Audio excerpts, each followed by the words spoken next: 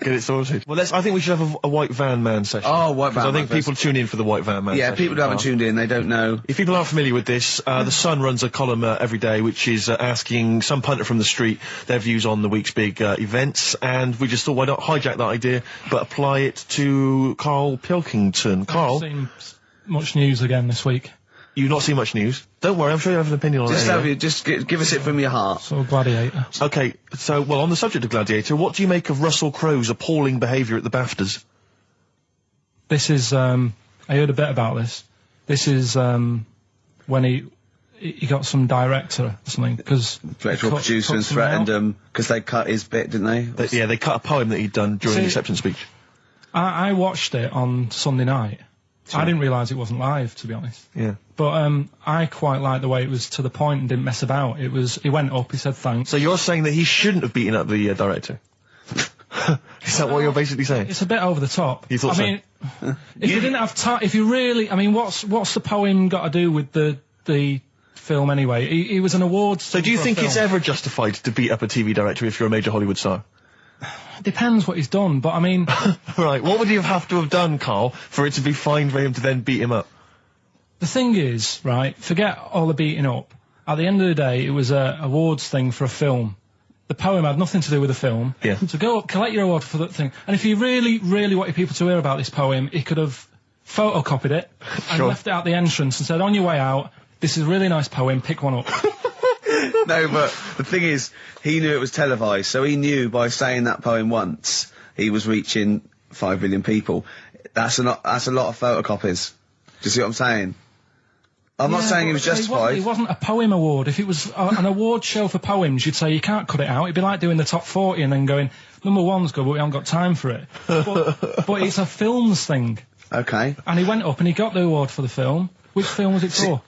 I don't know, but when I wanted to give you results, I said, let's give Carl his results. Steve went, no, we should introduce people to Carl again, just remind people what Carl's like. And he's so right. I'm so glad we did this first. Am I right, though? Carry on, Steve. Okay, the next topic, what about this big debate over whether Kylie Minogue's had a bum job? I'd have to see it.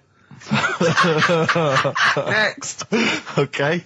Anyway, Carl, look, let's have a little quick session of White Van Man. For those that don't listen to the show regularly, The Sun, as you know, has a section called White Van Man where a member of the public gets asked their opinions on the week's big political and social hot potatoes. Carl, we just thought it would be fun if you answered some of the questions. It's not so much questions, it's just your views, really, on these big news stories. What do you make of Olympic ski hero Alan Baxter testing positive for drugs? What did he do? Well, he won a gold medal in the Olympics, and what? He was a skier. Right. And he won gold medal, and they've just tested him positive for some kind of illegal drug. But what, I mean, if he did, why take drugs to ski? Why? Because all you do is balance. But imagine, it'd be amazing if you were stoned, like going down a hill. Yeah, it's not like you have to... It's not going to help you, is it? No, it's just like... gravity that's doing all the work, isn't it, with skiing? Yeah, but it's often to do with your athleticism, isn't it? It's no, but it'd be like saying, and we've just found out the people on the toboggan were on crack. It's not going to help them. You sit there and you go with the flow, and you try and you hold on. Could I say, the drugs he was taking... that's his defence, He probably wasn't jacking up H or, dropping a few E's or getting stoned. He was probably taking more sort of performance-enhancing drugs, as opposed to him just, like, scoring some shit around the corner from someone, getting off his tits and jumping in a toboggan. Doesn't mean that, does it? He wasn't off his nut. Yeah. You tested you pissed out your head. But why doesn't he just say, don't be stupid, why would I do that? It's just not going to help me out. But it is, isn't it? Because performance-enhancing drugs do. Wait a minute, Steve, Carl. Right, look at this way. Okay, look at me, yeah? Have I got his attention? Yeah, the light's glinting off your ring there. Yeah. Okay, right, now, keep concentrating. Right, some athletes, you're aware they take drugs, that's to build up swimmers muscle. And stuff.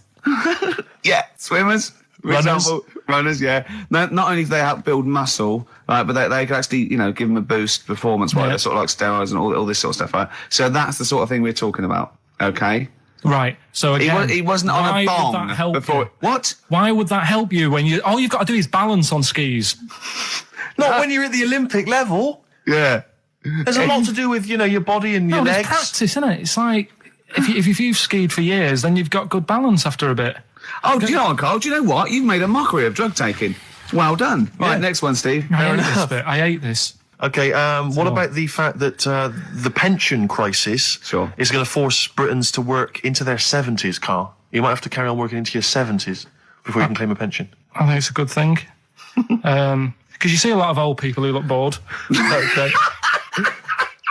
And I honestly think if you keep your brain busy, you'll live longer. Yeah. It's only when you actually shut down, right, that's when your body sort of dies because it doesn't feel it has a purpose. Yeah. It's like if you've got flu, keep going to work.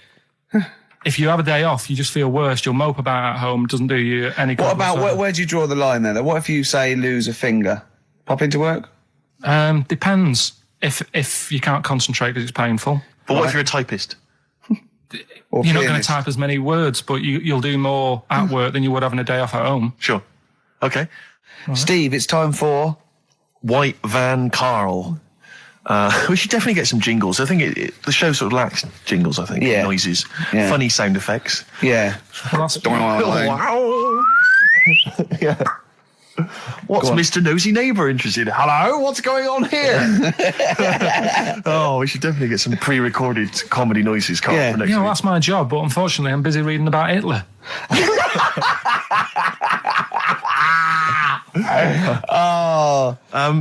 For those that don't know and aren't familiar with this feature, basically The Sun runs a White Van Man column where it asks just people who, every men and women, their views on news stories from the week, and we decided we'd just ask Carl his opinion on some of the same issues.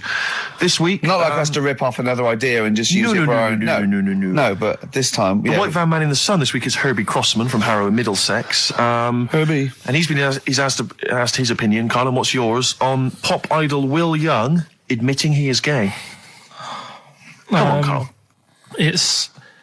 I don't understand what the big deal is, to be honest. Okay. No. Talking to different people about it, and they've said, it could affect the sales, girls won't like him anymore, which I think is rubbish. Yeah, because it finished George Michael's career, didn't it? Well, yeah, and I was thinking when I was growing up, right? And Freddie Mercury. I was into Kim Wilde, right? Sure. Now... And her kids. You're not going to tell me she's gay, are you? No, but if they said, she's a leather, right? I wouldn't say, right, that's it, I'm taking kids in America back to the shop, I'm disgusted. Sure. I liked her. Yeah. I don't think I'm ever going to meet her and marry her and that, so what does it matter? Yeah. Will Young, he's a good voice, he's gay, a lot of gay people in the world. Georgie boy was gay, I guess. There you go. Nothing more and nothing less. The kindest guy I ever knew. So Do you Bowie? No big deal. That's one of your favourite songs, isn't it? Brilliant. Killing of Georgie Parts 1 and 2, isn't it? Yeah.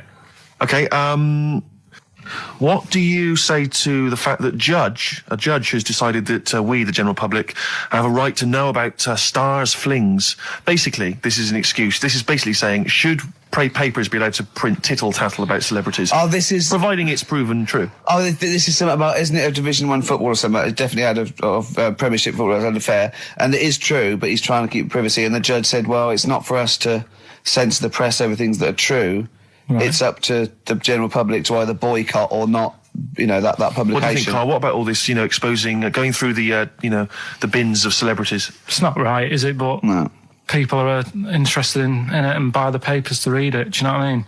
I mean, like I said to you the other week, everyone has a go at Beckham for not being that bright. But at the end of the day, he's a good footballer. It doesn't really matter what goes on off the pitch, does it? Do you know what I mean? Yeah.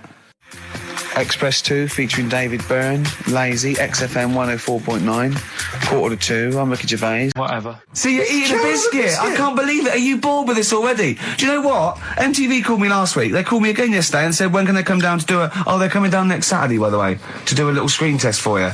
They're going to sort of just film you with a little camcorder. You said this. They're going to film you. Are you alright? Do you want to, are you hungry? Do you want to go out and have a meal? I can't believe you're eating while I'm on air. No one can hear that. Do you know who I am? No one can hear that. Explain who I am. Well, that's Ricky Gervais, right? He's made his name on TV. Yeah. Okay, he's done any number of corporate gigs, and they pay silly money. So, I mean, this guy's earning, and really earning beyond his talent. All right? So I think I deserve a little bit more than a little mank eating a biscuit while I'm talking. Rick Gervais? Yeah. Have you won a BAFTA? Yeah, too. All right, so just a little bit of respect. Yeah. Yeah. Carl, what have you won? What have you won? I got a bronze certificate for doing a full week at school. That's great. It was only a bronze. What's that then? 3 out of 5 days. And I got me a little Crusaders badge, if you remember. What's the little Crusaders badge? The Crusaders badge for the religious club. So I was that the fella that you went and played ping pong ball, so they wanted to talk to you about God. Yeah. Yeah. You got a Crusaders badge, did you? Yeah, that's why I went. That's why I joined. That's why I joined. For the badge. I like the little badge. Did 4 weeks, then packed it in. Travis on XFM 104.9 on Ricky Gervais with me, Steve Merchant and Karl Pilkington. We're doing Educating Ricky. Right, final one. Come on, Karl. Right, what was it? It was, why don't they just get a diary or some paper or something to write on? Yeah. Yeah. Because snappy. I couldn't think of a heading for it. It's basically, Go on. people who have tattoos, I've never understood it, right? That they have something put on their arm. Right, sorry. Have we started the educate? Is this part of it? Are you educating me? This is something that will be useful in my life that I didn't know about. Yeah. Go on then. No, it's just that they've got a machine out, right, that does tattoos. Tattoos. You come up with a design you want, and you sort of this machine scans it, and you put your arm in this thing, and you press print or whatever, and then it does the tattoo on your hand or on your What, like arm. loads of little needles that follow a pattern? Yeah, computer, basically, yeah. Is it a real tattoo? It's a proper It's a proper one. The fella said, well, as long as it goes out, it pierces the skin with a I just wondered if it's one of those kind of, those kind of... No, it must be lots of little needles or a moving needle that can go Sorry, along but it. how is this cleaned, like, in between each person? I don't know. Well, no, it's only that if it's one needle, it's just the head, isn't it? If it's one needle that moves, and does it like like loads of little... What are we gaining from a machine doing it? Just because they're not going to sort of mess it up. But hold on, how do you keep your arm still? Because your skin moves slightly, so the machine it's won't... sort of strapped to your arm. Right, and so the it's fella, spread... the fella said that the tricky thing was in all this, it was the fact that, nobody would let him test it out on anyone else, so he had to do it himself. But did it work? Because the thing is with a tattoo artist, they can see when your skin's moved and they can see what they've done and they keep wiping it and looking, whereas a machine's just got to trust itself. Yeah. So I think one needle could go wrong. If it was a lot of needles that it just came down, like, 1,000 needles that was an imprint. Yeah. But obviously I'm asking someone who hasn't delved any further than there's a machine that can give you a tattoo. That's all you've got at the moment, isn't it? Well, basically. That's all you've got? I mean, that's what I've got, because I'm not a fan of tattoos. I don't... But where did you read this again? This was... Internet? This was on the internet, yeah, it was, yeah. Okay. And I just don't understand why people do it. That's what got me attention. Because me... Sorry, what have I learned from this? That if you wanted to get one, you can get one done by a machine now. People say machines are sort of taking over and that, and there's another one. But it's just the fact. I mean, I don't know. So give us the snappy title of this education again. Why don't they just get a diary or some paper or something to write it on? That's what I always think when I see people with loads of tattoos. Like there's that fella who we were talking about the other week in Scotland who was covered 99% in tattoos. It's just like, what have you done that for? Yeah. Do you know what I mean? You can't get rid of it now. You've done it now. Yeah. One of my uncles, right, Tattoo Stan, he's just caked in them. Tattoos. Right. I don't think he's my proper uncle, but it's just like my dad's got... Tattoo Stan! No, my dad's got... That's a province in Russia, isn't it? My dad's got loads of mates who... When you say he's not your proper uncle... do you know, like, when Just a bloke someone who's comes hanging around, around the all school? right, Uncle Stan? Yeah. Do you know what I mean? And there was, my dad had loads of mates like that. There was John the Screw. Right. So he either works in a prison or he likes to have sex. Cabbie. Cab driver. Okay. There was Jimmy the Hat. I don't know where he Jimmy did. the Hat? Yeah. And, did he wear a hat? No. No. There was Fred the Veg. You sure he wasn't a relative? Sorry. Fred the Veg used to get us like big bags of potatoes and that. Fred Veg, okay. And there was Tattoo Stan. Right. And he was just caked in them. And I used to always look at him thinking, why have you done that? I must have only been like, 6 I or suppose 7. if you're born with a name like Tattoo Stan, Exactly. you're destined, aren't you, were really? they like a 1950s gang? I'm worried about... I'm worried about... doing a bank job. What was his name? The Hat? What was his name? Jimmy the Hat. I'm worried about Jimmy the Hat. Yeah. Not having a hat. I don't understand Are it. you sure he didn't have a hat? Not when I met him. Did he ever wear a hat? I didn't see him that much. Do you think it was a joke, like, you know, when your mate's sort of like, you know, 8 foot and huge, you call him Little John or Tiny? Do you think the fact that he never wore a Yeah, hat? they went, hold on, I've noticed something about Jim. Go on. No hat. And I go, oh, true, let's call him Jim the Hat. Jim the Hat, yeah. But me Uncle Stan, he had like loads of them. He did them himself. Oh dear. And it was always that thing. God. What was it things like? It was, he had like the cross. cut here, Made in Britain. And if you're going to do them yourself, I'd say at least make sure you're sort of a good drawer. Yeah. And don't do it in the mirror so it comes out backwards. Well, that was the other thing. But like, I remember he did. I mean, names are all right. He had like all his kids' names down his arm. And, what are they called? Yeah. Oh, God, it's Tattoo Stan Jr. Yeah. And Paul shits to bed. I'm trying to. Oh, Wabbai Kate. Yeah. But he had. Frankie never amounts to anything. Oh, God. So he had like. Johnny, I don't think he's mine. Did you see Paul Hogan? How does a fish work?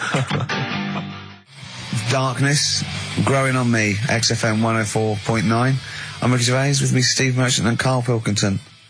I lost him, didn't I, in a little conversation? Yeah, there. you were talking about quantum physics, to be fair. Yeah, I was just explaining what a black hole was, because we were talking like that as well last night.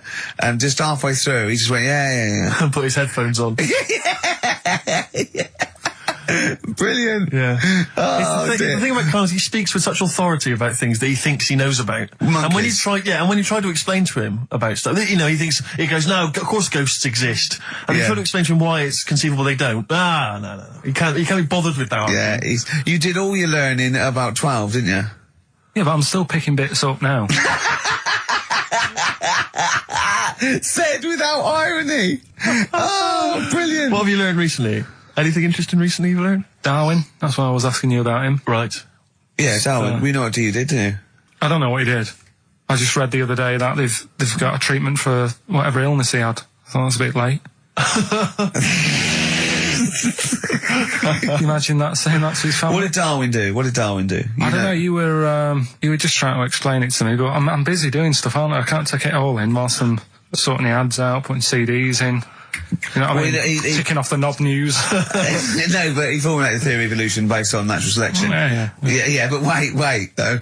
Do you think that's good? Do you think he's well done? You're impressed with that? Because you're not impressed with things like, you know, you famously said, Newton, so it said gravity, but it was already there. If we'd have been floating around, it'd been a problem. We weren't, so keep out of it. That's what you said. You said Einstein. I've never used EMC squared in my life, but the bloke who invented the video recorder, I watch one a week.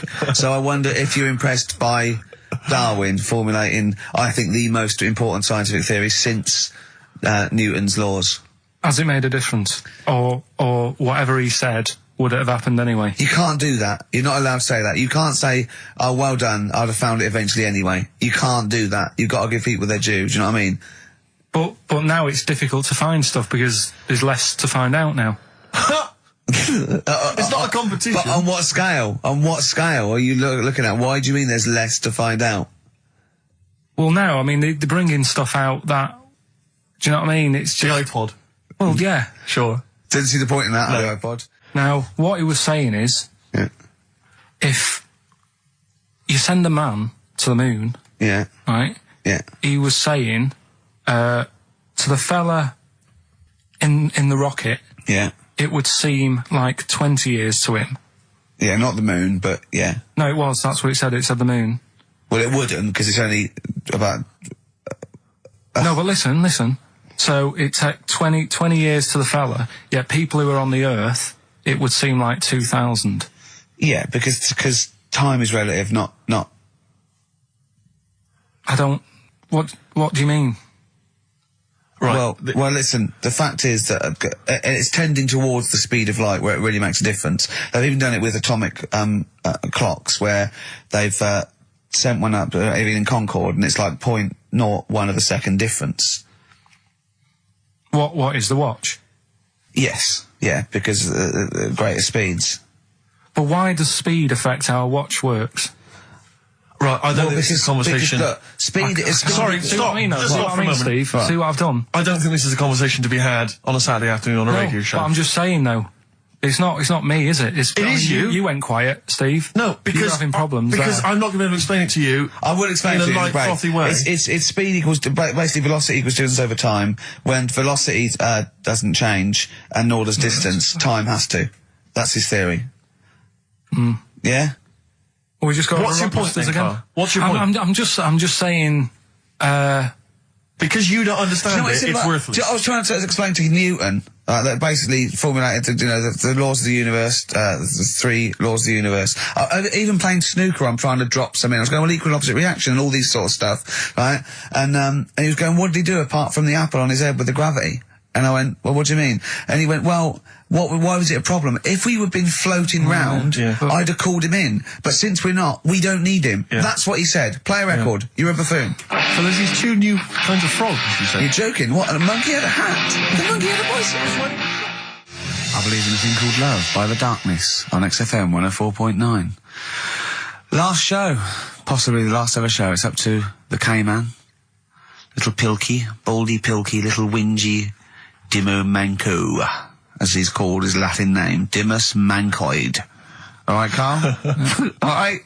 You're going to miss this, aren't you? Nope.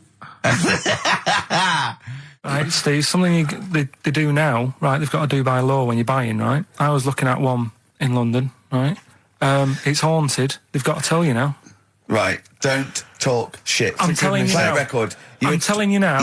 Yeah. There's no such thing as ghosts. That is ridiculous if that appears on a legal document. Right, if there's anyone who sells flats and does that for a living. Yeah. Right, email in, because I'm telling you now, that is a fact. She sort of dropped it in. She said, I said, oh, nice feel here. And she said, yeah, well, that'll be the ghost. Just dropped it in, that's all they've got to do. And then I was like, what? And they went, oh, yeah. That's what I've got to do, is it? So that's the legal thing. Did you drop it in? So in court you go, did you drop it in? Yeah, I dropped it in. Play a record, you're an idiot. We were educating Ricky earlier, Carl. I wonder if we should resume that as the clock is ticking away. All right, you got 2 bits of info that you could be leaving the building with today, right? You've got where there's a will, there's a way. Yeah, I have that one. They've brought out this drug or sort of tablet or something. Yeah, you've looked into it then, yeah, go on. Carefully researched. Yeah, brilliant. Yeah. Which means, like, an 8-year-old woman can have a kid. What do you think of that? No, it doesn't. What are you talking about? You can inject a woman with something, 80-year-old, and it means, she's got more time on her hands now and that. It's better to have a kid. She can have a kid later on in life. I just realised where there's a will. Yeah. Very good. Very good. Right, well, let's just move on from that because it's clearly drivel. No, it's not. I think it's a bad idea. Of course it's a bad idea. Well, I'll even give you that it's true and possible and might even... It is true and possible. Okay, it's not even recent. It's like a few weeks old. Yeah. Okay. Well, it's terrible. No, you shouldn't do it, yeah. All right, what's the final educating Ricky? So far, I'm not impressed. Get her a cat. Yeah, get her a little Pekingese. Don't let her have a child. Yeah, but it's meant to get you thinking, like you're saying, well, she shouldn't have a kid. By the time he's 5, she'll try and pick her up and her arms will break. Whose arms? Moving on, what's the next one? Would she be able to breastfeed? Yeah. And she'd be able to do it standing up while he was on the floor. Talking to nipple. Come on. There's a lovely juicy pair over there. Okay, I think that's the last show. People should actually phone in and speak to Carl and try and convince him. Forget that. Yeah, what's the number, Steve? Forget that. We haven't got time. Yeah, he hates answering it. We'll do it during the record. Leave Phone in if you want to speak to Carl, if you know the number. Call in, try and convince Carl to kiss a little nipple. Don't want to. Yeah. Right, what are we doing? Are we... What's the last educating Ricky? Come on. Hook, line and good thinkers. Brilliant. Okay, Yeah, sounds good. Go on, what is it? They've found a lot of fish with 2 heads.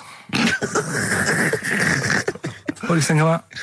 Well, don't know. What do you mean they found a lot of fish with 2 heads? Who has? They've been messing about, basically, these scientists and stuff, and they've said, look at this we can do. And they're making loads of fish with 2 heads. So actually, they can do it now, and they're saying, that's good, isn't it? Do you know what I mean?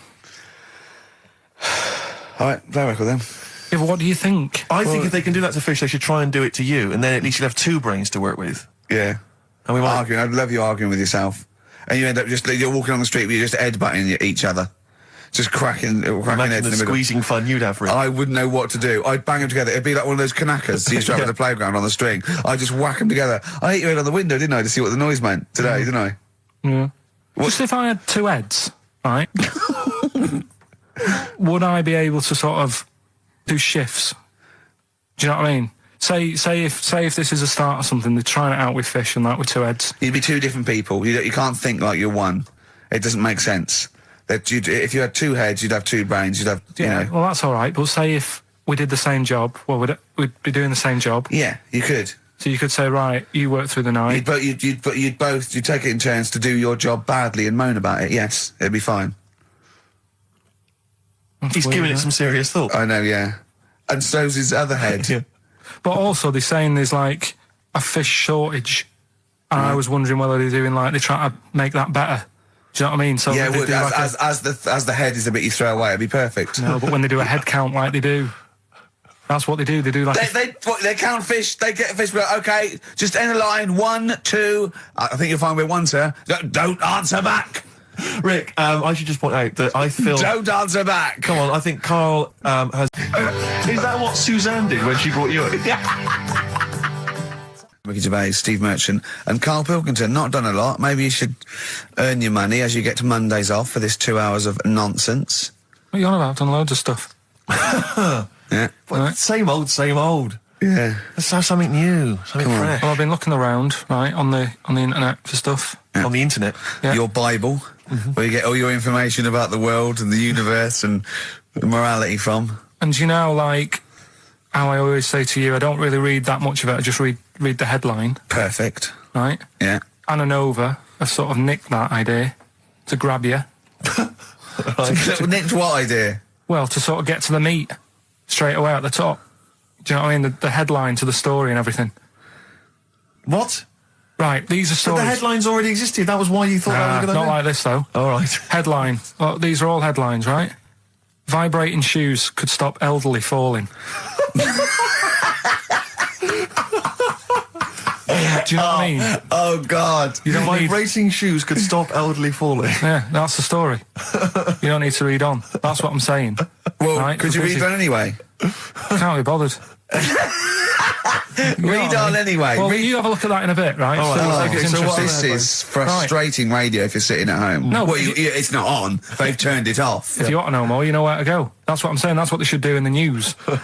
Get the news done in Bong. a minute. There's a good story about Iraq. Right. Bong. Look it up. Look it up on the internet. Anna Nova. Give us another bong. Bong. Family sick of living on Butthole Road. Oh, brilliant. Bong. Man wears same shoes for 60 years. Oh, bong. This isn't that good. Some fella pulls a train with his teeth. And in lighter news... I know that. General Donald, this one isn't very good. And the last one, man fails to break clothes pegs on face record. She's always good. Well, that's the one I did read on about. I love that out of all those. That's the one he went on about. Go on then. Just Why is that news? He fails to make a record. So did I today. I know, yeah. I failed the long jump record today. Yeah. Didn't even take part. No, I was rubbish. But what are the rules on world records and that? I don't know if there are rules. There are certain things you can't. I mean, it's the Guinness Book of Records, isn't it? Really, that's the arbiter, isn't it? Yeah, but is there anything, if you said you wanted to do it, would they say, well, you can't do that? Yeah, they've stopped some gluttony records. Obviously, things that are in danger. It's anything that's illegal. Yeah, anything that's immoral. Yeah, like that American serial killer that just got discovered. Yeah. Having killed 47 women. I don't think he can make that into the Guinness Book of Records. No, because people would be trying to beat it, won't they? But there was some other story about a fella eating watches and that. That can't be good for you. So why don't they say, look, don't do that, do something else? He wanted to stay regular. You know What do you mean? though? I just wondered. What do you if mean he there's was any- eating watches? He just said he was eating watches. He ate about 3 in about a minute. How did he time it? Do you know what I mean, though? Something I watched the other night, that was just good. Again, you know, I learn stuff from the telly. I don't watch the news. Well, you don't learn stuff from the telly. I'll tell you what, though. You told us there's a fat baby in the world. Forget about them. There's a spider eats chickens, and there was a fat kid. Forget them in Iceland, right? Yeah. We'll give them Rockbusters later to do, right? Iceland! But what's the name? I'll tell you what is interesting, Steve. I didn't know that much about it. Autism. Okay. Oh, good. With some more entertaining stuff on XFM 104.9. Just to cheer up people. Go on, then. What? Go on. No, right. Have you heard about it, Steve? What autism. It scares me to death when he comes up, when he touches on a serious subject. We've been talking about wheeling a dead pope round, the Chinese don't age well, and ginger people are hated. And now we're going to touch on a really, my heart's in my throat. Go on, Carl, then. Tell me your insights to autism. Right, well, there was this, again, Channel 4 coming up with some good stuff at the moment, right? It might have been Channel 5. But what's the name? It's the attention span I like! Oh. These people who, they've got like this autism thing going on. Yeah. And they sort of take in a lot of information. They get sort of they get so into it that they know everything about that subject and what have you, right? And there was this lad who, he knew everything, right, about EastEnders. Right. He sort of, the cameraman was saying to him, so, you know, why EastEnders and that? And he said, I don't know, I just like it. And he said, I remember when I first watched it, it was a Thursday, it was 5 to 8, Pauline Fowler walked in, she had a pink jumper on, she said, all right, love. And he remembers everything from that moment on. Yeah. Right, and everything, which is great, but then the way the programme was making out, it was almost like they were saying it's a disability. Right. When in a way, it's more like a superpower. Sure. Like Rain Man. But if you can take it's Rain Man. No, he has special autistic powers. Oh God! We must send for Rain Man. I don't know what to do. So he would be a great contestant on Mastermind, sort of autistic mastermind. He'd be what I'm saying is, don't be watching EastEnders though. Sort of, why didn't they give him an encyclopedia and say, get into that? Sure. That'll be useful. Yeah. Keep him away from EastEnders. Wasting his time there. But I don't think it is a disability. No. Yeah, there are other things, and they're not. It's also autism is a matter of degrees. From what I know, and I'm sorry to have to do this, but I feel that I have to at least be the voice of reason, as ill-educated as I am on the subject. But I think there's degrees of autism. I think some are higher performance than others. There's other issues with it. It's not they're just got good memories. They don't go around doing tricks for people because they can remember stuff. There are other issues with it. Do you know what I mean? Right, well, I mean, they seemed a bit... But you watched the programme. What did you learn? That he knows when Pauline Fowler came in. Yeah, I mean, there was other bits where they couldn't control their emotions and stuff. Oh, that other little bit, yeah. But the main bit of it was he can soak up information and stuff, and I'm just saying it didn't seem really bad. Do you know what I mean? There's disabilities where people say that's a bad disability. It's like how people say about... This is brilliant. This is just like this is amazing to be in a room with this man. It's incredible. You just wind him up and listen to what comes out. And I'm going to sit back now. I'm not going to defend you or explain anything. Just go on and tell me about the other disabilities that are worse. What I mean is how people can sometimes easily get mixed up. How people are scared of like a cyclop. Well, at the end of the day, he's got a disability. A bloke. Who's scared of a cyclop? No, it's apart from Jason and his Argonauts. Where's this cyclop that you're scared of? No, I'm just saying in history and in books and that. No, not in history. History happened. Yeah. What are you thinking of? You're mixing history with Greek mythology and Roman mythology and every other type of mythology. What do you mean there wasn't really a giant cyclop that went round picking up ships and throwing them around? That's not history, Carl. Do you think Batman's history? No, but it was ages ago, wasn't it, when we were sort of forming... No, I'm not saying it didn't happen ages ago. I'm saying it didn't happen. Well, it might have done. I mean, what's so ridiculous about a fellow with one eye? In the middle of his head, and he's big and scary and lives in a cave. Why is he scary? Because he's got... What if he had 8 eyes? I'd be scared of him. At the end of the day, he's got a disability... we'll talk about it in a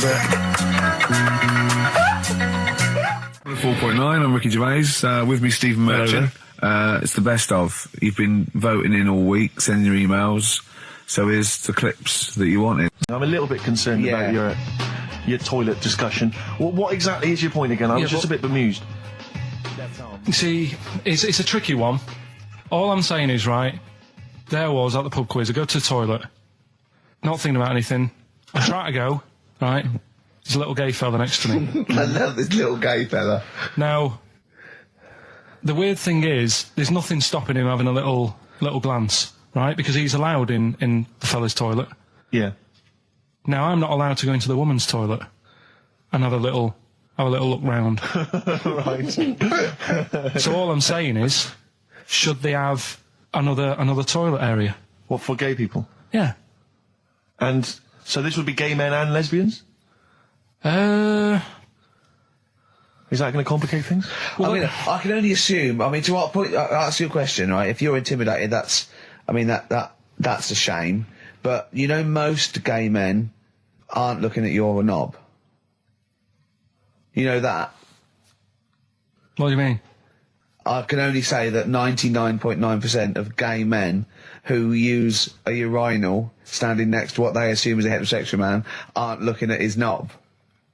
And what they're doing then? They're emptying their bladder. No, but the thing is, I can't talk. you're saying like, about would you have one toilet for lesbian women and gay fellas, right? Well, does that mean? Would it be mixed? Would it just be? Well, would it have a man on one? That's heterosexual man. One little picture of a woman, other, and then what? What would the little icon be? A man and a woman? A man and a woman. Just having a chat? Yeah. In pink and Doc But Martens. you couldn't mix them, because then what would happen is you'd get people who are going, oh, I'll play up to this a bit, What, pretend to be gay? and sort of grow a moustache and shave their head. And pretend to be a lesbian. Right. Yeah. So I see. So people pretending to be gay so they could go in and have a look at the lesbians. Yeah. Right. So that would mean that we need 4 cubicles now, would we? Yeah, no, this is fine. 4 cubicles. So every pub How now... many toilets do we need at the Every pub's moment? now got 4 toilets.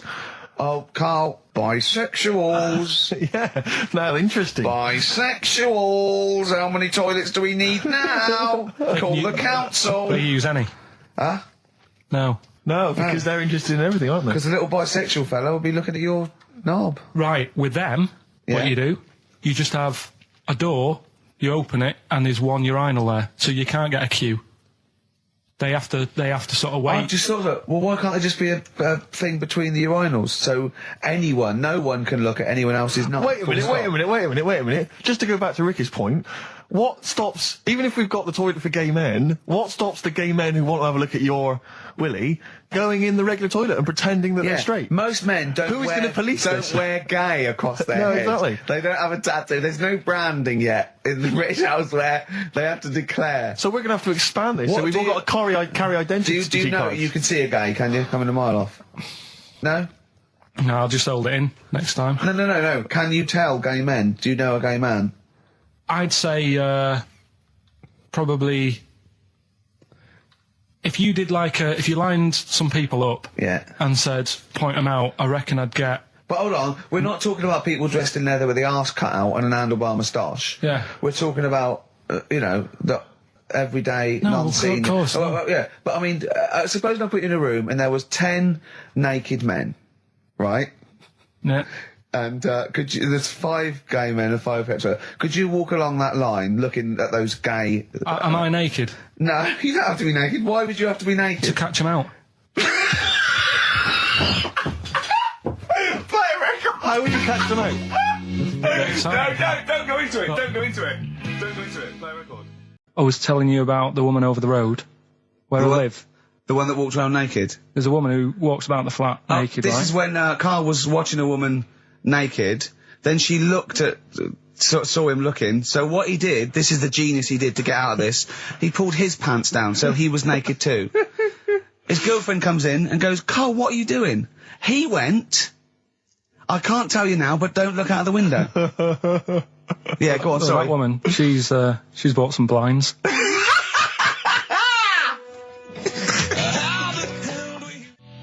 Nickelback, someday on XFM 104.9. How old's the bloke from Nickelback? He don't looks know. about 40. It reminds me of, you know when a kid's made up a fate to look like a lion? Yeah.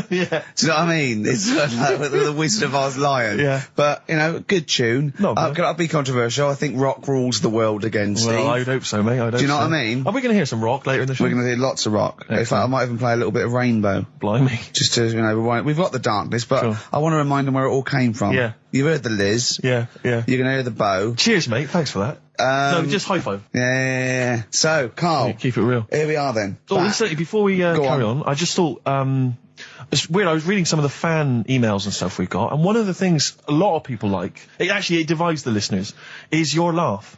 It's interesting. Some people love it, they find it infectious, they find it adorable. I mean, close up in a small space, like a kitchen or Terrifying. something, it's annoying. Like, Horrific. Carl was annoyed, because I squeaked in his ear earlier, didn't I? Sure. Why did I laugh? You on the toilet? I think I squeezed his head again, didn't I? And he said, no, it's not 1 o'clock He doesn't yet. like the squozing. The squozing head. But He's it the just- squozing one. The funny thing is, right, we were out a few weeks ago with a mate of mine, right, and he went to squeeze me head, right, give it a squoze. Sure. And I was like, don't do that. You know, I don't like it, right? And Ricky said to me, mate, yeah, he doesn't like having his head squoze.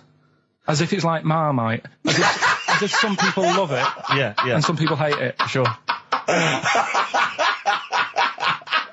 Yeah, okay. Well, anyway, Yeah. there was a little taster of the laugh. That was more the kind of deep, throaty laugh, the belly Yeah. laugh. But there's that kind of high-pitched squeak that you do. When I've got to sometimes. get air out quickly. Because Exactly. I'm going to burst. Sometimes I laugh so much that my liver and all, they try and get out to it. So I have to get out really fast, like a siren. Right. Do you know what I mean? Is that how you explain the fact that you're quite fat? Yeah, That's just laughter waiting to come out. Yeah, Every time you laugh, solid. you become a svelte young thing, like Brett Anderson. Oh, dear. Well, anyway, it reminded me of the game that you and I used to play in our very early days of XFM, when it was literally Make Ricky Gervais laugh. Make Ricky Gervais laugh, which was a Loved it. great game. I think. I remember the first one. It was that fella drinking a pint of beer. Yeah. I remember yeah. the very first time. It Yeah. never. I tell you what, it's you not know what great. though? Ant and Dec do it now. They actually. It's very similar to Make Ricky Laugh. It's called Make Ant Laugh. Interesting. So many of our great ideas have been stolen. Yeah. Or stoled.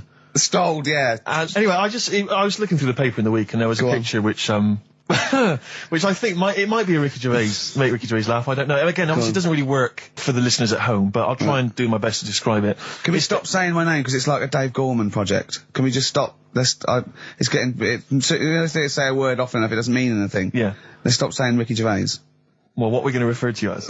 All right. Well, Make Fatty Laugh is a new game. I'm trying to get one of those squeaks of a laugh. I'm concerned because I know. I'm not a monkey. I'm not Sure, you're not a performing monkey. No, okay. I know that. Right. But anyway, let me just briefly summarise the story for those at home. Okay. The headline was Mum 48, a mother of 48 seduced boy of 14. Well, that's not funny. Not her own boy, obviously, but a neighbourhood child. I don't think it's a funny story so far. He said Grand Lana Allen, 48, led him upstairs and undressed to her waist, then took his trousers off. Okay, bear that in mind. This is a quote from him, right? Bear in mind, he's a 14-year-old boy, he's quite excited about this. He says, then we had sex, it was every boy's fantasy. Alright? You're going to show me the picture of her now, aren't you? So it's a picture of her. This is not... Bear in mind... This is... Okay. In his own words, Rick. Right. In his own words, this was every boy's fantasy. Okay. Here's the picture. It's a silent laugh. He's collapsed on the floor. I wasn't expecting that. I was thinking it looked like a fat man. I was not expecting that. Oh my god. Oh god. She looks like the drummer of Iron Maiden. She looks a bit like Lemmy. But I tell you, she looks like reminds me of most. Did you see those? They've got one with a fag on as well. I know. It's just that's her with them out of makeup though. Carl, have you seen Every Boy's Fantasy? You should see. Oh god. Have a look, Carl. Oh god. How old is she? 48. Oh god. Oh, 48. That's lovely. Nothing wrong with that. I'll tell you, if you weren't lucky enough to see the picture, she looks just like the oldest man in the world. His photos on in newspapers and on the web for a while. He was about 135 or something. Carl. Yeah, look. It's, Carl's got a theory that Chinese people don't age well. This man was a Chinaman, right? And he was 120 or something. Yeah. Did you see a picture of him? Yeah, he's still alive. No, he's not. No, He's no, dead. is he not? No, He's he not. died at 120, so... He said 120 or something, but makes you wonder. What makes you wonder? Well, because they don't age well. I think he's using that. He's probably about 37. Oh, God! Honestly, we walk down the street, right, and we see an elderly Chinese person. Yeah. Right? And Carl would go, oh, I'm just thinking he is. Yeah. Like, it's not... I don't understand this notion that Chinese people don't age well. I don't know where this has come about. No, I mean, I'm not having a go. No, right? I never want anyone to think I'm like having a go at them. But they are really good looking and they're healthy and that. Till they're about... I've never seen one, right? Can you tell me if you've seen a Chinese person who's about 30?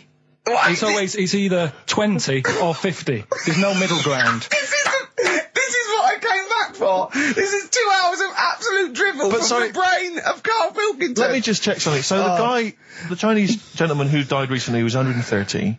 Your theory is... Sure.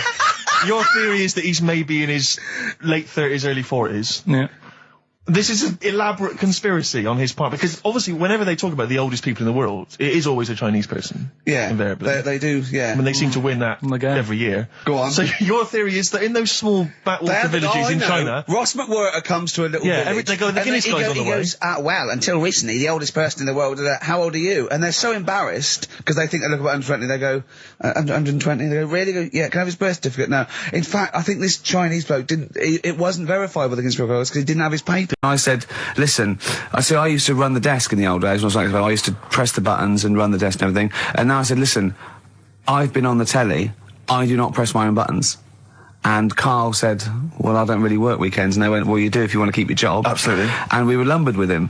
And then we discovered that he's not just a little dork, a little manky sort of idiot. Sure. He's got nice shirt. He's got, you know what I mean? He's got something else. Absolutely. He's got He brings another dimension, yeah. Yeah. And, he started having a little chat, and we discovered that he had quite a lot to say. Well, I think you're absolutely right, and I think I was wondering we should maybe play another tune, but after that, I just think we should re-familiarise our radio audience with Karl, and any new listeners, just somehow going to let them get to know the real Karl again. Well, if you are new, you'll find that we like some old songs, some new songs, some chitter-chat. We get serious sometimes, there's some tears and some laughter. Yeah. We kicked off with Oasis' new one, Little by Little. We're going to go back in time now to Iggy Pop and his Stooges with I'm Bored.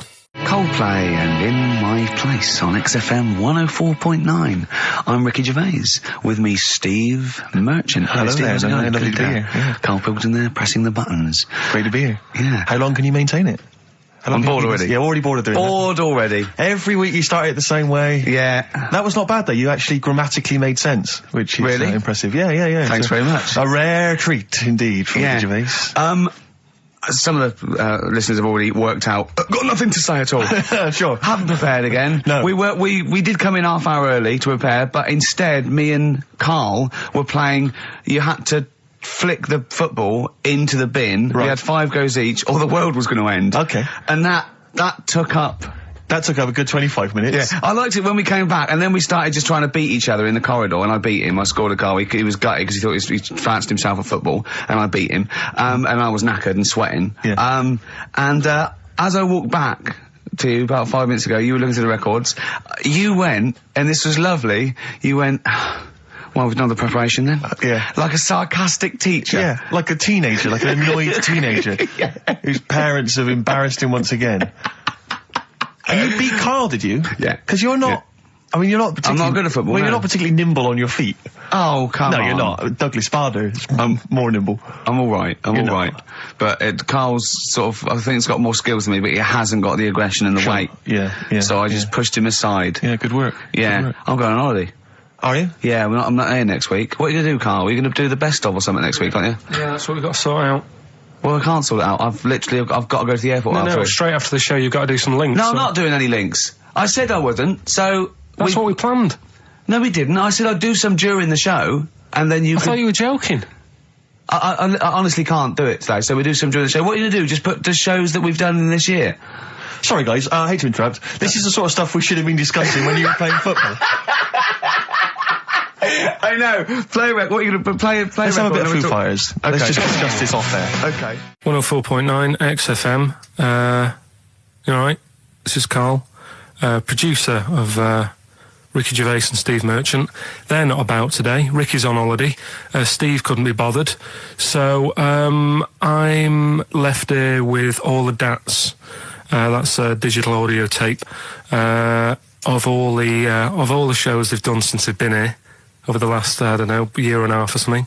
So we'll play you some of the best bits. All right, so here's the first bit. I just wish we could maybe tape the bits we're not on air, just because that's when Karl comes into his own. Yeah. He just said to me, I don't know what I was doing, I was sort of like pottering around, dancing around, doing something annoying probably, and he just looked at me, I don't know, and he was looking at me, and I looked back, and he went, have you ever used a Y-front properly? Genius. It's a great question, because the answer is definitely no. Definitely no. Does anyone use their Y-front properly? And by that, I mean, get your winky out of the little sort of slot provided, as opposed to like put it to one side or pull them down or whatever.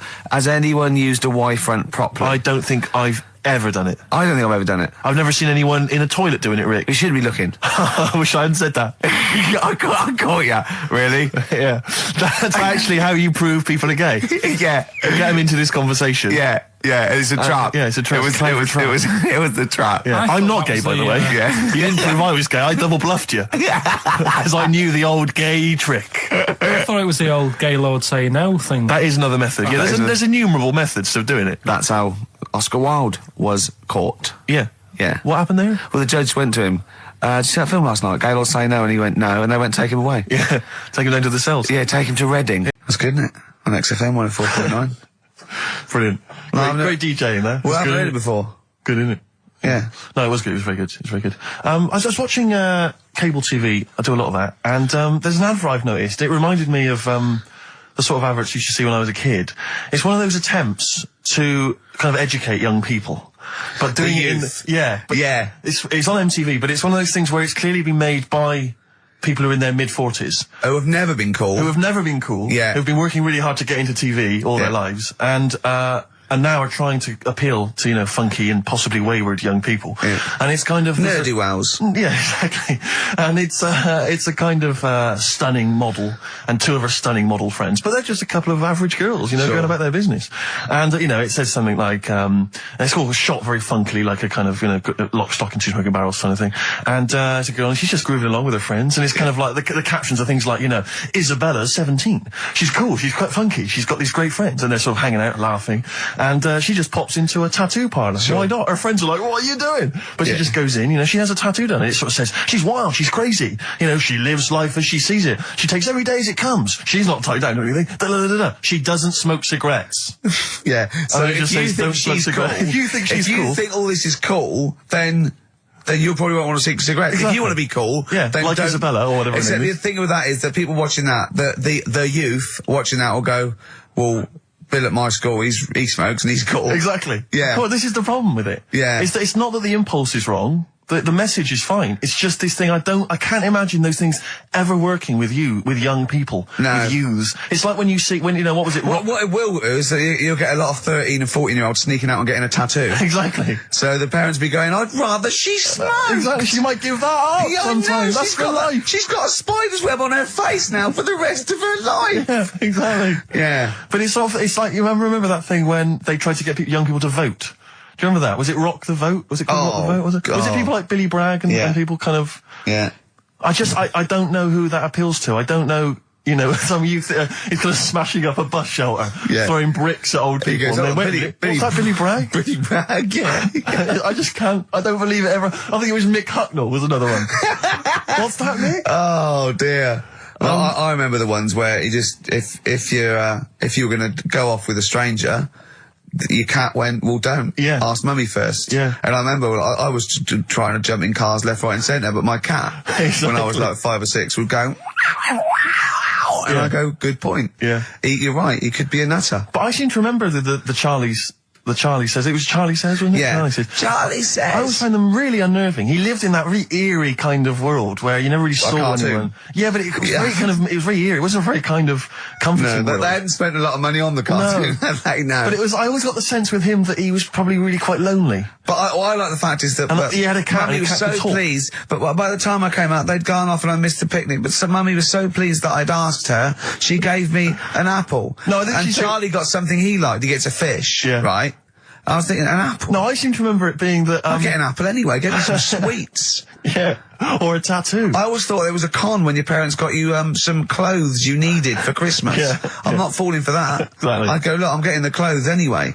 I want battling tops. But the Charlie Says, I seem to remember when they asked him to go off for the picnic, by the Yeah. time he'd asked Mum because she was on the phone, Yeah. I don't know who she was chatting to in the middle of the day, Yeah. the kids had gone. One of her, and I seem to one remember of her that, clients. exactly. I seem to remember that he said, don't worry, it was fine because Mum took him and Charlie on a picnic. Not as good. Who'd rather go with your mates, Yeah. or with your mum Or on a mum and your picnic? cat. And your cat. Yeah. I mean, Yeah. I don't think they were friends. Mum, this Scotch egg sinks a fish. Well, I had to bring it for Charlie. Don't bring raw fish in the picnic basket. I think they weren't friends of his. They were just local kids who go, let's go and ask that weirdo with the cat if he wants to come down the park. Let's go and ask the weirdo who thinks the cat can He can talk, talk, yeah. and then run away when he goes to ask his mum. When he goes off to ask his mum, they're just going, Yeah, oh, yeah. ask your mum, Yeah, ask your mum. yeah. Hello, hiya. All right, we're the local lads, the cool local lads. We smoke, we got tattoos. Do you want to come and play with some puppies in the disused mine? Ask your mum first. Quick, run. Exactly. Look, he's talking to the cat. Look, he's talking to the cat. They were just round the corner spying on him. They were just laughing. There was no picnic. Did you ever go on a picnic, Carl? Was there places to go in Manchester, or was it like Quarryland mostly? The problem with those adverts, like when I was growing up, they'd sort of give you ideas, because remember the Charlie's one, right? And we were on holiday, right? And I met these two lads who are knocking about with like mates and that. And that advert came on, and we thought it'd be a good idea to wind his mum up, because this advert had just been on saying, you know, kids are going missing in Wales, right? Yeah. So we said, oh, this will be a good laugh. We put the kid in the wardrobe. His mum came back from shopping. We said, oh, he's gone missing. We haven't seen him for hours. That's terrifying. I know. That's How old were you? appalling. How old thing were to you? do. About 13. And what was his mum? She must have been. She was, yeah, she was going mad, and that's when we thought, oh God, we've gone. Will we say anything? Will we pretend we don't know where he is? Open the wardrobe, Yeah. he'd suffocated. Yeah. That's Yeah. horrible, Carl. I know, but Such it's a just cruel what you do, thing. isn't it? It's just what you do. Well, no, you do. What do you mean? It's just Well, what you do. But what was it? Was he in the wardrobe? Was he listening to this? Why didn't he go, Mum, it's all right, when he heard her crying? No, she wasn't crying. She was just panicking and like screaming a little bit and that. Screaming a little bit. Okay, we'll tell her when the screaming starts. Exactly. Yeah. And then what's the other thing? Like on the same, like you know, all this was going on when I was growing up. And one time we're on holiday, and my mum says, "Right, if you're going on the beach, it's a big beach. But you know, if you're going to go out and play there, I need to know where you are. So what part where of the are these beach you're going bells? to." where this cowbell around your neck? She gave me a balloon. Good Give you a idea. balloon. A balloon, and it just, you know, sort of attached to my arm, so wherever I was playing in the sea and that, you can see the balloon and that. Brilliant. But then the problem was, everyone else thought that's a good idea. Come on. And it was just like loads of kids with balloons and that. Oh, I ruined it. So that didn't work. Yeah. I had to bin that idea. Weren't you in a car park once? Oh no! It was New Year, and we were all gathering up. You know, like in Trafalgar Square at New Year, everyone gathers and they have a big kind of party and stuff. Well, in Bristol, they do something very similar on a smaller scale. And I was there one New Year, I was with my friends, and I for some reason I picked up a balloon during the evening. You know, I don't know where I got it from, but I was holding this balloon, and these girls came up to me, and I thought, yeah, nice, you know, maybe a little New Year kiss. They came up, they said, hey, are you going to be here for a while? And I said, well, yeah, I probably will. They said, it's just that we've arranged to meet back at you at midnight. What do you mean? Because I was so tall I had a balloon. I was towering above everyone else. I said, what? I said, we're going to meet back at you at midnight. They said, don't worry, you can go about your business because we can see you wherever you are. This is where Nelson's column is. No. No, this is in Bristol. Oh, right, okay, Yeah. And so I'm sort of wandering around, and then at midnight these two girls turn up again, and some of these lads come and meet them, and they're sort of laughing and joking. I'm thinking, oh, they're probably going to invite me back to a party. I watched them get in a cab. They went off. They had a wild night. But then I did have a balloon, so it was a great New Year for me. I did have a balloon. Oh, should we have a little bit of Tupac? Yeah, if you want. Yeah. There's a great lyric in this. It's picture me rolling, right? But at the end, he starts saying about look at me now. I'm drinking Remy and I'm in a Rolls Royce. And he goes, oh yeah, I forgot the DA. Can she see me from here? Can you see me, ho? And I think this is like District Attorney turning on the radio and Tupac going around going, can that ho see me? She's going, yeah, I can see you. Yeah, it's brilliant. Tupac. I'll tell you what, we should get rolling. Rockbusters. No. All right. No. Well, he has done it. He just said that he was worried about it because we said it's the last one. What do you think, Carl? I just don't think... can I just say now, Carl, seriously, I'm only responding to what we're getting on the email, which is people do not want Rockbusters. They really... There's one guy here he says, it's James Pooley, he says he's preempted Carl by giving my answers to this week's quiz. I don't know what the clue would be, but his answer is no Van Ear.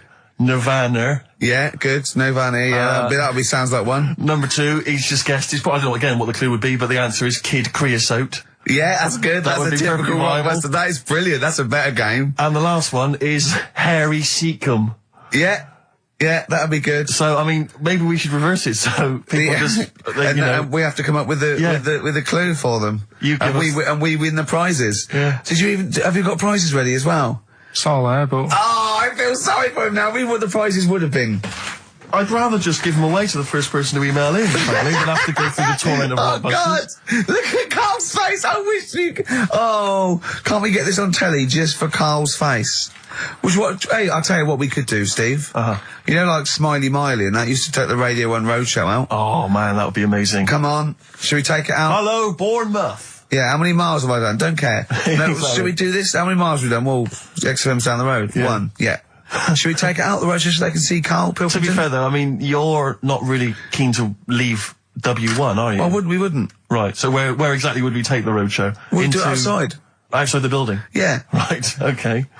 And what would we do? It's called a roadshow because it's in the road, I imagine, isn't it? And we'd give away T-shirts? Throw in T-shirts, and then we'd have a band. We'd have band playing. What was that band playing tonight? I forget, something Diesel, was it? Yeah. See, instantly forgettable. That was my point, really. we could have them on. Yeah, great. Yeah. Get a couple of celebrity pals down. Someone from Big Brother 2. That would be ideal. Well, Josh, the other little gay fella. Yeah. He'd come on, just wave. Yeah. I'm beginning to like the idea. Yeah. Brilliant, yeah. So we'll have Josh, something Diesel, we're playing the Bull and Gate tonight, whatever it is. Yeah. Right, I'll throw out some T-shirts. Yeah. And then Carl will do a live Rockbusters. Yeah? Well, I don't know. Do you want it? I just think that ruins it slightly. It would just bring the whole afternoon down, Rick, I think. We get it sponsored by someone. Yeah? No? Well, I'm just trying to inject a bit of... Read the prizes, what we would have done. There's a PlayStation game here. I guess it's maybe not been released yet. It's a little demo of that. What's this? The American Song Poem Anthology. I don't exactly know what that is again, but lots of songs on there and a couple of compilations, arbitrary compilations, the Club Anthems compilation, the best summer holiday album ever. Wow. You've certainly sold it to me, Steve. The best air guitar album again. Brilliant. And an old edition of Only Fools and Horses. So, you really haven't put the effort into the prizes, Carl. So if that's the prizes, if that's the whole point of the competition, and they're the best prizes you could conjure up, in God's name, how bad are the clues this week? That's why he doesn't want you to do it, Carl. Oh, we won't bother. Forget it. Doesn't matter. Good. Excellent. Well, that's resolved. Brilliant. That's excellent. What we have got, though, is Educating Ricky, haven't we? Well, another one of my little things. Oh, it's brilliant, then. So how long's this going to last before you want to get ditched this? Well, we'll see. A couple of weeks. It's not like that, Carl. It's all one. It's one love, man. We're on the same team, man. Yeah, we're just one voice, man. One true voice. Like those lads. Yeah. They could play. Right, well, the Educating Ricky... That'd be fine. I'll tell you, you're going to go along later to the Live 8 gig and you're probably going to see some bands that are going to make an effort to entertain you, but if you want entertainment, Rick, you know it. There's only one person to book. Go on. Me. If you have perhaps something to do, because I'm obviously a top DJ on the radio, but where I really come into my own is DJing in any kind of club environment. Well, you told me you were DJing. I didn't go to it. DJing at a party, and you said the place was rocking. The place was roaring, and I loved it. Carl just said he was there, and they weren't. Well, that's nonsense, Carl, because you know very well that when I'd put on a tune, they'd cheer. Yeah, but it was late on in the night. They would have done that whatever you put on. That's nonsense. No, they were happy and everything. I'm not saying they weren't having a good time. It was your party. It was all right, but they weren't going mental like you're sort of making up. They were definitely going mental. When I put on the Proclaimers, they could not believe their luck. They would have walked 1,000 miles. Was it good though? Were they really? What were they doing? They were dancing, were they? Dancing and that, but they weren't sort of cheering, going, more and all that at the end. What are you talking about? Take On Me came on. The big cheer went up. Oh, I don't know who to believe. I've been there, done it, Steve. I've been the DJ as well. It might be jealousy. It might be like professional jealousy there. I think it's because my fortunes are on the up and these are on the down. We all know famously that he had Pilkington making music. His DJ outfit didn't happen. I did enough. I just wanted to do enough to pay for the equipment, and I did. And that was that. But I don't like crowds, do I? But you're safe, aren't you? You're behind the little thing with the flashing lights. But there's still a lot of people and that. Forced fun. Don't like that. It's not forced fun. They haven't got to dance if they don't want to dance. Yeah. Don't like it. What do you mean your fortunes are on the up? Anyway, DJing. Well, I'll tell you, I was hired. Well, I say hired. I did it as a favour to a friend. His wedding the other week. And I got there, I was thinking, because everyone had their little role to play, and then people were doing a good job. I love you taking it seriously. And I spent ages putting together some CDs, special selection CDs. I love that! Because what I did is I burned them on iTunes. Did you turn up with your own headphones round your neck? Own headphones, wearing a suit, but headphones. Metal case. Didn't need it, just had them all in one small box. Brilliant. Boom. I thought, this is good stuff. I got some classics here. Give me an example. Give me an example of that, like the first hour, the warm-up hour. Rick, I'm coming straight in with Frankie Valli, Oh What a Night. Brilliant track. I mean, when those beats start at the beginning, who's not getting on the dance floor? Wait a minute, what's this following up? Go on. It's the Jacksons. What, I Want You Back? I Want You Back. Brilliant. It sounds good at the moment, Carl. Yeah. So I'm thinking, at least I'm gonna roar this, because they laid on a good spread. The ceremony was nice, food was nice. I'm thinking this is going to be the piece de resistance. Yeah. Alarm bell started ringing. Why? When I realised there was a marquee outside. Of course, it's a balmy summer evening. I'm stuck inside on the dance floor. So I'm thinking I'm going to be struggling here to get them in. Even with flavours like this, I thought I'd struggle, Rick. So I'm sat there in my suit. I'm sat behind this little DJ console. I've got all the big numbers. There's one or two people making some token effort, but frankly, most people are outside everywhere. That time. I was livid. Of course, they couldn't hear it out there. So I was playing to an empty room, really, and I was furious. I was absolutely furious. Because, I mean, what is, you're wasting my time. You're wasting now. I could have just stuck the CD on and gone out. They're wasting Frankie Valli's. Frankie Valli's time. They're wasting the Jackson 5's They're time. wasting, D-Light's time. Yeah. And so I'm sat there, and there's a couple of people making a cursory effort. Mainly when they come to get a drink from the bar, they might have a little quick, couple of twos. You shout, we don't want your not interested. All of your no all one. of your no one at all. And then there's a microphone set up because people have been doing speeches. This little girl gets on the mic, right? It's being funneled through the speaker system. So every time I put my headphones on, Miss Dynamite, was it? It wasn't, sadly, Miss Dynamite. Although she decided to have a little go at MCing. She was screeching her little head How off. old is she? Oh, I don't know, 8 or 9. At their most annoying. when children are at their most annoying, because they got a bit of confidence there. They're a bit cocky. They're not shy anymore. They're a bit arrogant. Yeah. She's screeching her head off. So I'm playing, and she doesn't know it. Your face. I'm playing into the groove. No one's getting into the groove because she's going mental. She's just going, what's this? I don't know what this is. Play something I know. I'm thinking, I haven't got any bloody DJ Otsu or Crazy Frog. I'm not going to play what you... So she's just screeching along, ruining it for everyone. And I say everyone, there was no one there. So she was ruining it for me. I bet you were really angry. I'm furious. But of course, as well, every time she screeched, it went through my headphones. So of course and then her dad comes along, right? And I'm thinking, all right, he's seen what's happening. Just imagine you in your suit, sweating, getting annoyed at someone ruining your set that no one's listening to.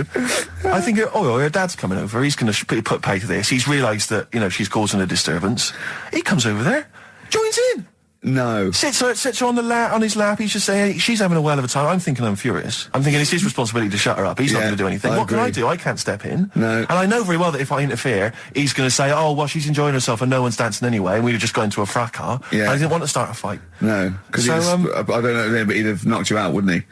someone would have got knocked out, and I'm not saying who it would have been, but but there would, to bear in mind, Rick, there would have been 2 of them,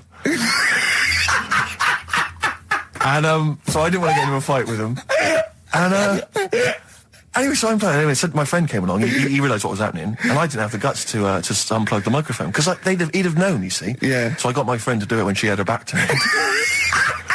So he pulled the plug out. The microphone went dead. She went, "What's going on?" I went, "I don't know what you're talking about." I said, "I don't know." She said, "Where's the microphone?" I said, "You must have broken it." I don't know what's going on. Someone will probably make you pay for that.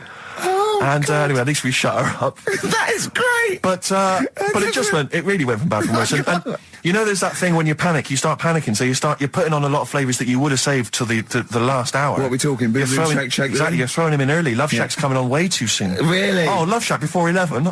It's heresy, but I had to do it. But anyway, in the end, I made the bride go and get some people in. I said, look, it's your special night, all right, and they're going to enjoy this. I'll be honest, love, this is a washout, and it's up to you Exactly. to turn this wedding around, or I'm walking. I'm walking, and I tell you, they're going to have a sour memory of this evening unless you bring some people in. Get everyone in dancing. So she got him in at the end, Brilliant. And I'll tell you this, Carl. I mean, I don't know what you say, but they were loving it. They were absolutely loving it. A bloke came over and said, "Have you got Amarillo?" I said, "No," but I put on something even better, Delilah. Wedding crowds always go for Delilah. A song, of course, about old man killing his wife. It always goes down very well, strangely, at weddings. They get into a sort of hokey-cokey thing. They went berserk for it. And I was following it up with, I had the monkeys, I had all sorts going on. Brilliant. Of course, you know what happens. What? I'm going great guns. People are absolutely loving it. They're rocking it. I throw in, I had something cracking on at the end. Come On Eileen, of course, was on. People were going berserk for it. Which is unfortunate because the bride's name was Eileen. Yeah. And then the bride pipes up. I'm throwing the bouquet. So they all traipse off outside again. Oh. I was furious. Oh, no. I plugged the microphone back in. I said, "What are you doing?" We got, but they went out there. And of course, you can't get them back once they've done that because all the women are running around. I got the thing. And then they got to wave everyone off, throw the confetti. They ruined your day. I was having a great time and they ruined it. She ruined your special day. She ruined my special night. Oh, no. It's on her head. What would you put on about now, Carl? What if I was DJing? Yeah. Probably a bit of a world party. Go on. Interesting. Before we get into talking about maybe some of the hijinks we've had, looking back, looking forward as well. Yeah. I came in, Carl was sitting at the desk, he went, all right? I went, all right, yeah. He went, see that Alan Clark diaries? I went, no, I didn't. He went, no, a lot of people talking about it. He went, I've never kept a diary. Keeping a diary will always get you into trouble. And I said, like Anne Frank. What did you say, Carl? The woman in the cupboard? That's what he said. The woman in the cupboard. And I went, save it. Save it. You never speak to Carl off air. Save it all I know. when we're on the wireless. He went, but what did she do? What did she do except be in a cupboard? What did she have to write about? And I said, well, her thoughts. Do you know Anne Frank? That's all I know about Anne is. There's no point pretending it. Anne! That I know stuff. Yeah. Right. Well, tell us everything you know about Anne Frank. She was in a cupboard. Yeah, what else? If she didn't do that, I wouldn't know about her, seriously. That's all I know about her. Yeah. So what did she do? But how do you think we know about we know about her cupboard because of her book, don't we? But hang on, what in the bigger scheme of things, why was she in a cupboard? I don't know. Right. I honestly don't know. You don't know anything else about Anne Frank beyond the fact that, to quote you, she was in a cupboard. Well, what's she done then? You tell me. Why should I know more about a woman Firstly, in a I cupboard? don't think she was in a cupboard. She wasn't in a cupboard. She was in an attic. All right. Yeah. So what was she doing? She was hiding from the Tidying Nazis. She was hiding from the Nazis. But isn't that the first place they'd look? Sort of work from the top down. Oh, they weren't specifically looking for Anne Frank. They weren't going, where is she? Where's Franker? If she gets that book out, we are in the deep shit. We've got to stop the book. They were just looking generally. She was 13, 14, she was hiding, she was Jewish and she was hiding, lived in Amsterdam, didn't she? Yeah, as much of her family were having to hide, being helped by, friends, non-Jewish friends. In a cupboard.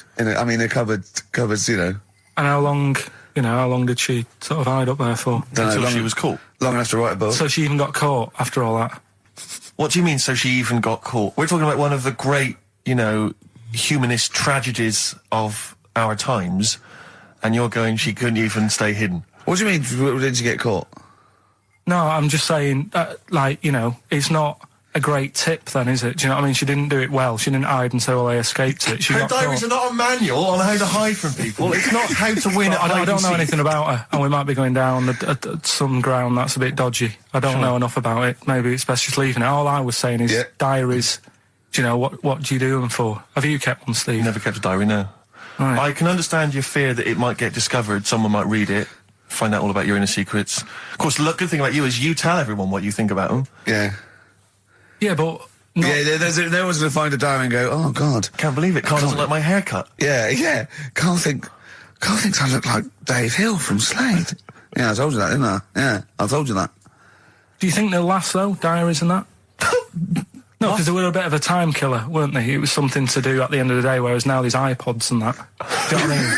It's fantastic. The iPod of Anne Frank. Yeah, no, that's new from Sony. That'd be great, wouldn't it? All the greatest hits. Who could forget? Oh, well, dear. Leave that then. I didn't know it was that deep. I thought it was just like a, You thought it was like, didn't you? Adrian Mole type thing. Yeah, what are we doing?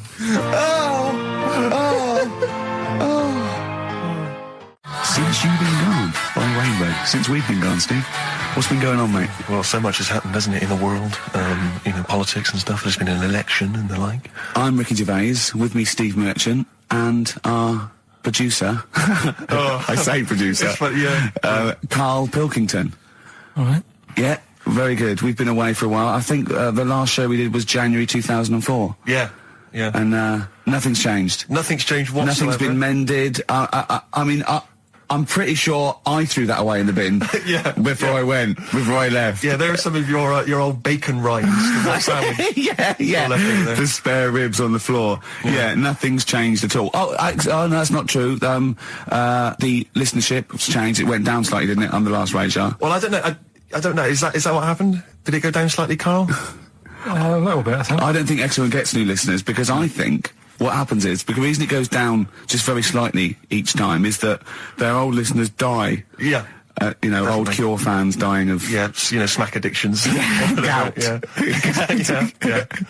But anyway, I haven't listened to this station for a year and a half, so that's increased by 1, which is probably quite a high percentage. Exactly.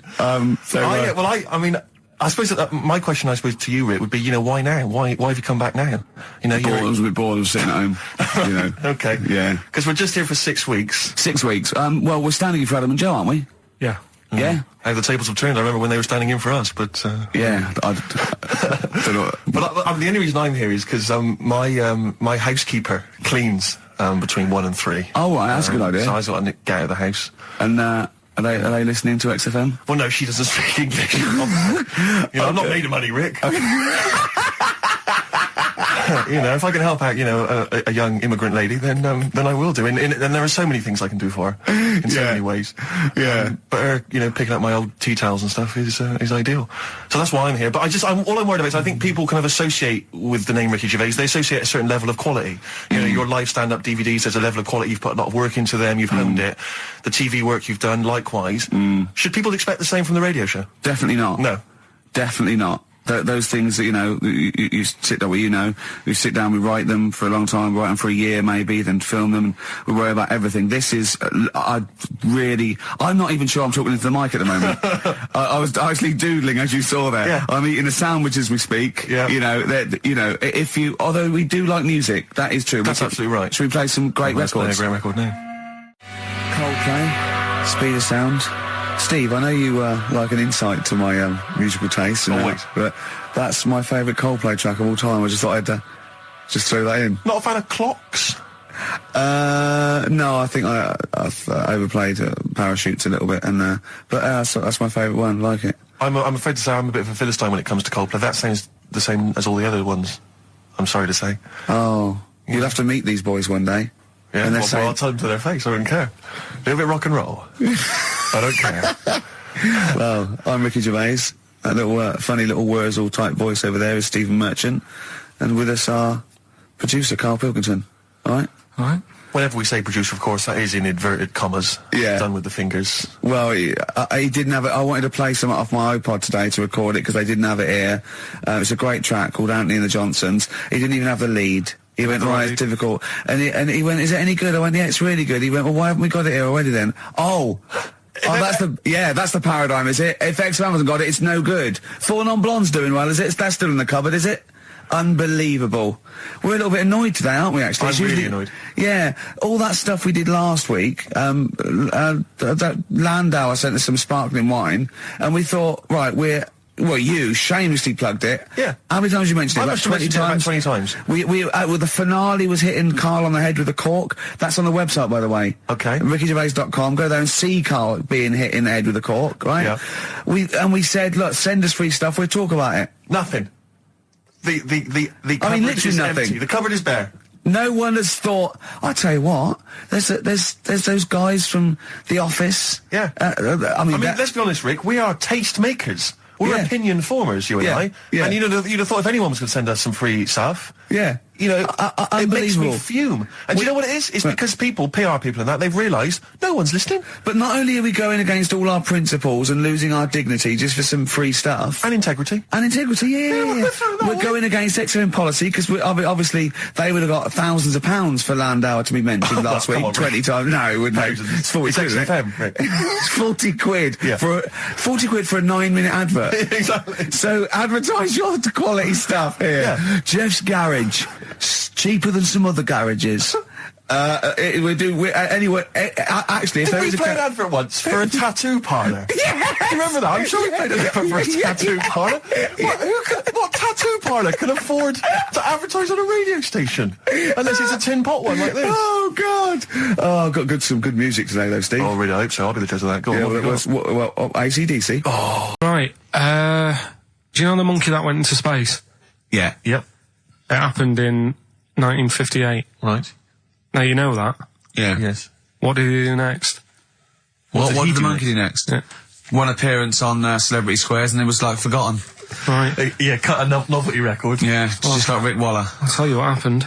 He got back and all that. He got back. Heroes welcome. NASA sort of said, you know, you did a good job. And that's where a lot of people think, you know, it all ended. Sure. Yeah. But NASA were like, well, hang on a minute. We He's spent a lot of trained. time. We've trained him up and stuff. So he's like, you know, he's saying, sure, you know, I've learned a lot. I've still got it all. I've kept it all. I know what to do. So they said, right, we'll use you. So he turned into like a bit of a trainer at NASA. We wanted to send you out on the top of an organ. You put on this little bellhop outfit. Could you smoke fags? Yeah. I'll have a go. So they were getting in new monkeys. You know, the main man at NASA was saying, can you teach these the sound? He's going, of course I can. Do you know what I mean? I remember it all. I know what's going on. I'll tell him what buttons to press, what to do in emergencies, that sort of thing. It was technically sort of employed by the army. Right, Because can I just fit in here? I don't know the story, Carl, and I might embarrass myself here. You've got an army of people out there that will probably send me an equally deranged email from a different website, but I'm pretty sure when they sent the monkey into space, it was to monitor his physiology. He didn't press any buttons or learn to dock or take off. It was just the effects of weightlessness and space on basically a primate. I'm pretty sure he was tied in with electrodes to his head. So, Yeah. well, yeah, I'm pretty sure. Okay, I could be But even if that were the case, and he had learned to press one or two very basic buttons. definitely not. Definitely But not. even if it were the case, I'm definitely pretty certain they wouldn't have brought him back to train up Neil Armstrong. Right, definitely. Go on. Him going, Neil, what are you going to say when you come out there? Yeah. I was thinking of just saying, hello, I'm on the moon. Hello, it's made of cheese. Don't say that. Don't What say about? I've noticed that you got little legs, Yeah. right? But mankind stepped forward. Well, how could I put that? I was just going to say, hello, I'm on the moon, it's great to be here, wish you were here. I've got things over Hi, there than that. Mum. Yeah, go on. Anyway, basically he got back. They sorted him out with a nice pension. He was happy. Because of, like, the rank that he got, he was like, you know, he had loads of medals and stuff. He said, right, we'll make him a colonel. He got that. Like I say, he got a pension. How does it end? He died in 1969. He was buried with his wife. He passed away. His wife. I'm sure it just goes on to a different website about something completely different. And you're talking about Buzz Aldrin. Yeah. His page is missing. Oh dear. So well, Carl, if someone could call in. Did they train Leica the dog to sort of like, dock and re-entry? He never made it back, did he, Leica? They didn't bother. They didn't even bother. They didn't bother to bring him back. They just sent him up there, and they didn't have technology to bring him back. And they just went, yeah, that's that. That's brilliant. Well, I can do that. Yeah. Amazing. Really? Yeah. What do you think of that, Carl? Rubbish, isn't it? Sort of brought it down a bit. But But the little monkey made a colonel. Hero. Big hero. What was he in? What craft was he in? Sputnik. Just hang on a minute. He was in Jupiter AM. Yeah. Let me see that piece of paper. Yeah, I can guarantee there's nothing there about his training other than let's hope he's not sick on the control panel when we shoot him up at 400 Gs. Oh dear. I love the fact that you think that this monkey was a high... Do you know what I mean? Do you, when you think of these things that are less than a monkey's face, do you think of the Planet of the Apes? Like they're sort of talking... sort of chimps and gorillas, and they're in tunics on horseback with snub-nosed rifles. What do you think of? Just a little monkey getting on with it. He knows his job, he knows what he's got to do, he gets on with it. Look, he's pressed the button, watch him press the button. This takes me back. Do you remember 1965, I think it was? We're going to use him to train other DJs. That's it then. Goodbye. Thanks, cheers. Cheers. Saw a programme about a parasite the other night. Yeah. Apparently they get in through your eye and eat their way up through your genitals. Anyway, You here's think you've got it Radiohead. bad? Yeah, exactly. Play a record, Carl. Stone Roses, yeah? Oh, Fool's Gold. Classic. Stone Roses, Fool's Gold. XFM, 104.9. Brilliant. Can't help but notice you've brought some sandwiches in, Rick. What's in there? Cheese and onion. Cheese and onion? Yeah. Because I've never, ever seen you make sandwiches before. I've seen you take a piece of bread out of a loaf and sort of fold it in half, crumbs everywhere. Well, Jane made that for me because I was in a bit of a hurry. I didn't think for a minute that you Why? made Because it looks neat. Well, they're wrapped in the tin foil. A knife has been used. As opposed to chewing round the baguette. Exactly. Yeah, breaking it in half. Yeah. Albert Steptoe. Yeah. Brilliant. Yeah. Nice. It's great, but the onions are strong. Are they? Making my eyes water. Yeah. If I can't breathe on you, it'll cure any sort of skin disease you might have. Skin disease. We watched that, Carl, that Carl was raving about that thing about parasites, about worms coming out your brain and that. And I watched What is this? Is it a TV show? Yeah, called Body Snatchers. Right. And it was pretty fascinating. And, amazingly shot as well. I mean, it's got to win an award for photography. Yeah. And there was one bit that this little girl had been bitten by a mosquito and laid her eggs, and it went to the doctor. She had a lump on her neck, like a boil. And they pulled it out, and it was like a bullet, this maggot. Oh. And they put it down, and it was wriggling in her blood, right? But the hole left was sort of aesthetically pleasing. Like that feeling you get, like, I once had an ingrown hair, and I quite liked it when I pulled it out.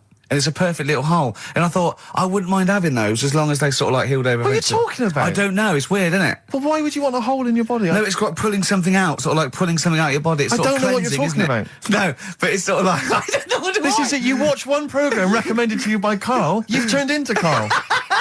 You want a hole in your body? No, it was like, like squeezing a really good sort of like spot. I mean, I haven't squeezed spots for ages, and I'd never had spots, but maybe that's it. I didn't have spots. Right. And I always thought that'd be nice, squeezing a spot. I don't know what you're talking about. Why would these things be pleasurable? Why would an ingrowing hair? That's great great fun. That was good, because I got it. It was like a little lump, and I pulled it, and then it pulled out, and it was like left a little... I know what you mean. Because I get thick hairs and like really... Oh, when they come out, it's like a bit of wax. Yeah. Like putting out a little candle. And I love that. What? Yeah. Because I've got not much hair on my head, right? It sort of grows thicker on my face. No, not true. Sure, but go on. Yeah. No, it does. Not true, baby. Go on. No evidence for that. Just made it up. So it grows sort of thicker on my neck and that, and now and again I'll see like something that's like a twig. Right, it's really thick. Yeah, you feel it, and then you think, oh, I'm going to have that. And then you work at it, and then when you get hold of it, it's brilliant. It's like pulling out, it's fantastic. It's waxy and build up, and it pulls it out, and it stretches your skin, and it leaves a hole. I've just realised why we talk about Chinese people, monkeys and gays every week. Why? Because this is a sort of replacement. This is what we've got if we're not talking about them. But it was great as well. And there's this parasite, right, that lives in a fish, right? And what it does, it changes the fish's behaviour. Because to breed, it has to get its body temperature up, so it has to get into a bird, right? What needs to get into the bird? The fish? parasite to The parasite needs to get into a bird, yeah. right. So it changes the behaviour of the stickleback, and it makes the stickleback sort of suicidal. So the stickleback doesn't flee when it sees a heron, it gets caught. Right. Because this stickleback has changed its behaviour. Carl didn't quite understand this, I did still you? don't really get it. I watched it and you see like the fat fish and that and you go, oh, it's not well. But I don't understand. Well, all it does is, it has to get into a bird because it has to breed, to lay its eggs, it has to have a raise of body temperature. So the fish is cold-blooded, so it has to get into a bird which is warm-blooded. There's lots of things. There's certain things at that level. Why is it doing that? Because it needs the temperature. It needs the heat energies for its reaction. Just like, for example, that's why your balls are on the outside. Because the cells have to be a certain temperature to survive. I don't know if it's the sperm or Sertoli cells, but they have to be a couple of degrees below body temperature. Otherwise, they'd be in a nice cage and we wouldn't get kicked in the nads. What do you mean? That's why your testicles are on the outside of your body. They have to be a couple of degrees below body temperature. Yeah, but that isn't why they're there. You see, this is like the chat we had last week about the giraffe having a long neck. What do you mean? They're there because that's where they happen to be. They didn't go, right. Well, that's what evolution is. It's a selection process. It's not a will. The balls didn't say, look, I'm too hot, let's get us outside, let's get outside of here! All right, hang on a minute then. What? So a little man monkey, right? Theirs are in the same place as ours. Yeah. But they're walking around naked, so it could be anywhere. They could be, like, on the back. It doesn't matter where they are. They call it, well, they could be on the back, yeah. So why aren't they? This is a completely different... Steve! You started it. I wash my hands of the whole affair. And we're not only back to balls, but we're back to monkey balls. Yes. In one thing from about parasites, we're back to monkey ball news. Yeah. How do we get back to chimp testicle news? All right then. So this worm's in a fish. Yeah. It's like a little platyhelminth. I think it's some sort of. But what I mean is, why are they about? What do you mean? They Why? evolved But why haven't they died out? because they're very successful. Yeah. What do you mean? Yeah. What do you mean? Yeah. Tell me the brain event that made you say yeah in that 1 second gap. Because in a way I don't get it, and if I think about it too much, it hurts a bit.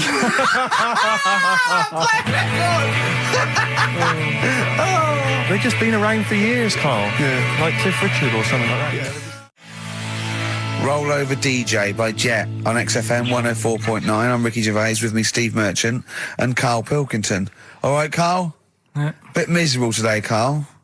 Let me explain why. Go on. Steve, and to you, the listeners. This is XFM 104.9. I'm Ricky Gervais, with me Stephen Merchant. You're listening to the best of, basically, Karl Pilkington.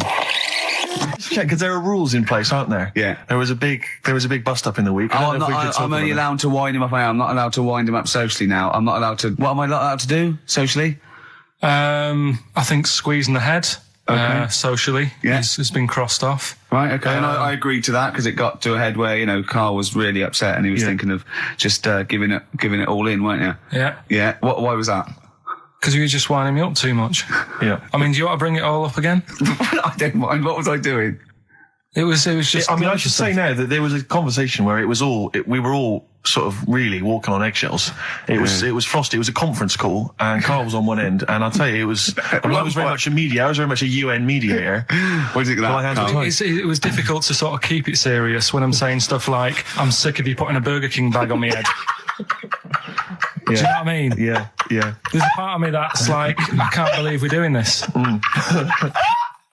What I like about it is that I'm laughing and going, well, I won't do that anymore. And he's going, you can still do it on air. And like today, I came in, I went to squeeze Eddie, went at 1 o'clock. I love those rules. Yeah. I love those rules. Well, between the hours of 1 and 3 on a Saturday, you can squeeze his head, you can put a Burger King I bag on can't his... wait. It's terrible.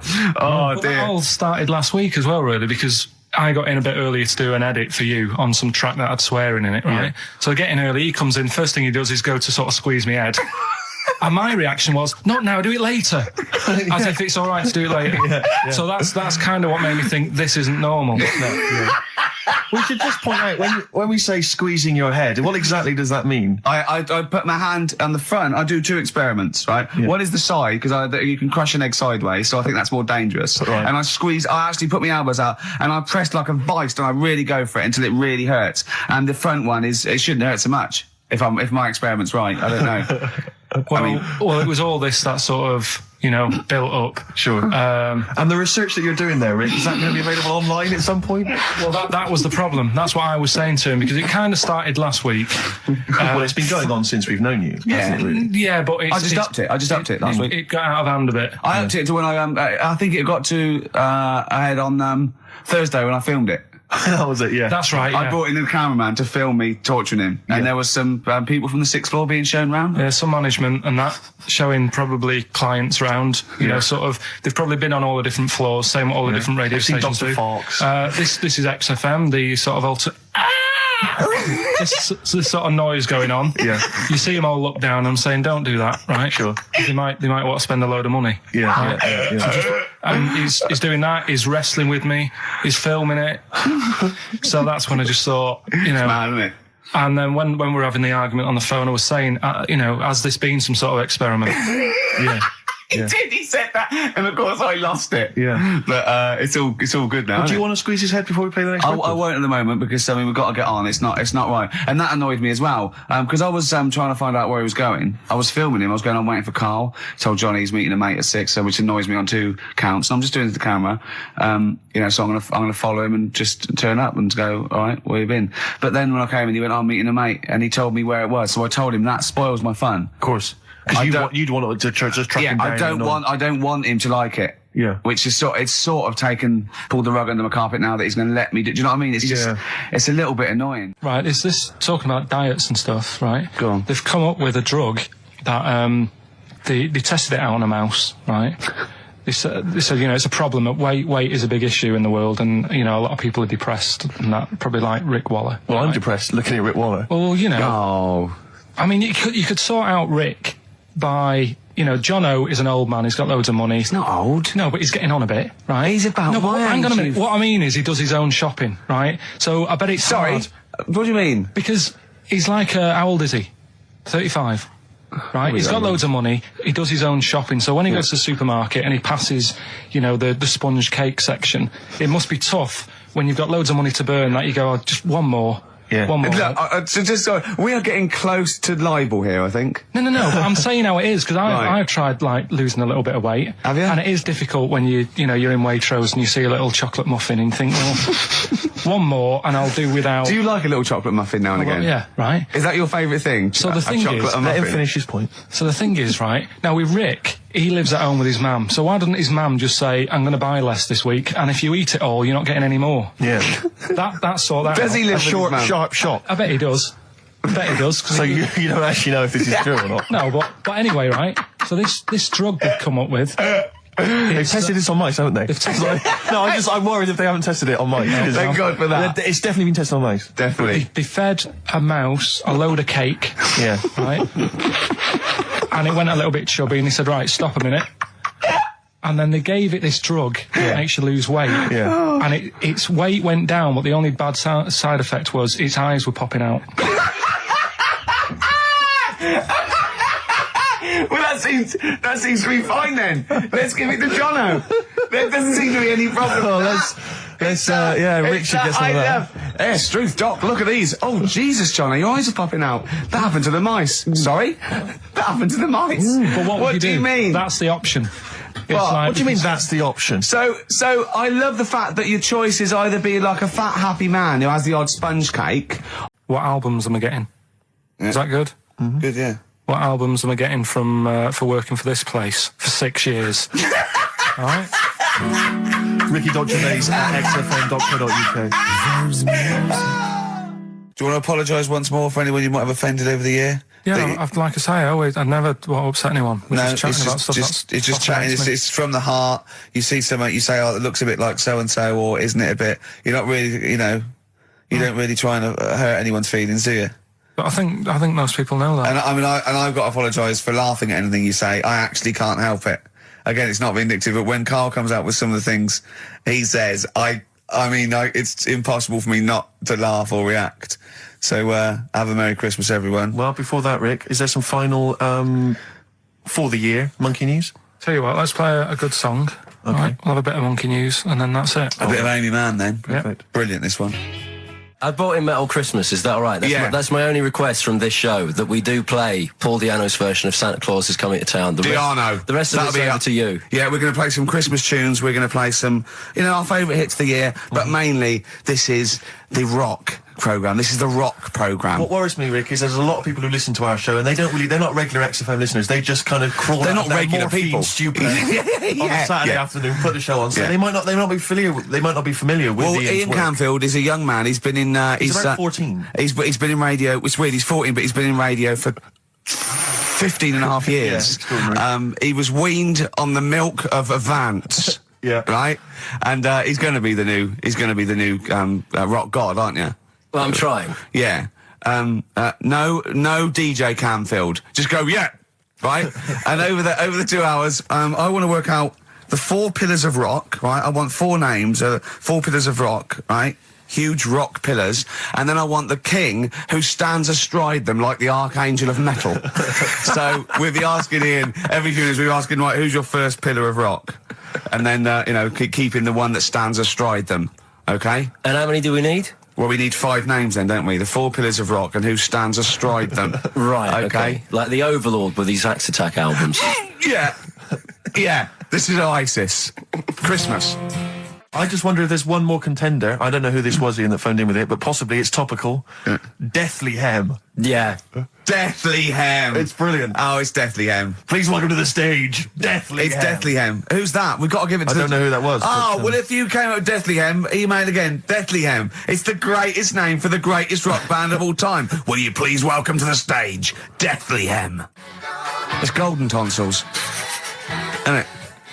I went to, I was going to go see him once at the Camden Underworld about a year ago, and they had this sign up, right, saying that Graham Bonnet, who sung that song, had cancelled, right, and it said, God willing, he'll be performing tomorrow. And just in case you thought he'd cancelled because maybe no one bought any tickets, the doctor's certificate was beneath the cancellation sign. Brilliant. Well, we've sung that a couple of times drunk, haven't we, Ian? Oh, but, at the top of our voice. We have done it. It is the best ever. Yeah, it is. Ben has won whatever you're giving away. Yeah, Ben came up with Deathly Hem. Yeah, Deathly Hem. Yeah. I mean, if you are in a rock band, you're looking for a name, and you think you deserve that name, then, write to us. We want to know that you're really heavy, and Ian Canfield would officially hand over the deeds of the name Bethlehem.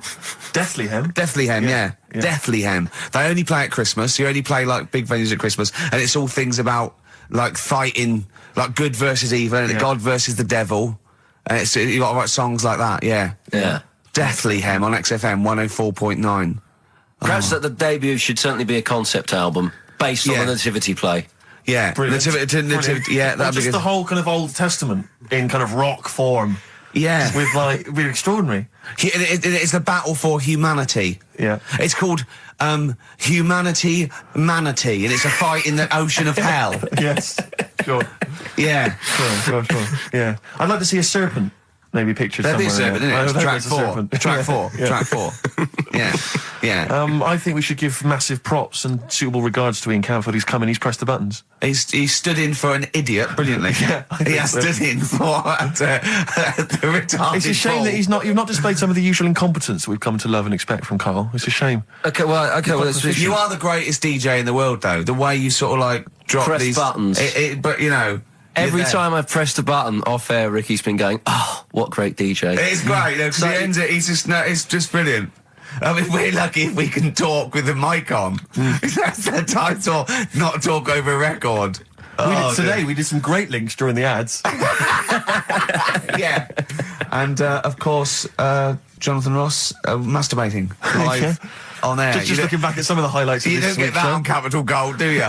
Like Tony Black. One of my uncles, right, Tattoo Stan, he's just caked in them. Tattoo right. I don't think he's my proper uncle, but he's just like my dad's Tattoo Stan. No, my dad's That's a province in Russia, isn't it? My dad's got loads of mates who. When you like, say he's not your names- proper uncle, do you know how, like, when Just a bloke someone who used to comes hang around around, with you're the alright, school? Uncle Stan? Yeah. Do you know what I mean? And there was like, my dad had loads of mates like that. There was John the Screw. right? So he either works in a prison or he likes to have sex. Cabbie. Cab driver. Okay. There was Jimmy the Hat. I don't know where he Jimmy did. the Hat. Yeah. And, Did he wear a hat? No. No. There was Fred the Veg. You sure he wasn't a relative? Sorry. Fred the Veg used to get us like big bags of potatoes and that. Fred Veg, okay. And there was Tattoo Stan. And he was just caked in them. And I used to always look at him thinking, why have you done that? I must have only been like, 6 I or suppose 7. if you're born with a name like Tattoo Stan, Exactly. you're destined, Sorry, aren't you, were really? they like a 1950s gang? I'm worried about... I'm Who worried were about... doing a bank job? What was his name? The Hat? What was his name? Jimmy the Hat. I'm worried about Jimmy the Hat. Yeah. Not having a hat. I don't understand Are it. you sure he didn't have a hat? Not when I met him. Did he ever wear a hat?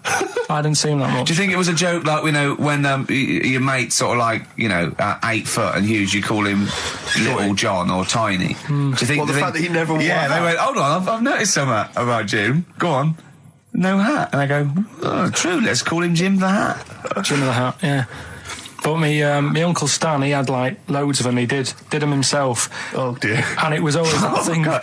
What was it things like? He had like the cross. cut here one. Cut here, on made the in neck. Britain. And if you're going to do them yourself, I'd say at least make sure you're sort of a good drawer. Yeah. And don't do it in the mirror so it comes out backwards. Well, that was the other thing. But like, I remember he did. Names are all right. He had like all his kids' names down his arm. And, what are they called? Yeah. oh, God, it's Tattoo Stan Jr. Yeah. and Paul shits the bed. I'm trying to. Oh, Wobby Kate. yeah. But he had. Frankie never amounts to anything. Oh, God. So he had like. Johnny, I don't think he's mine. So he did all this. What do I, Carl? I was watching. Did you watch The Mammals in the week?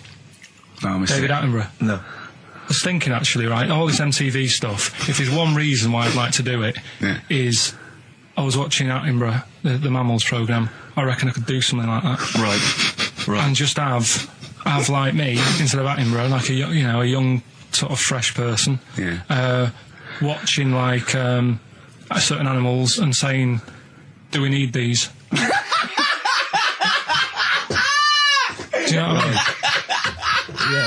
Yeah. Oh, God! What's it called? Death on Earth. Well, That's amazing! Do we need these? And, No, 'cause there's loads of and the stuff. audience at home would vote. Would there be something like Yeah, telephone like a vote? vote out system. Oh, the that- thing is like, Yeah. it's something interesting that Attenborough was saying the other night on Do we need these? on Jonathan Ross's show, on his telly show, right? He was saying, he said you could take all the humans off the earth and it would carry on, but take like some animals off it, mammals and that, you got problems on your hands. I thought that was quite interesting. Yeah. So it's like the question is, do we need these? Is that part of the big thing?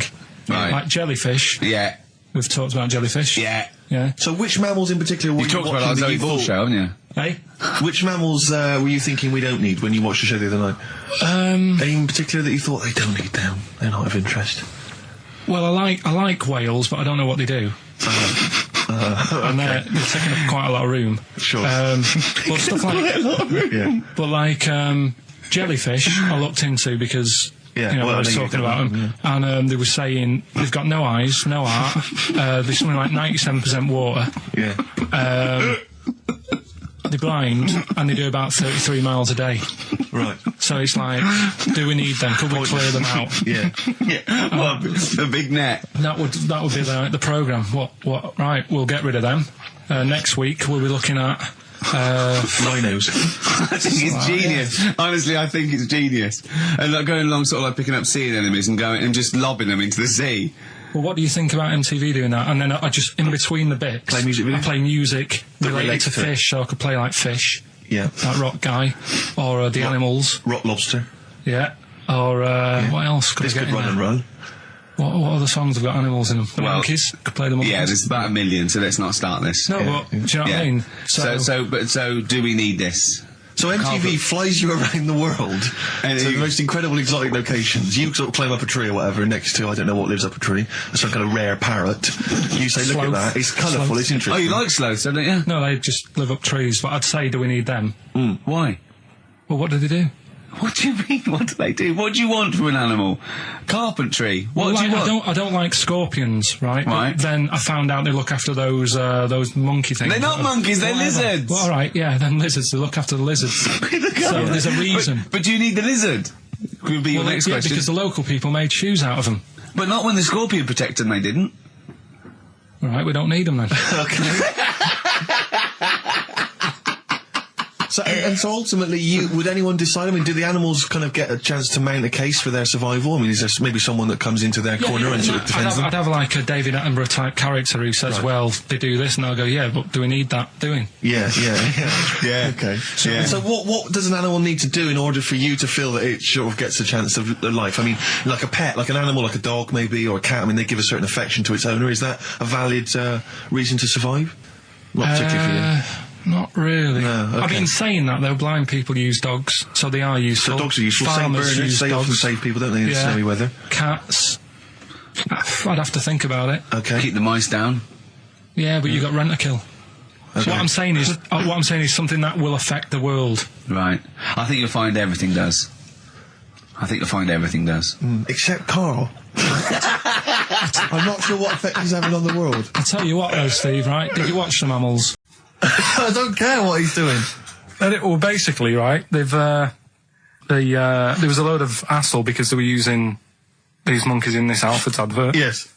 Right. And what happened? Get to the point. It turned out there wasn't a problem because they were mechanics in the first place. Well, they were monkey mechanics? Yeah. What are you talking about? Mental. What are you talking about? That's not a story. Well, anyway, listen, let's get back onto They were mechanics in the first place.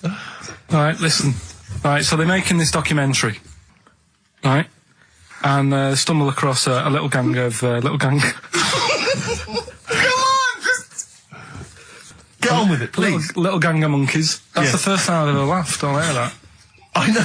Well, brilliant. What do you want, a cake? Come on. Can we play a song?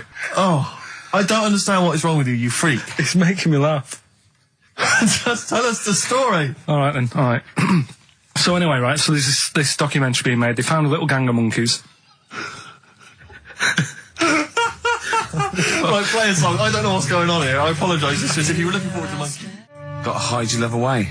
According to the Beatles on XFM 104.9. I'm Ricky Gervais with me, Steve Merchant. Right, Carl, come on. Monkey news. Everyone's composed. The jingle, please. Oh, chimpanzee that monkey news. Excellent. Okay. Right, where were we? We would just start again. There's some people making a documentary. For what? Okay. Making a documentary in a jungle and that. Right. Stumble across a little gang. Okay, come on. All right. A little gang of monkeys. Yeah. Oh, come on. So the camera crew are there filming it. Yes. Everything's going normal. It's all fine. Nothing odd about it. Okay. They're not running a restaurant. They've not got any barber shops. Nothing. No. Just regular monkeys going about their business. Yeah. So anyway, what normally happens is the monkeys sleep with the partner. They already do what? They don't sort of sleep around and that. Once they find the girlfriend or the boyfriend or whatever, yeah. they stick with them, right? Okay. But anyway, they were watching this one, right? And it's going around a bit, sleeping around. Oily. And it was getting fatter. It's like, this is a bit odd. Yeah. Right? So followed it round and see it having it away. Turns out, little prostitute.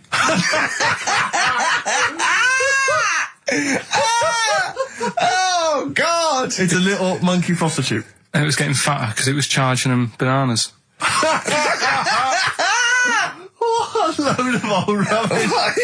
Charging them bananas! What was it, a boy or... It was a...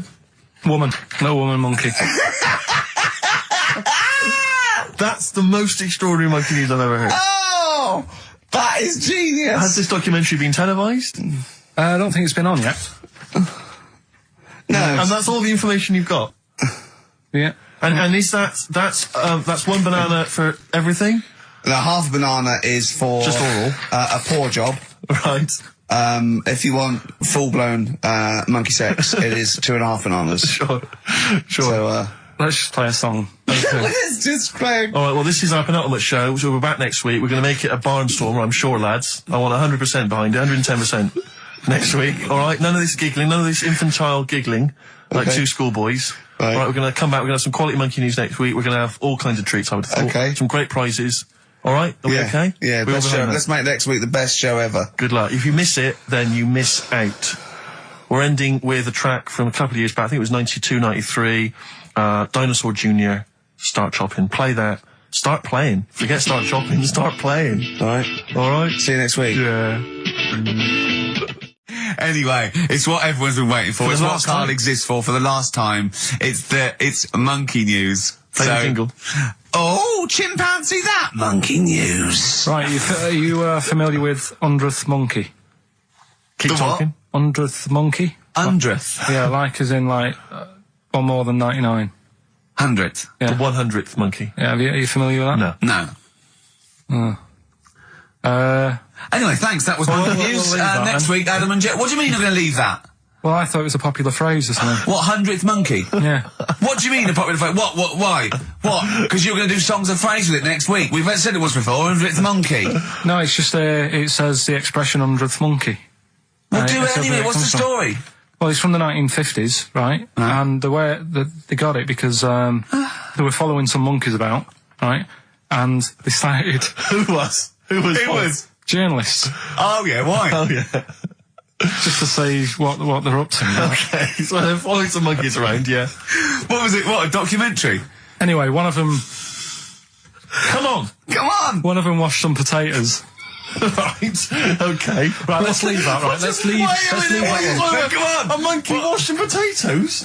Can we leave that one? No, you cannot. It's You've about got to do it now. They're following a, what is it? Like, sort of like a family. Is it a family of monkeys or it was just one chimp and it was washing a potato and they thought that's a bit odd, right? Yeah. And then yeah. it turns out that ended up teaching another monkey Yeah. how to wash a potato. No, they do it. They go down and wash them in the sea because they like the taste of salt. And The weird thing is though, they when it pass on. got to the 100th monkey, right? Even though it hadn't been taught how to wash a potato, Yeah. it automatically knew what to do.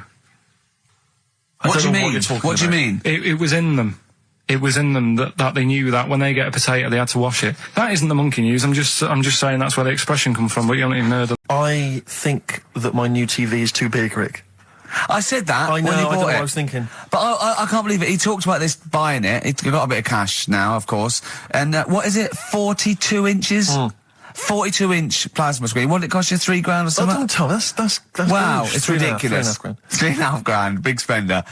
Of course it's too big. Well, I can't get far enough back in my room, in my living room for it. You know, you're meant to be, I think, 4 times the screen size away from it Really? to get out from the air. So that's 4 times 42 inches you're meant to be sitting away from it, which is impossible. Yeah.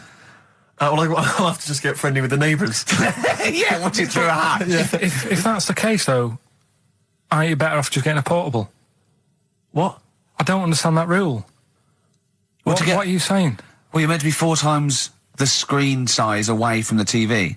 But then what's the ratio. point in having a big telly if you've got to keep moving further back? Get a portable. And sit right sit next near to it. Do see your point. Why do people go to the cinema then? Did you see films that are out yet? Fair enough, he's got you there. Done. I tell you this, though. I had it delivered, and, are you supposed to tip delivery men? Of course you are. I don't know. You see, Well, if I've never had anything delivered before. I never spent that much money. not if it's a courier with an envelope, but if it's a bloke who's struggled up the stairs, I held the door two open for him. fat blokes with a fridge, then give him a £5 for a drink. The problem was, I didn't realise, and I was thinking to myself, I wonder if I've got to tip him. And the guy was leaving, and my mobile phone went off in my pocket, Yeah. and I reached in to get it. He put his hand out, thinking it was going to tip. I went, it's just my phone. And I felt terrible after he left. I didn't know. What was I going to do? Run down the street and offer him a £5? No. No, of course not. No. I'm not made of money. I just spent it on my TV. Yeah, I've got no money, mate. No. I just spent it all on Yeah. this. To clean out my jar, everything, Exactly. the drawers. Yeah, I'd take some bottles back. The problem was, it took me forever to wire it in. I thought, I'm not going to pay for someone to wire it up, you know. So it took me about 3 hours to wire it in, and it was huge, and I got it switched on, and the first programme that was on when I got it wired in was Bargain Hunt. I'll tell you this, David Dickinson's tan almost took my eyeballs out. It was incredible. It was like X-rays. So the close. glow. You know, a huge plasma screen with this orange thing coming out, and he keeps turning to the camera, doesn't he? Just to get you. Yeah, he turns away. You get a bit closer. They go, "What's he doing?" He just turns around, takes the cornea off. What do you think, Bargain Hunters? Bargain Hunters. Oh dear, that's why I'd buy a plasma screen to watch Bargain Hunt. I mean, it's ludicrous. This is the problem, is because what do you watch? I mean, have you watched anything that's been worth having? The only thing I've watched really worth watching. 24. Well, 24 works great, but also films. Obviously, that's the main reason I bought it, because films just look amazing on there. Yeah, DVD on the plasma screen. There's that one that a bloke, right, was going to get a phone call at 4 o'clock to find out if his business was, okay, right? And if he didn't get the phone call, he knew he was broke, destitute. So dead on 4 o'clock, the phone didn't ring, so he went up to the roof, his office, and he jumped off to commit suicide. And as he was passing his window, the phone was ringing. Oh no. Carl, it didn't happen. Didn't happen. Think it through. Think it through. Who told that story? Who told that story? As he hit the pavement at 120 miles an hour. He's the only person who could have known that series of incidents. Also, why didn't And he's dead. as his life's at stake, why didn't he wait till 5 past? I'm going to give it 5 minutes just in case. In case the lines are busy. Yeah. And what sort of bloke goes out, I'll call you at 4, okay, if your business, well, call me anyway. No. If I don't call exactly 4, then, no, you commit suicide. Commit suicide. I would, because if I don't call at 4, that's the end of it. Well, call me anyway. No, that's not the way I work. Why can't you just call me and tell me the other way? Well, I'm telling you how I do it. If you're bust, I don't call. Can't you just call to verify in case someone goes wrong? What if it's engaged? It won't be engaged. Just commit suicide at 4, please. It didn't happen, Carl. What exactly is there then? Is it just a kind of moon? I've said in the past to you, Rick, that my grandparents, so I love them dearly, but it's like for the last 30 years they've been waiting to die. I know. It's like they just it's like, the novelty wore off of life. Life in the 50s. Yeah, they got kind of bored of it. Life, in the 40s, it was brilliant. All sat around the old Joannas, the bombs fell, singing. They loved that. The 50s, that was great as well, because that was the post-war years. It was, it was a bit tight in the pocket, but it was all right. Everyone pulled together. And then the 60s came along, all the crazy music, the funny hair. Let's stay in bed. They basically stayed in bed.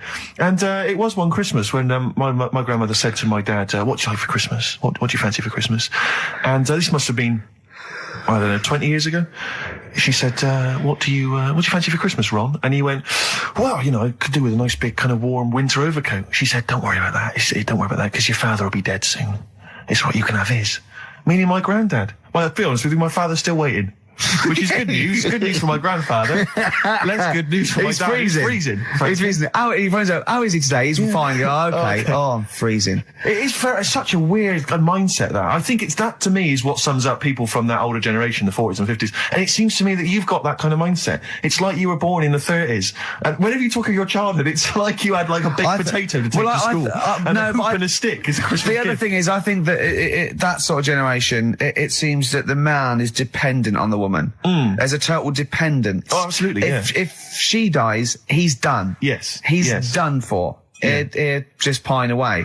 If he dies, she's got 30 years of pottering. Absolutely, yeah. Do you know what I mean? And going to the youth club and the church. I know what you mean, yeah. It's sort of like that. It's sad. Of course, it's sad for them, but it's not the end of their life. No, sure. And it sort of is the other way around. I don't know why that is. Yeah. It's terrible. That's a little melancholy thought for I know, I've really brought it. You brought it down. You've brought it down. I've brought it. This isn't a nice show at all. This is terrible. Well, we're going to have people just killing themselves. What? Well, I didn't really want to make it a Christmassy type show because I don't really like it. Oh, he's done it again. What, you did Christmas once, didn't like it? No, my dad always said... Oh, right, steady on. Dad said Christmas morning was for for me. So he used to stay in bed. So he never... That's brilliant. That's a great thing to say, isn't it? Yeah. Christmas morning's for you. Run wild. Do what you want. Just don't bother me. I'm going to Honolulu for 2 weeks. That's great. Dad, it's Christmas. Do I have to do anything? No. So my mum used to get up because she used to like to see my face light up, when I open my presents. And then to give fireworks. And then then I'd have to go to my bedroom from about 6 o'clock onwards because my mum and dad were into having big Christmas parties and I wasn't old enough to go. Right. So they say, right, you know, you've had your fun there, you go up to your bedroom, stay in there.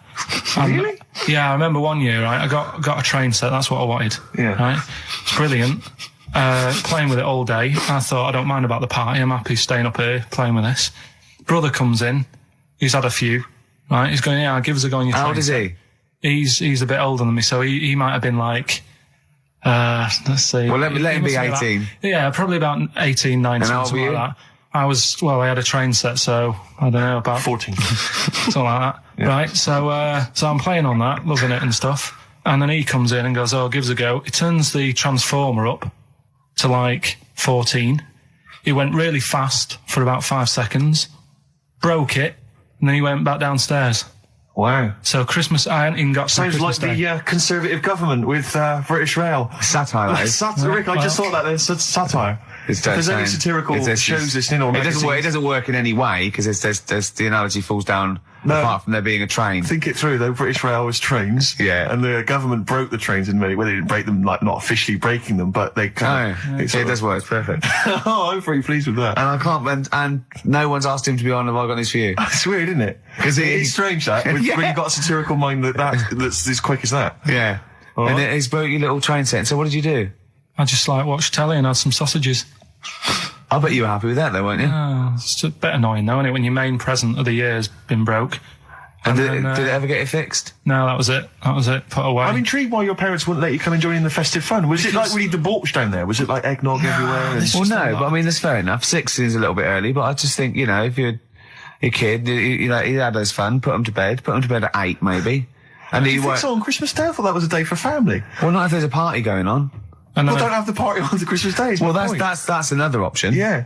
Your parents are weird, aren't they? A strange breed. well, I think that was the year, right? You're talking about buying presents and stuff. I think I did treat my mum to. I didn't buy my dad anything. I think that was like when I got a bit older, he used to get me dad something because he wasn't that bothered anyway. No. So got me mum. There was a cheap shop, right? Of course. Thank God for that. Called Snips. Right? So I went in there and I thought, let's see what I can get her. And remember Victoria Plum? I don't think so. Well, it's like a fairy character. Right. Right. I mean, mum's into gnomes and stuff. Right. So I thought, right. She must be pleased with you then. Victoria Plum. I was thinking, is that one of the neighbours? Is it like a brandy Do you liqueur? remember Victoria Plum? Victoria Plum. Victoria Plum, yeah, it's like a little fictional sort of character. Right? Okay. So I saw it. I thought, yeah, she'll love that. Right. So I did my paper round, saved up for 2 weeks. Right. Got that sorted. Went to Snips, bought the Victoria Plum. Next day, I'm in town with her. Right. So I think, I know what I'll do. I said, come in here a minute. Right. So we go in and we're looking around, and I tested her. Right. I went, look at that there. That's all right, isn't it? And she goes, oh, it's bloody awful. Oh, Carl. Oh, Carl. Oh, God. So then Christmas Day comes. I said, don't bother opening it. She said, no, why? I said, Oh, "Don't." no. Why didn't you still give it to her? So, well, it's too late. I'd already bought it. Oh, Carl. So she opened it, and I was like, and she said, oh, that's nice. I said, why are you saying that? I said, the other day, she said, it's bloody awful. She said, oh, no, I thought you were pointing at something else. Oh, no. So that's why I don't get anyone anything anymore.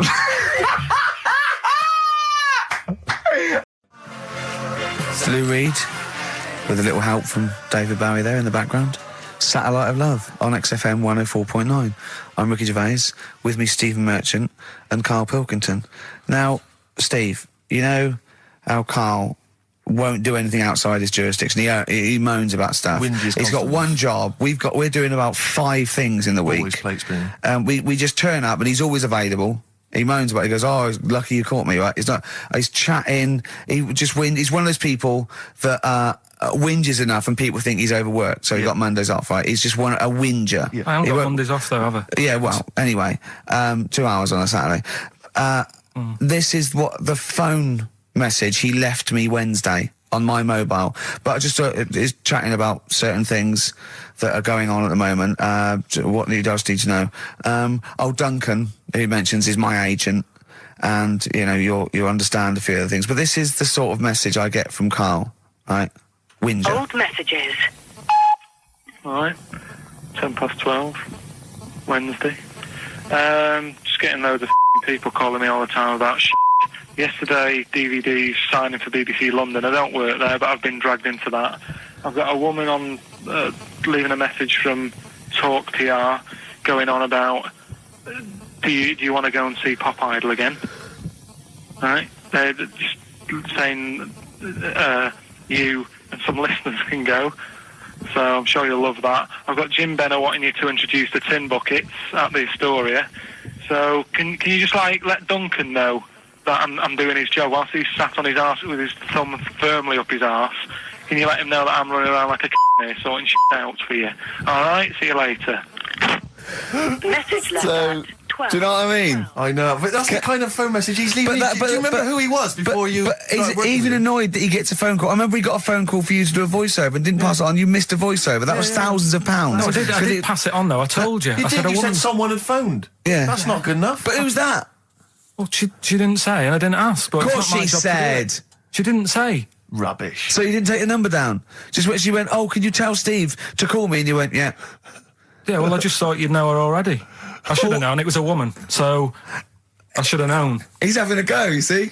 Unbelievable. I don't know how it's come back on me. You're the one who was picking on it. Yeah, exactly. I'm saying. I'm defending. Why is he having a go at But you? he never Because picks on Ricky because he knows you are his bread and butter. Seriously, do you know what I mean? The only reason he's got Mondays off is because you're still doing this show. Yeah. That's why he's scared of you. That's why he's like, he has a go at you on the phone, but he always picks on me because he knows, I'm a pushover, I'm a nice guy. He's scared of you. I can't believe, I don't know how it works. Is that true? Steve, I'm always sorting you out. I look after you. Sorted you out with tickets. I sorted you out with lager I've got out. you today. Why are you picking on me? What do you mean you're sorting about tickets and lager? What's this? Right, whenever you want tickets. Yeah, sorry, I don't want to use this as like moaning time and that because I don't like to moan. I'm busy and that, right? But I've sorted you out tickets for gigs. Yeah. Right? What somebody doesn't even turn up to. Yeah. We won't even go on about that. Yeah. Right? Lager. He was sorting out the Cure. He complained it was boring. Yeah. There was that big drum of lager that you had, and you said, "Oh, put that in your room for me, because I don't want to carry it home." Right? Lazy. So I said, "All right, then I'll put it in my room." It goes missing, it gets nicked. Then you have a go at me because it got nicked. Yeah. I get you another one. You make me carry it around town for you for half an hour. Then you say, "Oh, I can't be bothered taking it home. Can you take it back to work for me?" Yeah. But interestingly, this is like a year ago, so it's obviously it's still pressing on you. Oh, is it? hang on. And I forgot the one when we had an argument over 50p. When I went out you for a didn't want coffee. to give me 50p back that you owed me. That was the same day you'd given him about 40 quid worth of lager. But see, this is my problem. This was my point at the time. It's not the 50p in terms of money is not what's important. The fact that you think you don't have to give me money back because it's only 50p, that was the point at stake. It's me who makes a decision. Oh, don't worry about the 50p, not you. It's only 50p. I'm not going to give it to you. Do you know what I mean? There's got to be rules, otherwise it's chaos, Carl. Come on, mate. All right? I don't want to fall out about No, it. that's not all right. Should we kiss and make up? Do you want that? Do you want to do It's that? all right. Yeah. Well, should we play a little record and come back to this? Because I can't believe it started with you slagging him off, Rick, and I've ended up I know. as the monster. I know.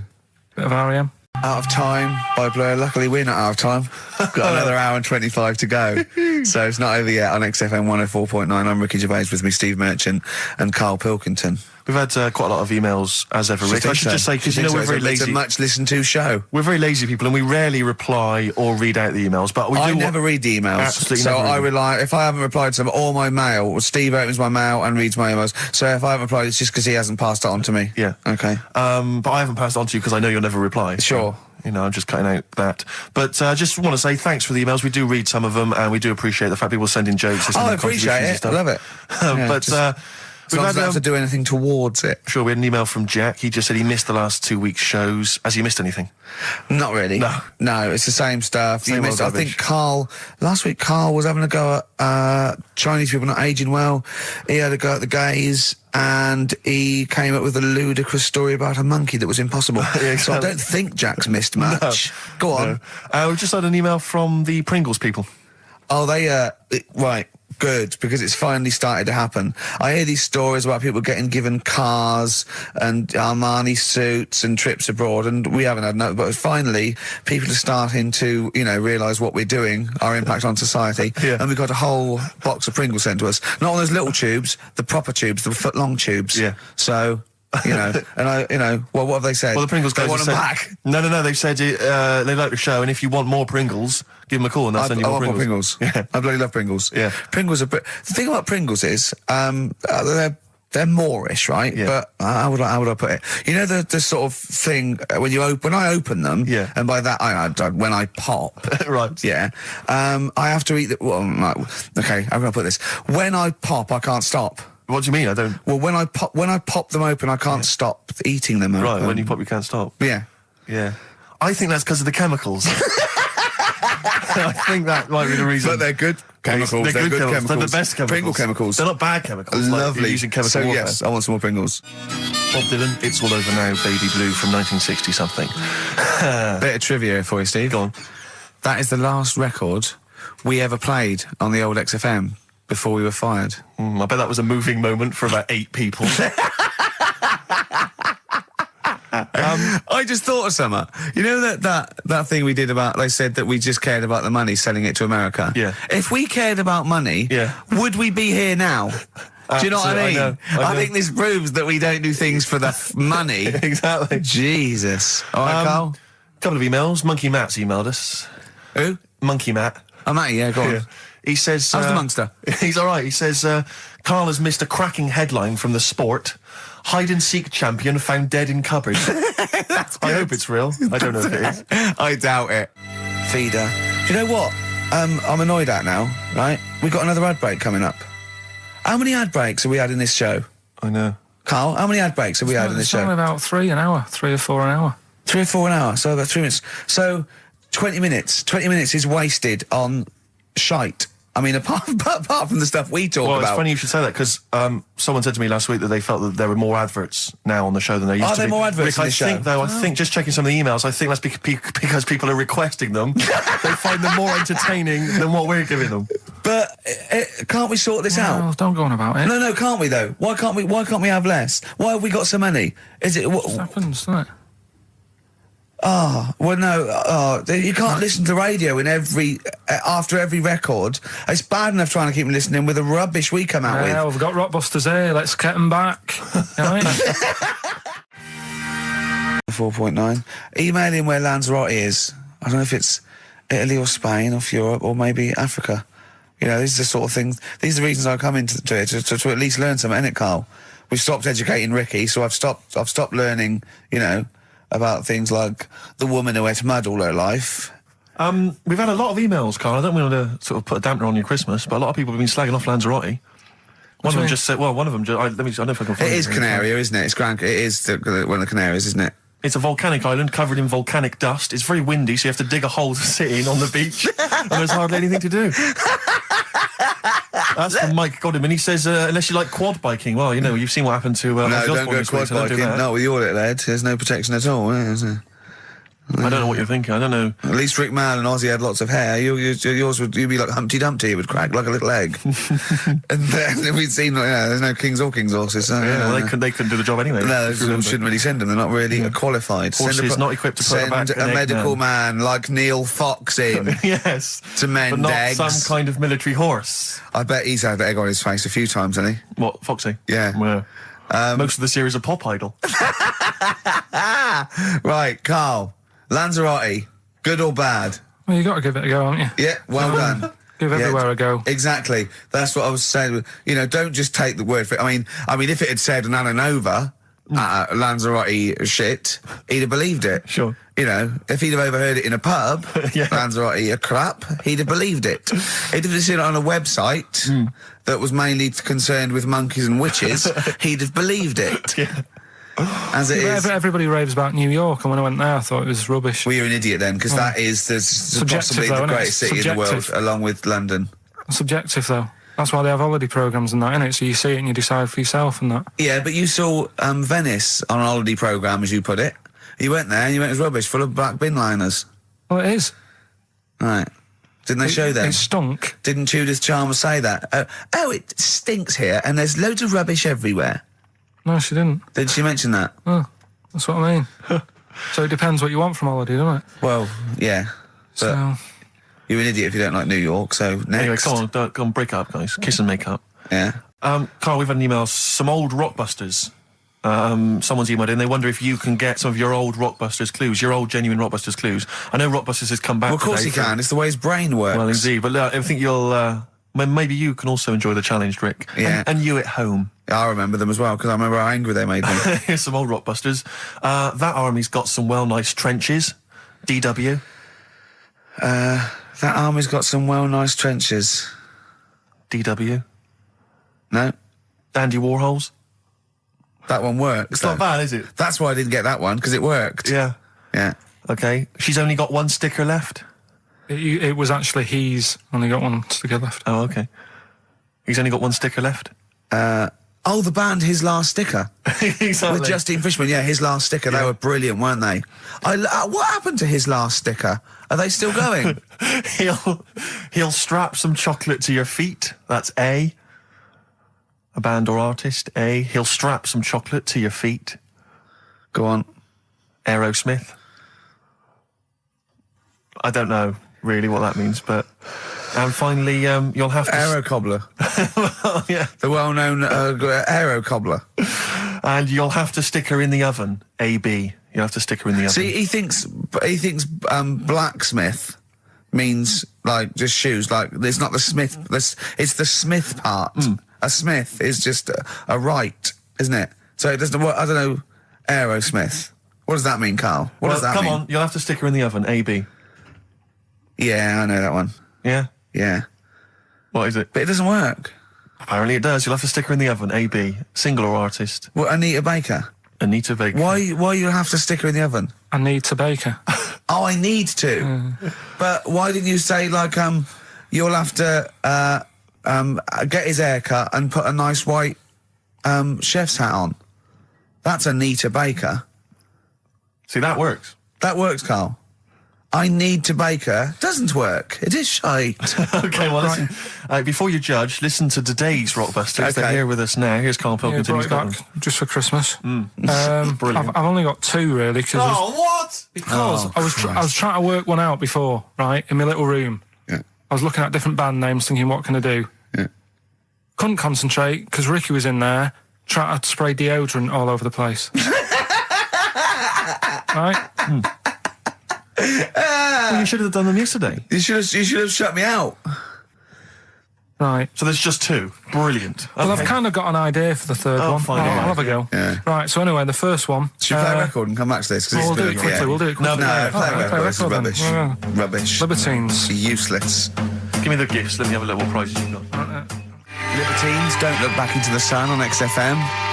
Well, the general public are getting involved with Carl's holiday, and, I mean, this has been a damning report on Lanzarote. There's not been a positive word written about Lanzarote so far. Wow. It's volcanic, there's no natural water supply. Apparently there's no natural water supply. It's You all have to sit in a imported. hole. What do you think of this, Carl? What do you think of the people that want you to know that you're going to a rubbish place when you can't change it? What do you think of that? Rubbish though, will it? What do you mean? Be all right. What do you mean it'll be right? Because I'm going to go there thinking, oh, there's no water and that, and there will be water. No, they didn't say there's no water. What did they say then? There's no natural water supply. Whatever. I'm not bothered. Doesn't bother me. All right. I'm going to have a good time and that. What are you going to do? What's your plan to do? Got a book. What book you got? Rich Hall book. I'm just going to read that. So, Brilliant. and the weather's better than here, isn't it? Yeah. So... gonna have a good time. Someone emailed just now. They said they're listening online and there's a problem with their computer and everything's sped up. The music's sped up. Our voices, Rick, are sped up, except Carl's. That's how slow he speaks. So when everything's sped up, he sounds normal. No Blue Sky, The Thorns. That's beautiful, isn't it? On XFM 104.9. Carl, you're losing your rag a little bit. What's the matter? Nothing, go on. See? What's the matter? No, what's the matter with I've Carl? got something to cheer him up. Someone's emailed in, Emma's emailed in. She said that for those that know, those in the know, they referred to Lanzarote as Lanzagrotte. Brilliant. He's a bit fed up. He's got 2 CDs for Christmas from a company that's he's been with for 6 years. He's a little bit grumpy about having to answer the phones. Letter to Hermione. David Bowie. Well, we've had the most convincing answer that it's about 290,000 actual words, but possibly 3 million in our vocabulary, using all jargon and scientific stuff and all that. Sure. 290,000. Still a lot, isn't it? It is a lot. We know so little, don't we? Apparently the average person has about 20,000 words in their is it? vocabulary Right. and uses maybe 2,000 a week. Really? Yeah. Carl, obviously, slightly bringing that average down. Carl, what do you think of that? Single figures. Doesn't matter, get by. Why have you got to use longer words messing about and that? Told you.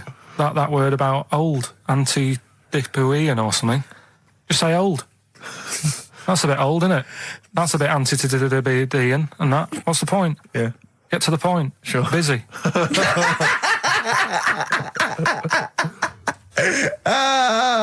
Right, okay. Are you in a film this week, Carl? We're doing that now. Yeah, go on. Get it over with. Hang on a minute then. Get it over with. Let's get this show over with. We can go home. You can go off to Lanzarote and sit on some ash. Some charcoal. He's not happy about that. That's annoyed him. The listeners have all ganged up on him. Yeah. XFM giving him 2 CDs. We've had more calls for his resignation this week than ever before. What do you think of that, Carl? What do you mean? There's another reason. Do you know what I mean, though? Because he's grumpy. He's not just giving it. He goes, well, I can't help it, can I? I don't want it. You're being paid well to do a job.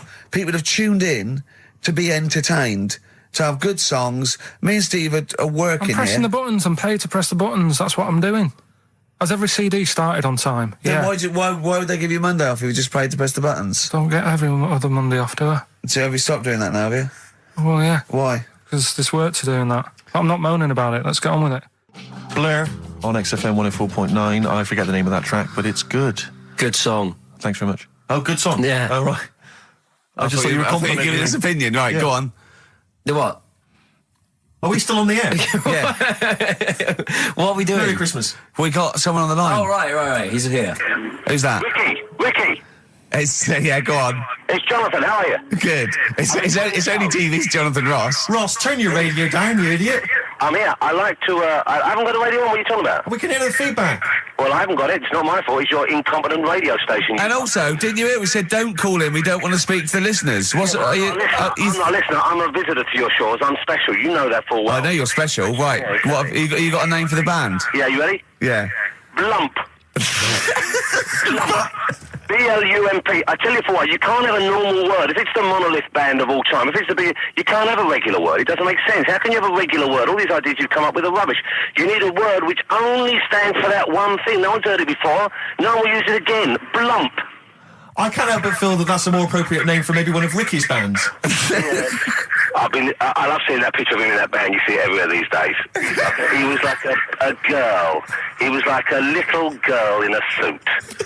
It's like a girl, a little dyke at a wedding. What was that? That's got to be the kettle calling the pot black, surely. I've always been nothing but 100% heterosexual. We're not sure about. There's not anything wrong with it. I know that, but look at you. I actually had to get that in. There's not anything wrong with it. I'm Jonathan Ross. Oh dear. I was thinking the other day, right? Oh, yeah? The Comedy Awards. Yes, sir. You didn't half say some awful things about poor celebrities, poor has-been celebrities with coke addictions and fat I lips know, and faces that I know. where surgery's gone wrong and everything. And when they're on the show, they're going, "Oh, you look lovely." Yeah, Oh, I'm nice to so them. good. Well, I'm nice to them to their face, but obviously when I'm not with them, I like to let my true feelings be known. What's wrong with that? That's how everyone Well, I'll tell you what, you can get anything off your chest you want on this show. Any celebrities you want to talk about? There's no one listening. Yeah, it's just between me and you. A lot of people listen. They listen to my show, and after they've had a few hours of, good laughs, they like something bland to just cool them down afterwards. So they flip over. We know this happens. Did you mention my DVD on your radio show? You know what? today? I forgot to. I forgot to mention it. Christ. I forgot to mention it. I meant to mention by the office, but I forgot to mention it. And then I thought afterwards, it's not like he needs the cash, is it? It's There not we like go. It's not like he needs it. It's not like it is, but he's probably earned more money in a short space. You're like a lottery winner, and you've got about as much taste. You're like one of those burglars who's won the lottery.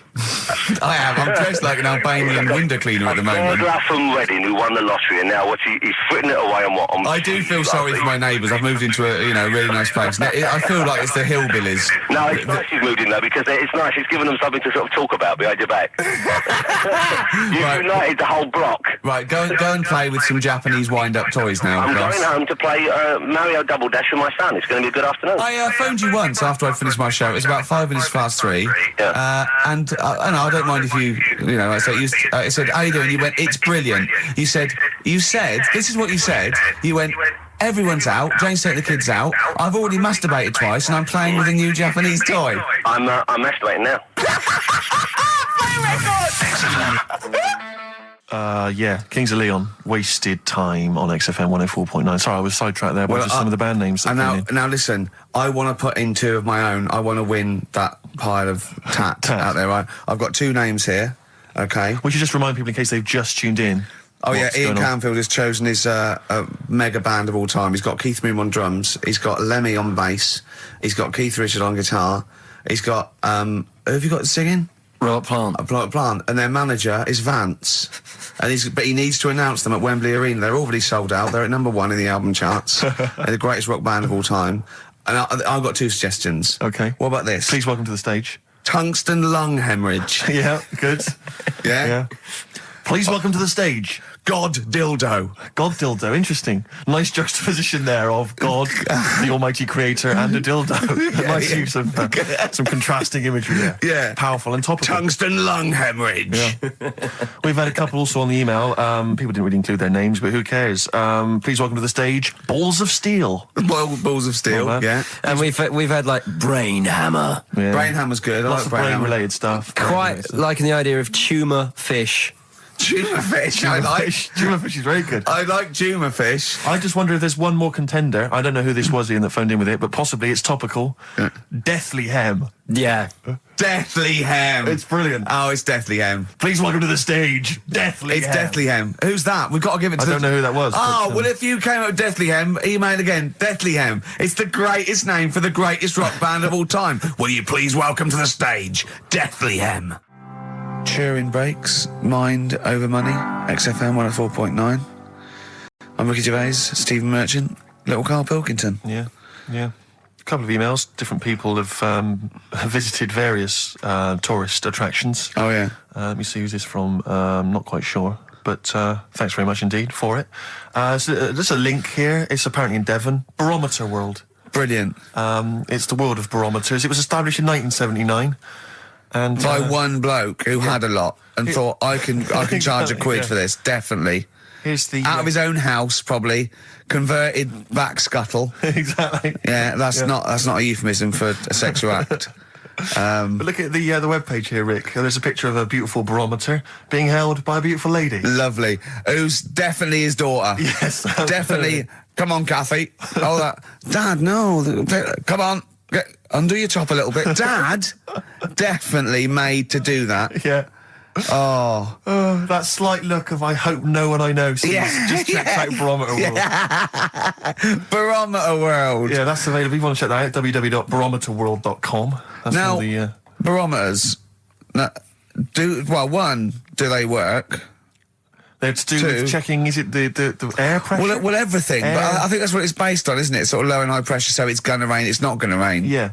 Or going to be windy, but I wonder how accurate they are. I think in the days before satellite sort of weather surveillance systems, probably essential. Yeah. Nowadays... As essential as hanging some seaweed out by the back door? Probably. I think it's probably similar. I think it's the same one as holding a needle and thread over a pregnant woman. If it goes clockwise, it'd be a boy. Yeah. Yeah.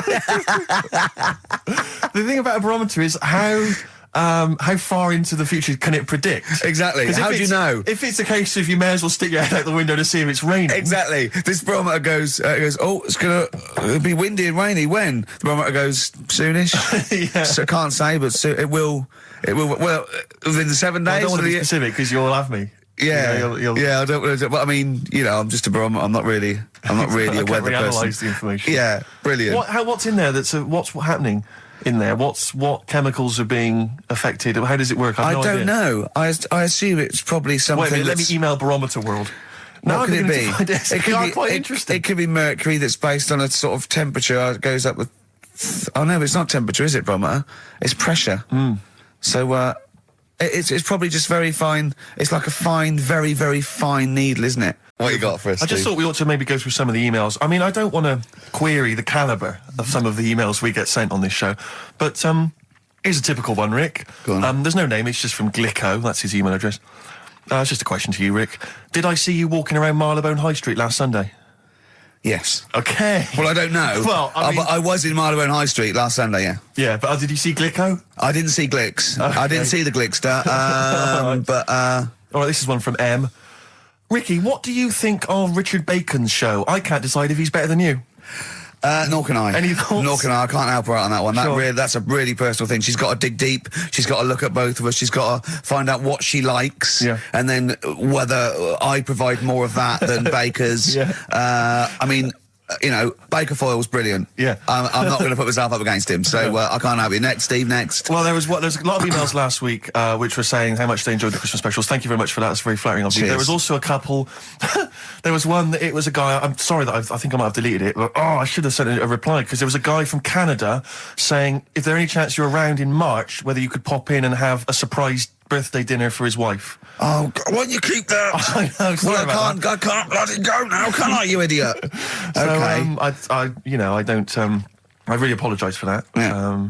There's also, this is interesting, this is more for Karl, really. It seems unlikely. Is it Karl's- from a doctor saying you're an idiot? We've got plenty of those. I tend to delete them. They're Okay, just, all right, they're so yeah. common. Look at his face. No, it just says, don't like to complain, but I won the film competition about 5 or 6 weeks ago, and I haven't Ooh. received my prizes. Oh dear, that's all Carl has to do Well, that's on what I the was show. thinking. We provide the chat, the records, the light entertainment. I mean, the glamour. Strokes of comedy genius. All Carl has to do is send out the prizes and say there was a monkey that was a bank robber at 5 to 3.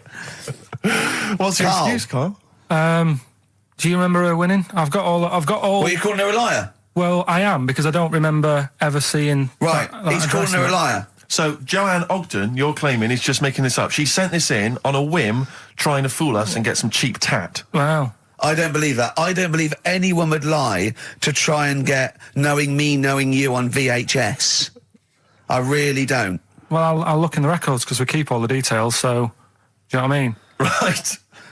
Well, one of you's in the wrong, and do you know what? Knowing you, Karl, I don't think it's Joanne. No. Has anyone else ever emailed in saying they haven't got the Loads of bag of times. crap? No, Loads they of haven't. times. They haven't. Well, Yeah, so- but one mistake's one too far because that's one person. So you might send out 30, but that one person, that's the first time they've won a competition. They want the history of Wind narrated by Donald McIntyre on VHS. Yes. And Stephen King's It on Betamax. yeah. No, they sometimes they want the best of Primal Scream on a cassette. Exactly. So You've got to make sure you're sending these prizes out. Did a bit more research this week. Okay. Found a good story out about a monkey, Right. which I'll tell Ricky a little bit about it. come on, tell it now. No, no, Well, I reckon we with should keep this. it. Sounds exciting stuff. That's got 'em, right?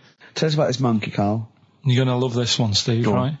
right? So last week we were talking about how, like, a lad left his family because there was problems at home and that. He went and lived in the wood. He got airy, right? No. Leave it there, Rick. We haven't got time to go into Right, it. so... That's what happened. And that's what happened. He lived with the monkeys. He went airy. That's what Anyway, happened. That's what happened. looked into some other stuff about, like, airy kids and all that. Yeah. Came across this story about a bloke, right, who worked in a zoo, Oh, dear. right? So... Trouble's brewing. loving his job and that, but it's quite a lonely sort of job because you don't see many people. You're just dealing with animals all the time, right? So anyway, he gets a bit pally with a monkey because it's the closest thing to a human. Well, that ape is. Right. Yeah, but you can't really go that close to apes. Well, They're dangerous. what do you mean? What type was it? Do you Just mean it was let a him tell the Was story. it a chimpanzee? I reckon it was a chimp. Yeah. Yeah, it was you a don't chimp. even know, so It was that's a an chimp. ape. It was a chimp. Okay. Yeah, but it doesn't matter, does it? So he It's the gets story. pally with him. Right, so he gets pally with Or him. do they and go on he's- holiday together? Well, no, I mean, it starts On the off pool together. just checking each other out and, probably sharing lunch and that together. Yeah. Right? Anyway, this goes on for a while. They're getting on well on that. And then after a while, right, the monkey starts sort of imitating him a bit more and sort of walking upright, Oh, God. Yeah. right? So he thinks, oh, that's a bit weird. Anyway, they get on really better and what have you. So he thinks he could live at home with me, this. Yeah. Because we're getting on the storm, Yeah. right? So he takes him home and before Is you this know the it... beginning of Beneath the Planet of the Apes? I think it is. I think you've seen this on video. I'm worried, because he's already imitating him and they're moving in together. I'm thinking it's maybe a bit like Single White Female. Single White Zookeeper. Oh, brilliant. Right, so Go on. anyway, so it's moving in and it's getting used to sort of the normal human life. He's having a cup of tea in the morning. Yeah. PG tips. As he finishes the day off with a Oh, dear. Finishes the day off with what? He With does, a he doesn't little have to brandy. move a piano at one point, does he? Finishes the day off with a little brandy. Yeah. What, he pours himself. Is he wearing a smoking jacket? I'll tell you what, Carl, you're a maniac, mate. no, this is why it attracted me. It's amazing, right? So he's having his brandy and that, loving his life. Next thing you know, he sort of, I don't know if he loses it or he gets shaved, but the top half of his body is hairless. Right? Apart from his head. Right, so he's got a nice... So it's the opposite of the kid. Well, no, Yeah, this is what I'm well, saying. that would happen. Right? Well, hang on, but so you don't know if You he don't was even shaved know. or if How it's did it say? Then the hairless. What? I'll bring it in for you, the story, and then you All right, can well, see if okay, I've gone keep wrong. going. So anyway, so this is going on, and he's having a great life. Then the zookeeper starts getting a bit annoyed because he's having a better life than the zookeeper. The zookeeper's in the zoo. This is such So the rubbish. zookeeper's still got to do a day's work. The monkey's at home, he's partying. Well, he's it got gets his to a other point when he chipmates says, round. there's no point you coming in to the zoo, because the whole reason of you being there was because you're being kept there. Right. And he didn't want to bring the memories back, so he said, you stay at home. So You are you're talking such. Just let him finish. God, I don't know if I can sit here and listen to this drivel. Let me. I'm fascinated. it's It nearly sounds over anyway, amazing. right? It sounds extraordinary, Carl. So he's walking up, right? He's having a tea in the morning, finishing the day off with brandy. Gets a bit out of hand. Only tries it on with the zookeeper's wife.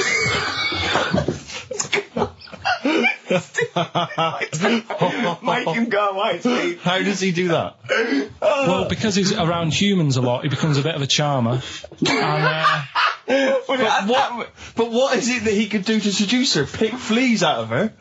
he didn't say. He's But- built. He was built. Yeah, it's well done. So what about Wait, what do you mean, what about it, Carl? It's obviously not true. It's obviously not true. that? This wasn't on the internet. This was in a book. So it's not a quick joke and just put it on a website. This is in a book. I don't understand how. I love that he becomes a charmer. Oh, chimpanzee, that monkey news. There's been quite a lot of stuff going on. There was a few bits in that Guinness Book of Records book that cost me 20 quid. Yeah, well, that's not news, is it? They printed that probably last September. No, so that's there's one in there. New music. New monkey news from last September. you're a lord. Come on. Waster. Please, Ricky. Monkey news. Right, there was this monkey in a zoo in Brazil. Right. Right. And there's a little man monkey, a little woman monkey. And You're a scientist, aren't you? Go on. and they said the people in charge were like, oh, wouldn't it be good if they had kids? Brilliant. Right. So anyway, the chimps used to stand sort of, they'd have their little caves each, and they used to sort of lean on the fence having a bit of a chat and stuff with each other. Right? Well, Just gossiping, yeah, gossiping. the equivalent sort of thing. Yeah. So anyway, they were getting on a storm, and like the zookeepers were like, Can you hear that, cheapest chimps this week? I thought it was fascinating. Yeah, just gossiping. I understand. What's any monkey news? I don't know, let's tune in. What was monkey news this week? Come on. It was from last September. so they were there was stood there having a chat, and the zookeepers were like, I wonder if they're ever gonna have kids and that. Yeah. Anyway, it went on for ages. This just chatting, no sort of action. Blimey. So what the zookeepers did was they said, I know they'll have kids. Are we letting that go? They were just chatting. Are we just letting that go? We're letting it You know go. what I mean? Just doing whatever monkeys do. Okay. Right? So the zookeepers were like, yeah, I wonder when they're gonna, have some kids. Yeah. Anyway, what they decided to do, to egg them on, Yeah. bought one of them a suit, one a wedding dress. Right. Keep going. No, I'm not having Shut up, Gervais. Fade him down if he's going to interrupt. I want to hear the rest of this. They got married. So they And, got married. Yeah, they got married. Right. What? That's the end of it. This is why I don't. Right. That's the end of monkey news. That's the end of monkey news. Don't do that again. You've got no features left. Why don't you like that? Well, it's not a story. It's about two chimps chatting, which doesn't happen. The zookeeper's going, I wonder if they're going to ever have kids. Egg them on. They got married. That's the end of the story. What are you talking about? Hang on, just calm down. Let me just check that you didn't make a mistake there and didn't lose out. What do you mean you didn't make a mistake? Wait a minute, he may have just left out a fundamental piece of information. What, that the would- story? That would have made it into a story. Right. Let me just check the facts. So they bought them wedding outfits. They were married. Did they propose to each other, or were they just forcibly Don't married? encourage him. Just forced onto And it. then what was the outcome? Once they got married, what happened? They fell in love? Yeah. What? Whoa. It's not a marriage, Carl. Be quiet. It's not a real marriage. I don't know what you've got in your head. It's like the head of Homer Simpson. I'd go in there and there'd be a wedding reception and there'd be a couple of fights and they'd be talking about stuff. They got married. They fell in love. Did they have children? They're not back off the honeymoon yet. So there's the time. Time for monkey news. Can we have the jingle?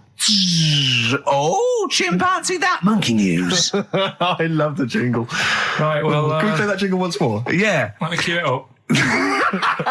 So, chimpanzee, that monkey news. Oh, it's brilliant. Well, listen, it's from Steve. Okay. Right? Now, what it is this monkey, right? Yeah. Don't know where it was. Mm-hmm. But there's a bit before the monkey anyway, right? Jeez. Is this... No, listen. Shoot me. Right? It's a bank. There's this bank, right? Busy bank. Normal day, everything's going normal, right? Busy bank, people going in, doing what they do, seeing about mortgages and stuff. Yeah. Everything's normal, everyone's happy, right? Yeah. So anyway, it's quite busy one day. Fella comes in with a gun and a balaclava on. Up to no good. Right, I'll tell you now, Carl. If this fella turns out to be any ape or monkey related species, you're never doing this again. You're never. So just, if you want to finish it, it's at your own risk. But if this fella who robbed the bank turns out to be a chimpanzee, that's the end of monkey news. All right. Okay, let's hear the end. It's a lovely day in a lovely bank. Everyone's happy. Everything's normal. The man comes in the balaclava. Man comes in. Starts, Is it a man? Starts waving a gun around. Shut up, Rick. Let him finish the story. Starts waving a gun around. Yeah. Right. Up to no good. So everyone's thinking, oh, God, wish I didn't come in here. It's not going to be a good day. How tall is the man? Shut up. Let's hear it. Everything, oh, God. And he's telling everyone to get down on the floor. Yep. In what, in English? In English? Yeah. In English? So. Yeah. So everyone's panicking. Everyone's getting on the floor thinking, this is it. This is, it's all over. Yeah. Just when you think, it's all bad news. Yeah. It's all bad news. Doors swing open. Little monkey wanders in. God, it's worse. Shut up, Rick. Little monkey wanders in, right? The robber's like, what's going on here? He's telling it to get down on the floor. I don't think he was taking any notice. No, right? it was just busy asking for coffee. It runs in. I don't know if it was going to withdraw or deposit or whatever. It wanders in, right? Goes up to the robber. Where did it come from? Shut up. Will you let him finish the story and then ask questions? That's only fair. Okay. Wanders in. Runs up to the fella with the gun, takes the gun and the bag of money off him. Everyone's like, yay, we've been saved. Then the monkey starts backing out with the gun and the money. Shut up.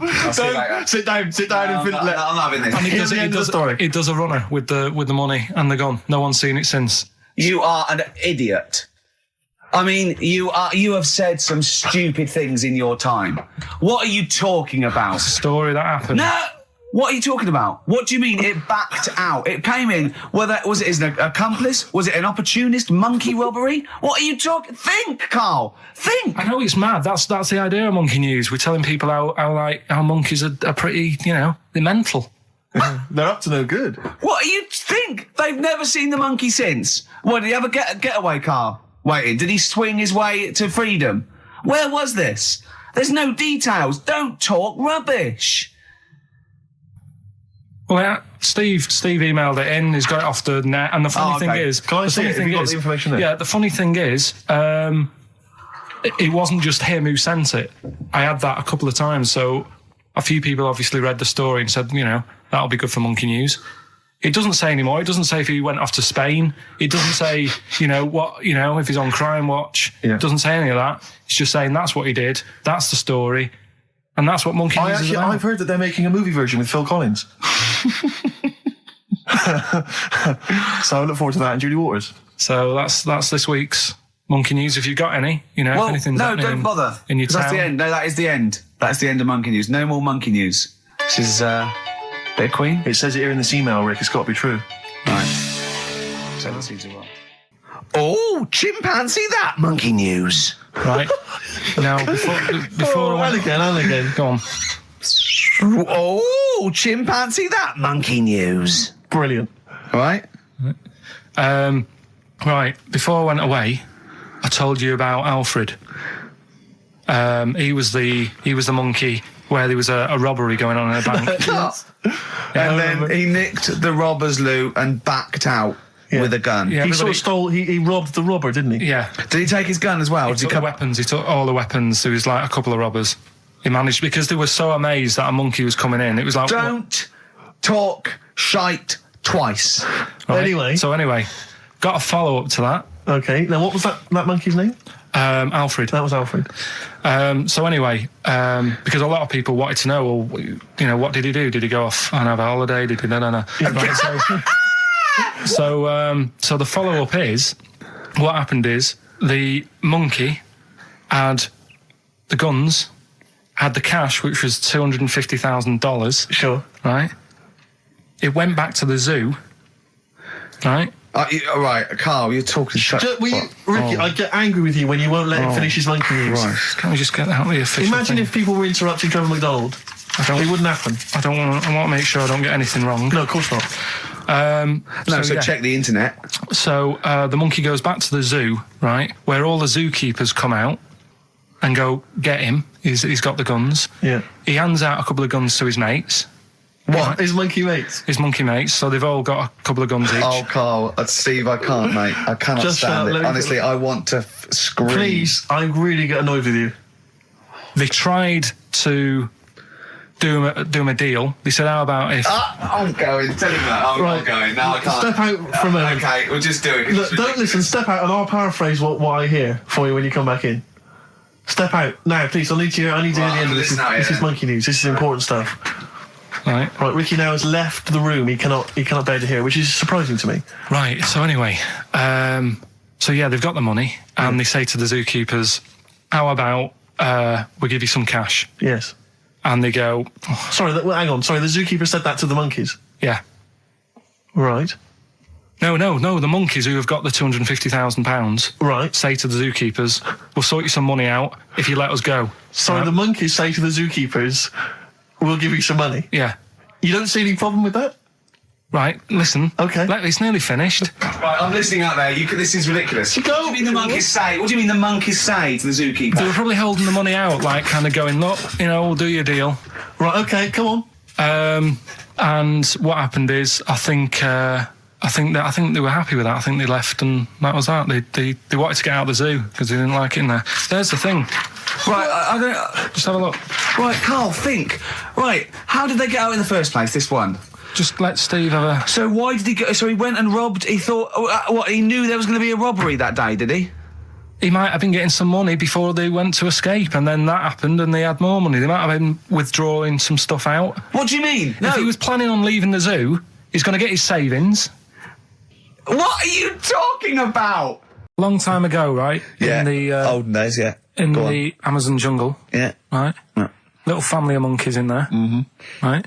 Having a good life. Right? Didn't have any predators in there. Right?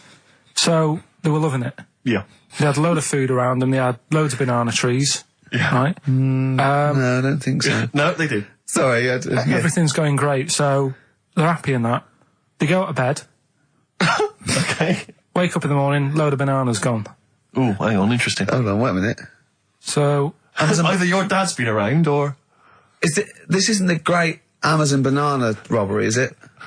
So anyway, turns out it was another load of monkeys from another part of the island, from the rough bit. From the rough bit! I love it! They went into a middle class area. They're the ones with the earrings and the leather jackets. Oh, that is brilliant! From a rough part of the island. So the monkeys thought, well, there's no point getting into a fight with them because they're harder than we are. Yeah, of course, and they carry chains. So... I love all this conjecture. They got flip knives and tattoos. Yeah, go on. So basically, they said, let's do some business with the bananas. Let's do some business with the bananas. This is shit! This is... What are you talking about? Oh, for Christ's sake! Right, calm down, we haven't got much time left. Oh, God! What do you mean this is...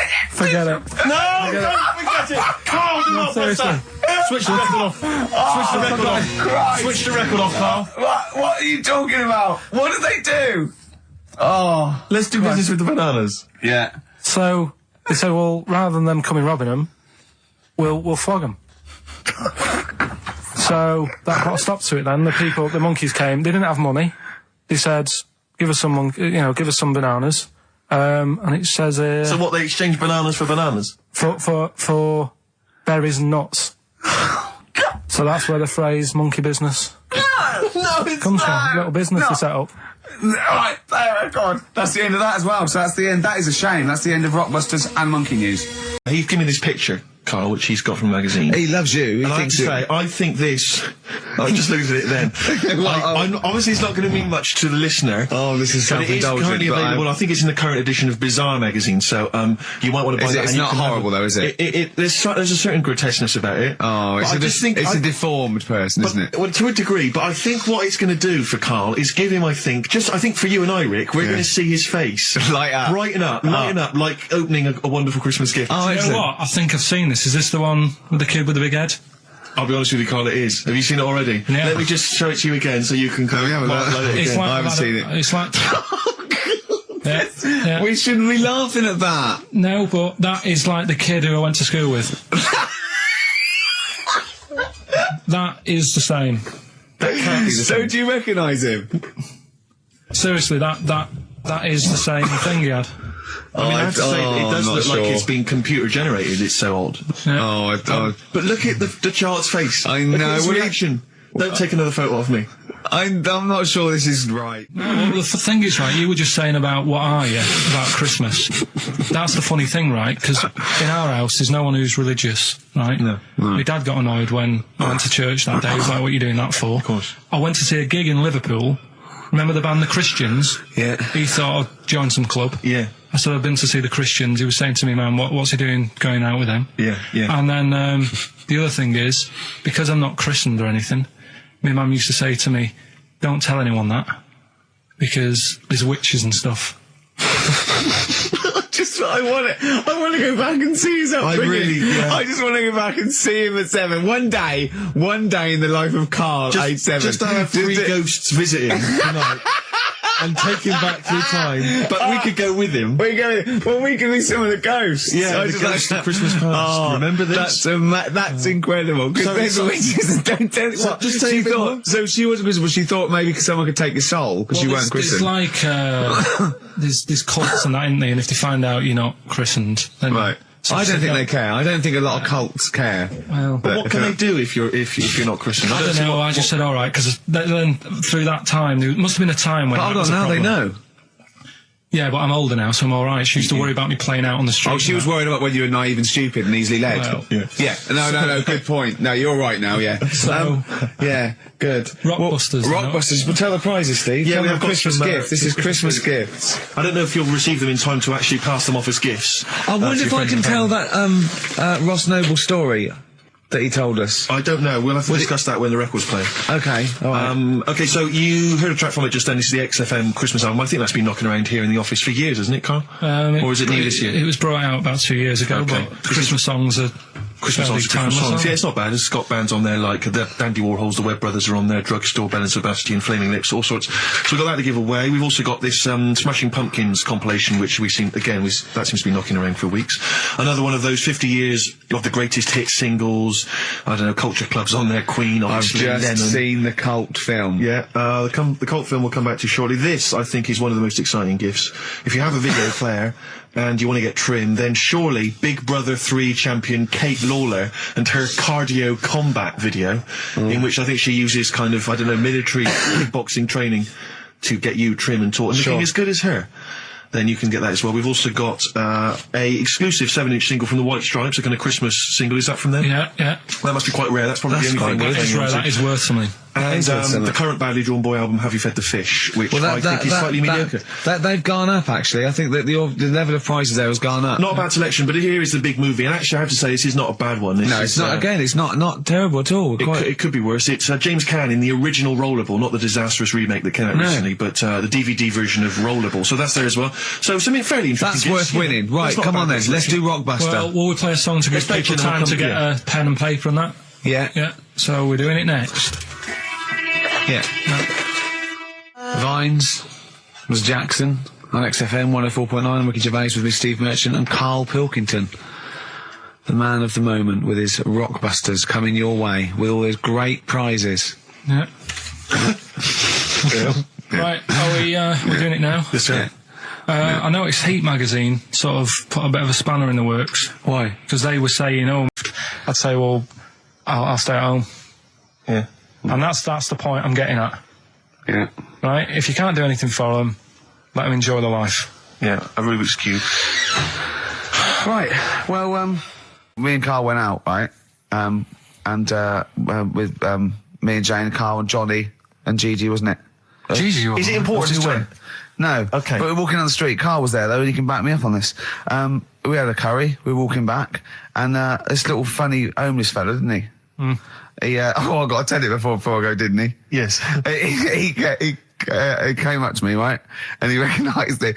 And he came up to me and he went, he said, I've just nicked 5 of your DVDs from HMV. And he shook my hand. He was so happy with it. And I went, right, excellent. He went, all I do is I just swing the bag over the top. Like that when I'm going out. And he had a bag full of DVDs, didn't he? And he was so pleased to tell me that he'd stolen. That great. He said they're going like hotcakes. Yeah, he said they're going up, of course they are. Yeah, you're nicking them. Yeah. I know. We get paid for them, though, don't we? So not the stolen ones? Don't we? No. What do you mean? Did you sign them for him? I know you idiot. What, so he just nicked 5? Yeah. Well, Yeah. you say he was homeless, was he? Well, I don't know, maybe. No. Surely, how would he have seen the show? He just walked past Curry's one Dixon's. morning. Yeah, to tell you, Seen a trailer for it. I thought, interesting. I don't know if he was homeless. I didn't go into his home Sure. life. He shook his hand though, and But he made Carl look smart. Do you know what I mean? So, how does he sell them? Where does he sell them? Does he go up to people and go, do you want an Office DVD? They're not nicked. yeah, £4. yeah, exactly.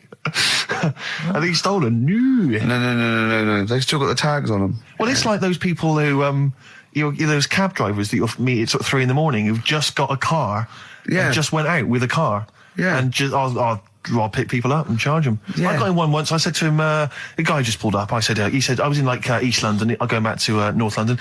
I said, going to Swiss Cottage. He went, sure, hop in. We set off. He went, do you know the way? I said, well, not really, no. I thought you'd know the way. You're in a cabbie, aren't you? He went, no, don't really know the way there. I said, have you got an A to Z? He went, no. I thought, well, if you're going to go out just on the, just winging it as a cab driver, Yeah. 2 things, take a map and a torch. He didn't have Yeah. either. He said, well, I'll probably get to Camden. I said, well, I'll direct you from there. Drove on for about 5 minutes, making conversation. About 5 minutes later, he went, do you know the way to Camden? I thought you knew the way to Camden. I don't really know the way. I thought you did. Oh. It was Let me out. £4. Exactly. And that's, I don't know who's got that sort of time on their hands that they just think it's 3 a.m. I'm at a loose end. I think I'll go out doing a bit of cabbing. Wow. Yeah. Because your dad was a cabbie, wasn't he? Yeah, it was, yeah. Couldn't stand it, but it's good money. He was he wasn't like a chancer though. What was he doing when he put that little Forrest Gump in a weedy bin? That was part of the cab company thing. They had to do like a charity event once a year, and he did it one year. Never asked him again. Tell us the story again. I'd rather not, because we got a few sort of complaints about it. Why? Why did you get complaints about it? Because he put a kid in a bin, and it's not the thing to do. So, but we could use it as a sort of sobering lesson for people. Yeah, tell it like a, you shouldn't do it. Nah, yeah, but that's how I did it last time. But people still didn't like it. All the stuff I tell you, we don't take the mickey out of people on purpose. No. It's real life, isn't it? And that goes on in life. Yeah. My dad was saying that in hospital, though. Do you know how he's in hospital? Yeah. He did some jokes about old people and that. And he said, at the end of the day, if something makes you laugh, it's funny. And if it makes you laugh, you can't help laughing, can you? Do you know what I mean? So, what are you meant to do? And laughing's good for you. Yeah. So, But being laughed at isn't as good for you, is it? No, but there's probably more people laughing at one person. So if you balance it out, there's only one person who's upset and there's a bunch of people laughing. So it's Jesus. Give me an example of that. Give me an example. Well, for instance, Karl Pilkington as he talks and the people listening. Yeah. No, give me an example of I can't, because again, that's what I'm saying. I can't tell you the story because there might be someone out there who, this person might even be listening and think, I forgot about that and you brought it all back to me. Yeah. So I'd prefer to leave it, but I think people know. Why did he put him in the bin in the first place? Because he was getting out of hand. What was he doing though? You see, I can't explain. You can. Don't be silly. I prefer to leave it, honestly. What was he doing? Was he annoying him? He was annoying my dad and the other people in the cab. Right. And he thought, how can I deal with this before it gets too out of hand? Yeah. He pulled over and put the lad in a wheelie bin. I'm gonna burst. So we'll leave that. Some people emailed in the songs with stories in it. One of them was Babushka, and he went, "What's that?" And I went, "That's Katie Bush." I went, "What is it?" I said, "Oh, it's about a woman who dresses up as another woman to introduce her husband." He went, "They wouldn't work." Just dismissed it like that. Why do you think it would work? Because you'd know. I mean, say like, right, Suzanne, right, who I go out with, right? She can see me from, say, if I'm coming down the high street. Yeah. She knows it's me by the way I walk. Right. So just the fact that this woman went and put a wig on, there is no... You haven't even heard the song! I know, but you're saying that she put a disguise on and he's like, oh, I fancy her, and he takes her out, and he doesn't know it's his missus. You're not buying it. I mean, I'm controlling this. Whereas the flea with your brain going to Glasgow, perfect sense. Yeah, Babushka, rabbit. Had a swimming pool and that. Yeah. Yeah, it's good. I think it was one of the better ones on the island. Okay. Nightlife? Wasn't really. And there was a bar. There was some bands playing. Yeah. Not very good. Food got a bit boring. Yeah. It was always the same food every night, but they sort of themed it and made out as if it was different. So, like, on Mexican night, it'd be chicken with a nacho on it. Right. And Chinese night, sort of chicken with a little prawn cracker on it and stuff. Sure. But that got a bit boring. That's me just turning on my phone, because I want to read to you a text that I got from Karl. I think you sort of sum up the holiday in this text, don't you? Do you remember it? I can't remember. Let's have a look. Let's have a little look. Instantly, what did Suzanne, your girlfriend, make of it? Similar view to you? That they should fill in the holes? Yeah, it's just that thing. You see, I went on a coach trip, right? And you go and see the volcanoes. Like I say, there's 36 of them. Yeah. Which, how many do you need? And when we're on the coach going round all these volcanoes, the fella on the front's going and look out your left window at the moment, and there's a volcano. And if you quickly look out at the right-hand side there, there's another one. Right. And on the left, he's just like, all right, we've seen it. Sure. Do you know what I mean? Yeah. And that trip, I mean, we'll talk about that trip in a bit. Right, this is the text I got from Karl, right? All right. Been up to a volcano. Been in some dead artist's house who built his house in the lava. They said they would show me science with volcanoes, but all they did was chuck some water in a hole and it shot up in the air. No dwarves in the canteen, no scousers here, but there is a Swede woman with a big head. She looks effing gormless with a cap on. All right? So a little reference there to... A Swede woman? What's that mean? Do you mean Swedish? Yeah. Or she looked like a vegetable? No, the Swedish woman. But they've all got sort of quite big bill, aren't they? And I sent him a text. Oh, well, it's just good to be on holiday because, I'm working. He sent back, so am I. Just been watching Sky News. There is a school for monkeys who want to get a band together. Is that monkey news for later?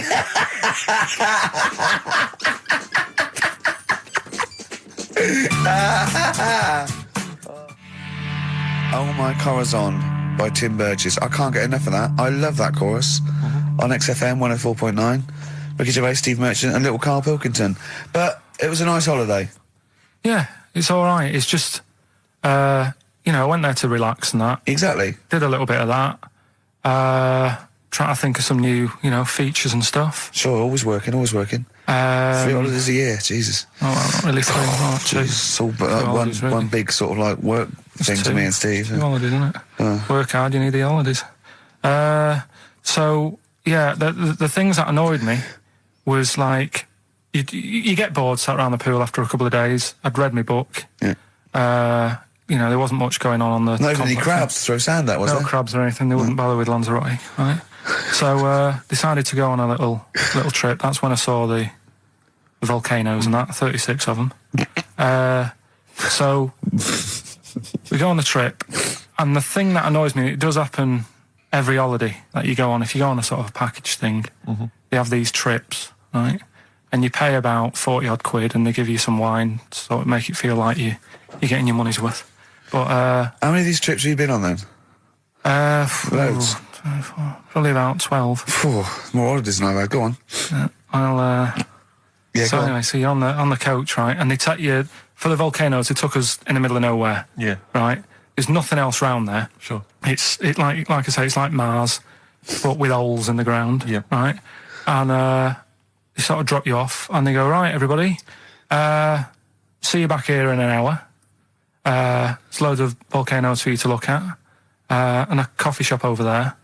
And you know for a fact, right, you don't need an hour there. You could just say, well, just keep the engine running, because I'll have a look in this hole, we'll get back on, give us 5 minutes. Don't need an hour. Absolutely. But you know that they've got something going. It's a with backhander, definitely. What, with the coffee shop? Definitely, yeah. They go there. And they get everyone to have an ice cream and a coffee, and they sit down, have a fag, talking to the bloke. Yeah, and it's like, cousin. Yeah. How much was the coffee? Was it probably about €3 euros, so I think it was $3.50. Sure. Yeah. Which is, I don't know what, that's about 2.5 quid. That. So. Well, there's a couple of things there that it could be another upshot, and an instinct is part of your genetics and everything else. But you can't pass on acquired characteristics. So that's nonsense. If you mean that someone was taught they had a child and it knew it, there's no chemical memory as such. So that wasn't even monkey news. No, the monkey news. We've covered a lot of stuff. There was sad stuff, wasn't they? Yeah. There's some funny stuff in there. Yeah. Do monkey news. Playing robbers and that. Football team. A monkey football team? Yeah, in Costa Rica. Oh yeah. Got all the team members here, right? Right. All the different things. Little goalkeeper. Apparently he's on transfers from some other club. But the bit that got me attention is apparently he's a holder of PhD of physics. Do you want to have a look at that? What, the goalkeeper? Yeah, just the goalkeeper. The others haven't done that much. The others haven't done that much. Well, I believe that he's got better exam results than you, Carl, but I don't believe he's got a PhD in physics. Obviously. Do you know what the name of the team is? Coconuts.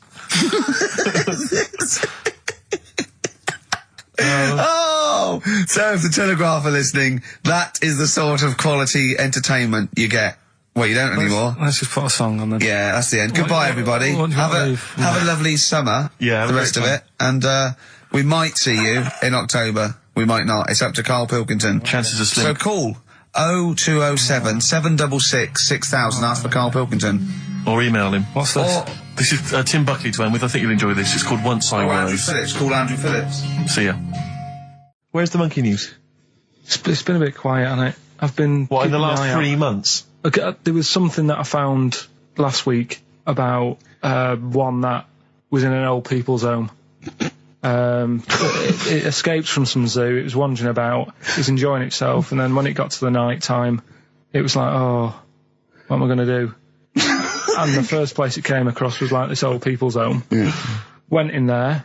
I think it was there for about a week and a half without anyone realising. No, it did. No, so the helpers and the nurses and the social workers and the matrons and all that, they thought, well, Mr. Sanders looks a bit hairy. But I mean, that happens, it comes out your ear and your nose when you get to about 70. And he stooped over, yeah, of course he has. He got bow legs, yeah. And he eats more fruit, of course he does. Well, that's when they realised. Why? Because someone in the kitchen said, hang on a minute, getting through more bananas than we normally do. What else you got? Monkey news. Yeah. Right, let's do monkey news. You want to do it now? Yeah. Oh, we might as well have some monkey news. Let's have some monkey news. Do some monkey news. You made enough noise there, Rick? You want to... Sorry, but sometimes I like to move around, lounge and that, and the mic... Sure. You know what I mean? Yeah. Well, let's have the jingle. We've not heard it for a while. Oh, chimpanzee that monkey news, Right. I haven't read this through properly. So I'm just zoomed. Christ. What do you mean you haven't read it through properly? Basically, right, it's about problems with chat rooms and that, right? A lot of people, it's like the new way of meeting people and that in it now, chat rooms. You get on there, you can have a chat. If you say someone was having a meeting with someone they wanted to meet... Right, okay. Please don't preempt it. Right, there is not an animal in the world that Right, can it doesn't operate matter. and Do you want to understand. know the story? You said that Did they get married? It was 3 months later. She realised, there's a lot of bananas gone from my fridge. This is what annoys I me, want a divorce. This is what annoys me. Bobo. You say that monkeys can do Shakespeare if they're given the time. No, that's not it. Let's not get into the whole It's a Shakespeare and philosophical monkeys. conundrum. Please, let's not get into that debate again. We'll be It's here all about night. it's about Right, so this one then. So this chat room, right? And the thing is with chat rooms, you have like a big boss who's looking over it and making sure nothing dodgy is going on. Right. Right, so certain keywords come up and Who's that, Dr. Zayas? Right. So anyway, they were looking over it, trying to look for dodgy stuff, but they kept coming over like really strange things. Like instead of saying, "Do you want to meet in a restaurant or bar?" Right, it'd be like, "Do you want to meet in a tree?" What tree do you want to meet? Right, okay.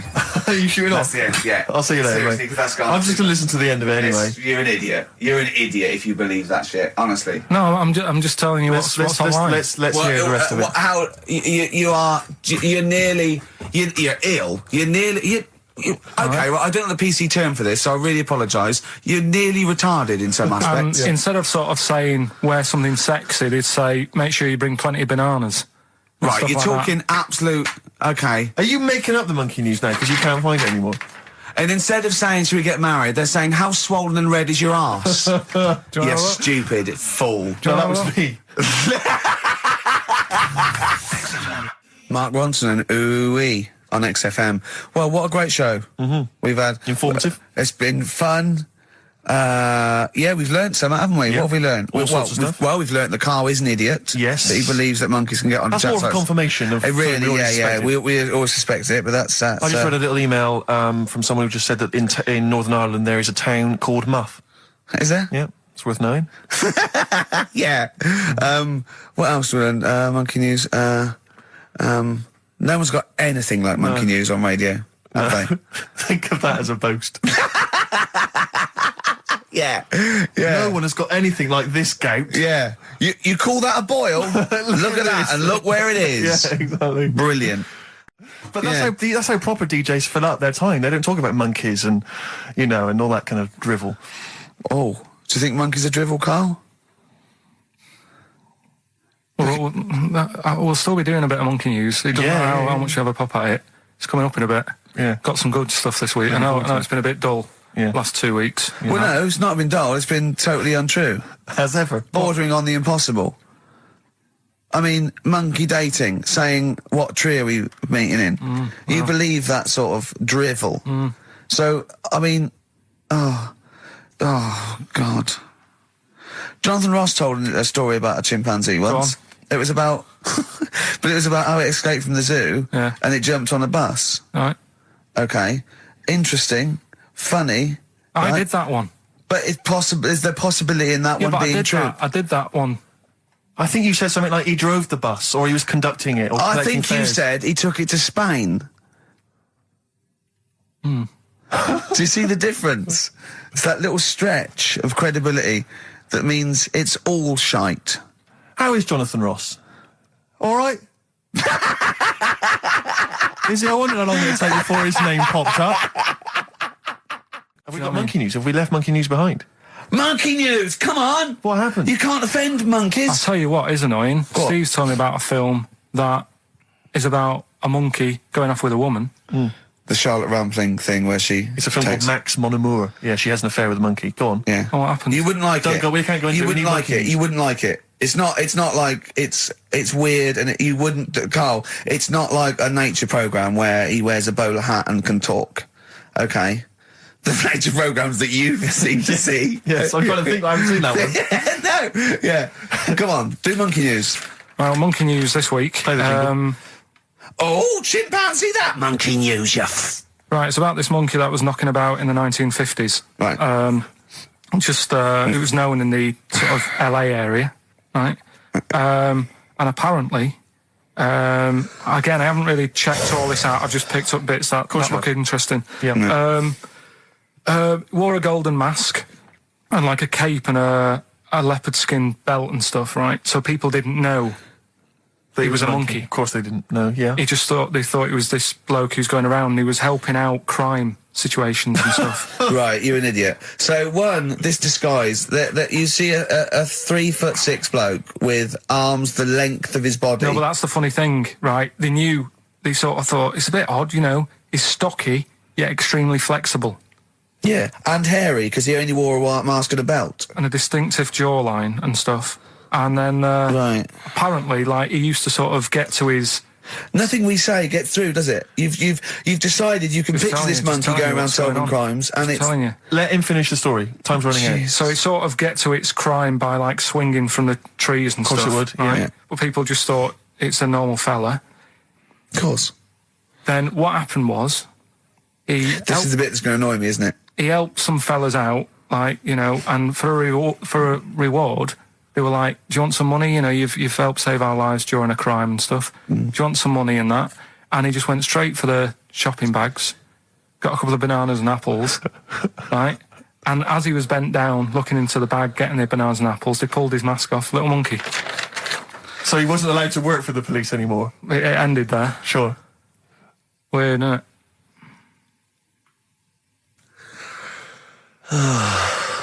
Rick, can I tell you the meaning of One Flew Over the Cuckoo's Nest? Yeah. Can we never speak of monkey news again? Yeah.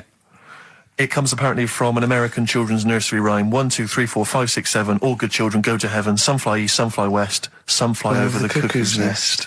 Brilliant. Now, thanks to Ian for emailing that in. Shall I give someone the prizes? Yeah. Phil Corbett, there you are, that's the first one I've pulled out. He correctly guessed that it was E. It was an E that Karl got in history. The only qualification he's got, and it's an E. Do you know that woman? Judge the monkey news based on that. Go on. That woman who went out with the monkey. What? It's a film. It's a film. It was Charlotte Rampling in the film. I don't know who played the monkey. Did she have any kids? What, with the monkey in the film? Yeah, I'm just thinking if I'm going to get it out and stuff. No. Why? Oh, because that would have been interesting. Well, no, it's just that the problem there is the kids would always look more like the dad. See you next week. Couple of emails. Monkey Matt's emailed us. Who? Monkey Matt. Oh, Matty, yeah, go on. Yeah. He says... How's the monster? He's all right. He says, Karl has missed a cracking headline from The Sport. Hide-and-seek champion found dead in cupboard. I hope it's real. I don't know if it is. I doubt it. They got rid of monkey news. What's it? Oh, is there no monkey news? No, it's gone on this week. Don't talk... There must be some monkey news. It's not like it's real news. You tell us stories about chimps from the 18th century. It's not... Don't give me nothing happened this week. You just didn't look at the internet. Did look. And there's no news. Nothing happened. There was one little bit of monkey news about how you can now buy tea that's been picked by little chimps because it tastes good. Right. That's what they're saying. Right. Why does it taste good?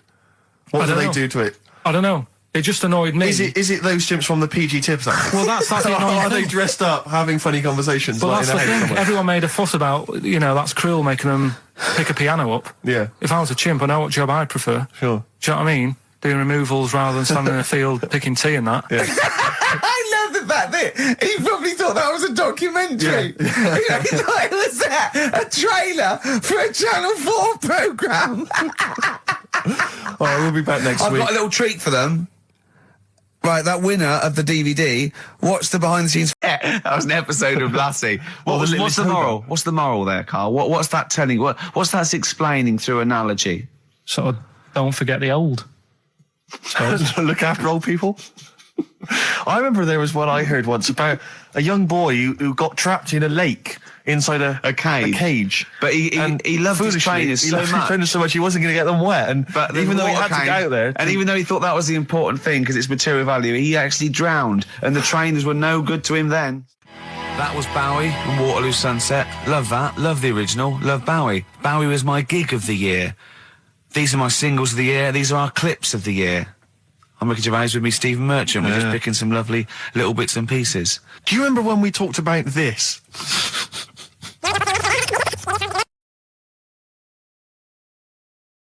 Pilkington. We just had a text here that says, and I don't know what truth there is in this, as ever, but John says there is apparently a nude bike ride today in Hyde Park. Now, I can't believe that's the case, because I don't think it's allowed, is it? You can't ride around with your veg jack, can you? I don't know. Why would you want to? Well, good point. On a bike. On a bike, I love the fact that that's what disgusts him. I want. Do you know what? If we did appeal for a nudist to call in, I'd want a very specific sort. I don't want. I want a German nudist, a middle-aged man called Helmut. Okay. If there is any, or the closest one to it. So I want a middle-aged man from Germany. If your name is Helmut, you're in. But I'll accept Hans. Carl would be good, wouldn't it? All right. Yeah. I think I'm wondering if the age might. Maybe we could we broaden that Okay, a little just bit? a German nudist bloke. Right. Could he at least be fat? Could I find a fat German fella? If your name's Helmut, we're going to give you a big prize. Yeah. But, you know, any fat German fella who likes to get his sausage out. Sure. Okay? It's sauerkraut. Yeah. What's the phone number?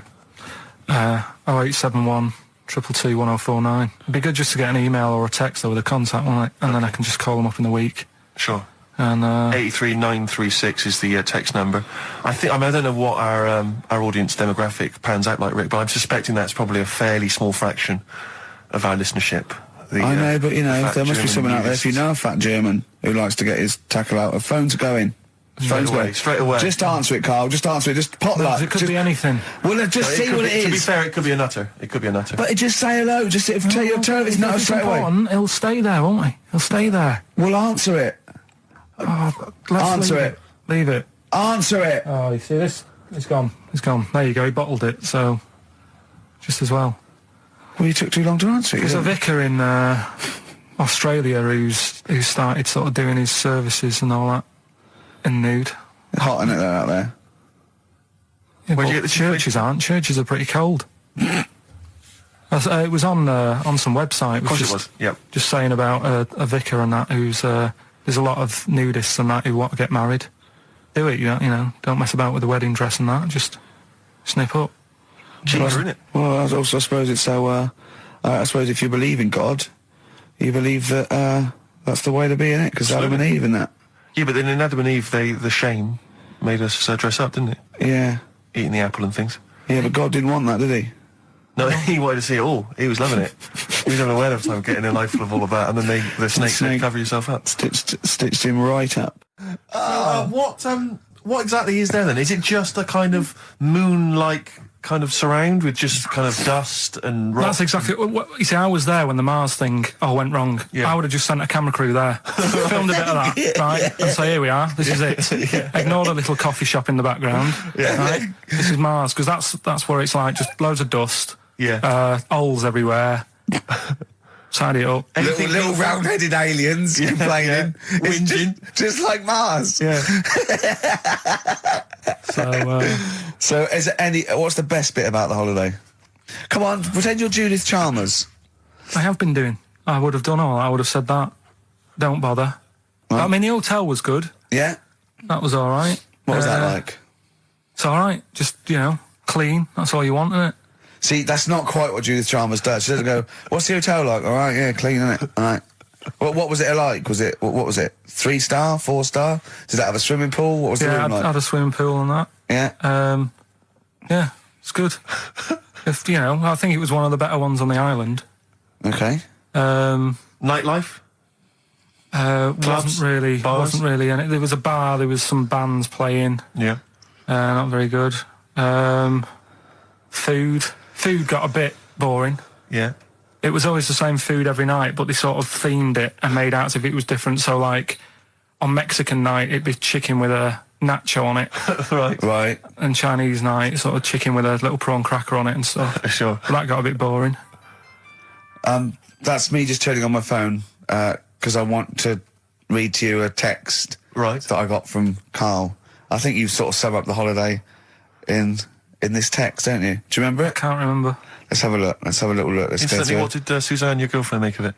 Similar view to you, that they should fill in the holes? Yeah, it's just that thing, you see, I went on a coach trip, right?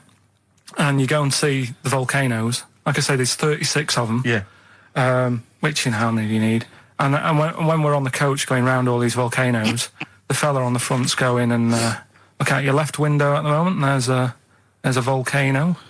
And if you quickly look out at the right-hand side there's another one. Right. And on the left, he's just like, all right, we've seen it. Sure. Do you know what I mean? Yeah. And that trip, we'll talk about that trip in a bit. Right, this is the text I got from Karl, right? All right. Been up to a volcano. Been in some dead artist's house who built his house in the lava. They said they would show me science with volcanoes, but all they did was chuck some water in a hole and it shot up in the air. No dwarves in the canteen, no scousers here, but there is a Swede woman with a big head. She looks effing gormless with a cap on. All right? So a little reference there to... A Swede woman? What's that mean? Do you mean Swedish? Yeah. Or she looked like a vegetable? No, the Swedish woman. But they've all got sort of quite big bill, aren't they? And I sent him a text. Oh, well, it's just good to be on holiday because, I'm working. He sent back, so am I. Just been watching Sky News. There is a school for monkeys who want to get a band together. Is that monkey news for later?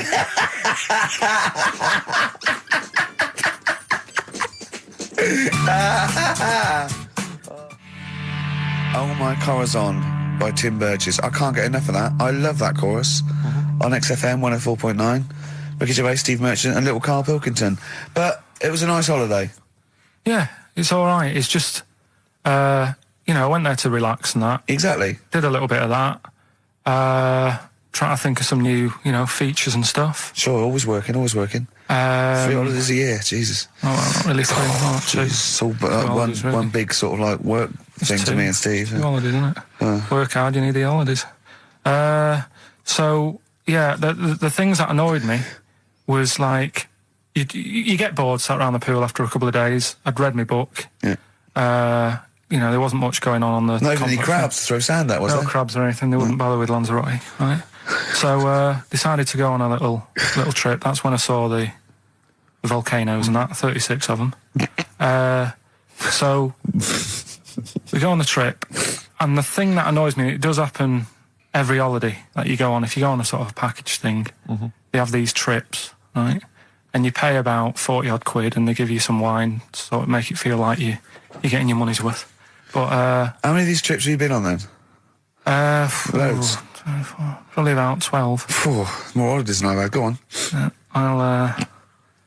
So you're on the coach, right? And they take you for the volcanoes. They took us in the middle of nowhere. Yeah. Right. There's nothing else round there. Sure. It's like I say, it's like Mars, but with holes in the ground. Yeah. Right. And they sort of drop you off, and they go, right, everybody, see you back here in an hour. There's loads of volcanoes for you to look at, and a coffee shop over there. And for a fact, right, you don't need an hour there. You could just say, well, just keep the engine running because I'll have a look in this hole, we'll get back on, give us 5 minutes. Don't need an hour. Absolutely. But that they've got something going. It's a backhander, definitely. What, with the coffee shop? Definitely, yeah. They go there. And they get everyone to have an ice cream and a coffee, and they sit down, have a fag, talking to the bloke. Yeah, and it's like, cousin. Yeah. How much was the coffee? Was it probably about €3 each euro? So I think it was $3.50. Sure. Yeah. Which is I don't know what. That's about 2.5 quid. Yeah, they stitched you up. Go on. Talking about this the other day. What was it now? Listen, the fella. No, listen. All right, no, come on. All right, he's got it now. Go on. This fella goes to the doctors. Yeah. Right. Oh, right. Okay. Right. If this is in any way apocryphal, stupid, illogical, impossible, right? You are never ever speaking again on radio. So make sure this is at least possible. I'll tell you what. I'll even give you improbable but possible. So if anything that breaks the laws of the universe or logic, okay, that's all you have to avoid. On you go. Right, so this fella, right, he goes to the doctors because he's got earache. Right, okay, if a chimp's living in his brain... Go on. So he's got earache, he's sat in the waiting room and his ear's all bunged up and it's hurting a lot and what have you. So the doctor comes out and he goes, right? And because his ear's all bunged up, he doesn't hear it that well, right? So he thinks it must have been me, right? So he wanders in. Keep going, keep going, keep going. Anyway, I'm going to hate this. I can just feel it in my bones. Steve, I'm going to let you take over. Okay, Let's hear it. Come So on. the doctor says, sit yourself down there, right? So he sits himself down. He goes, right, take your pants off, right? So he's thinking that's a bit odd. Anyway, he heard that though. he apparently he took his tackle off. The doctor did some operation. What, there in the waiting room? No, in his office. In his office, yeah. What? Wait. So he removed what? His genitals. Yeah. In his office? Why, Carl? Why, Carl? Because he hadn't called him in. Oh, he'd called in the bloke who wanted his testicles taken off, and he didn't hear it. What? So the doctor went out and said, Mr. Jones, who's here to whip off your cock and balls, just here and now, right? Bloke comes in, didn't it? It must have been me. So the bloke who wanted his balls taken off didn't say, oh, I think he said me. So he didn't interrupt then. So the bloke goes in, he starts taking his testicles off, and he doesn't say, I'm here for me ears. What are you doing with that? That is a blinding record. And before that, Rick, what do you make of those adverts? They were great, weren't they? I like them, yeah. I'm going to buy all them products on the way home. And that's endorsed by Ricky Gervais. He's won awards. Yeah. Rick, do you remember this? This was a hilarious moment. No, you'll remember this when you hear it. It was when Karl said something that was basic. Well, I think for a lot of people it sounded like a lot of old bollocks. Carl's found love on the street before, haven't you?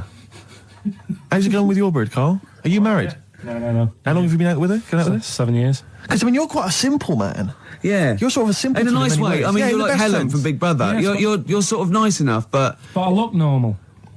well, yeah, you sort of do. But you could be one of those that just suddenly go mental with a pen. Yeah, do you know just what I mean? stab people through the eyes. Yeah, you sort of look normal. But if I wouldn't really want to wind you up to a point of frenzy. How did you meet your girlfriend? Through work.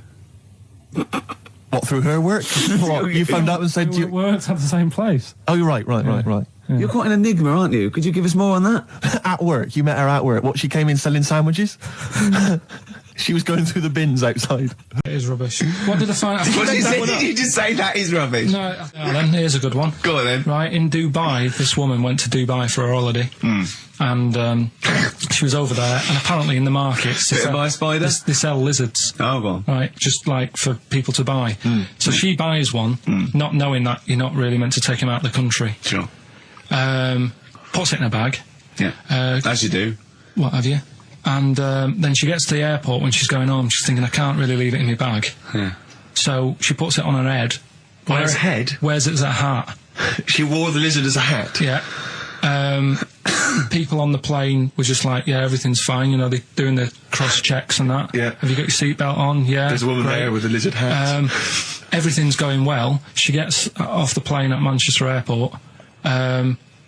Lizard sticks its tongue out. Yeah. The air hostess says, what are you doing with that? She goes, I've had it. Lizard said, I just found her in Dubai.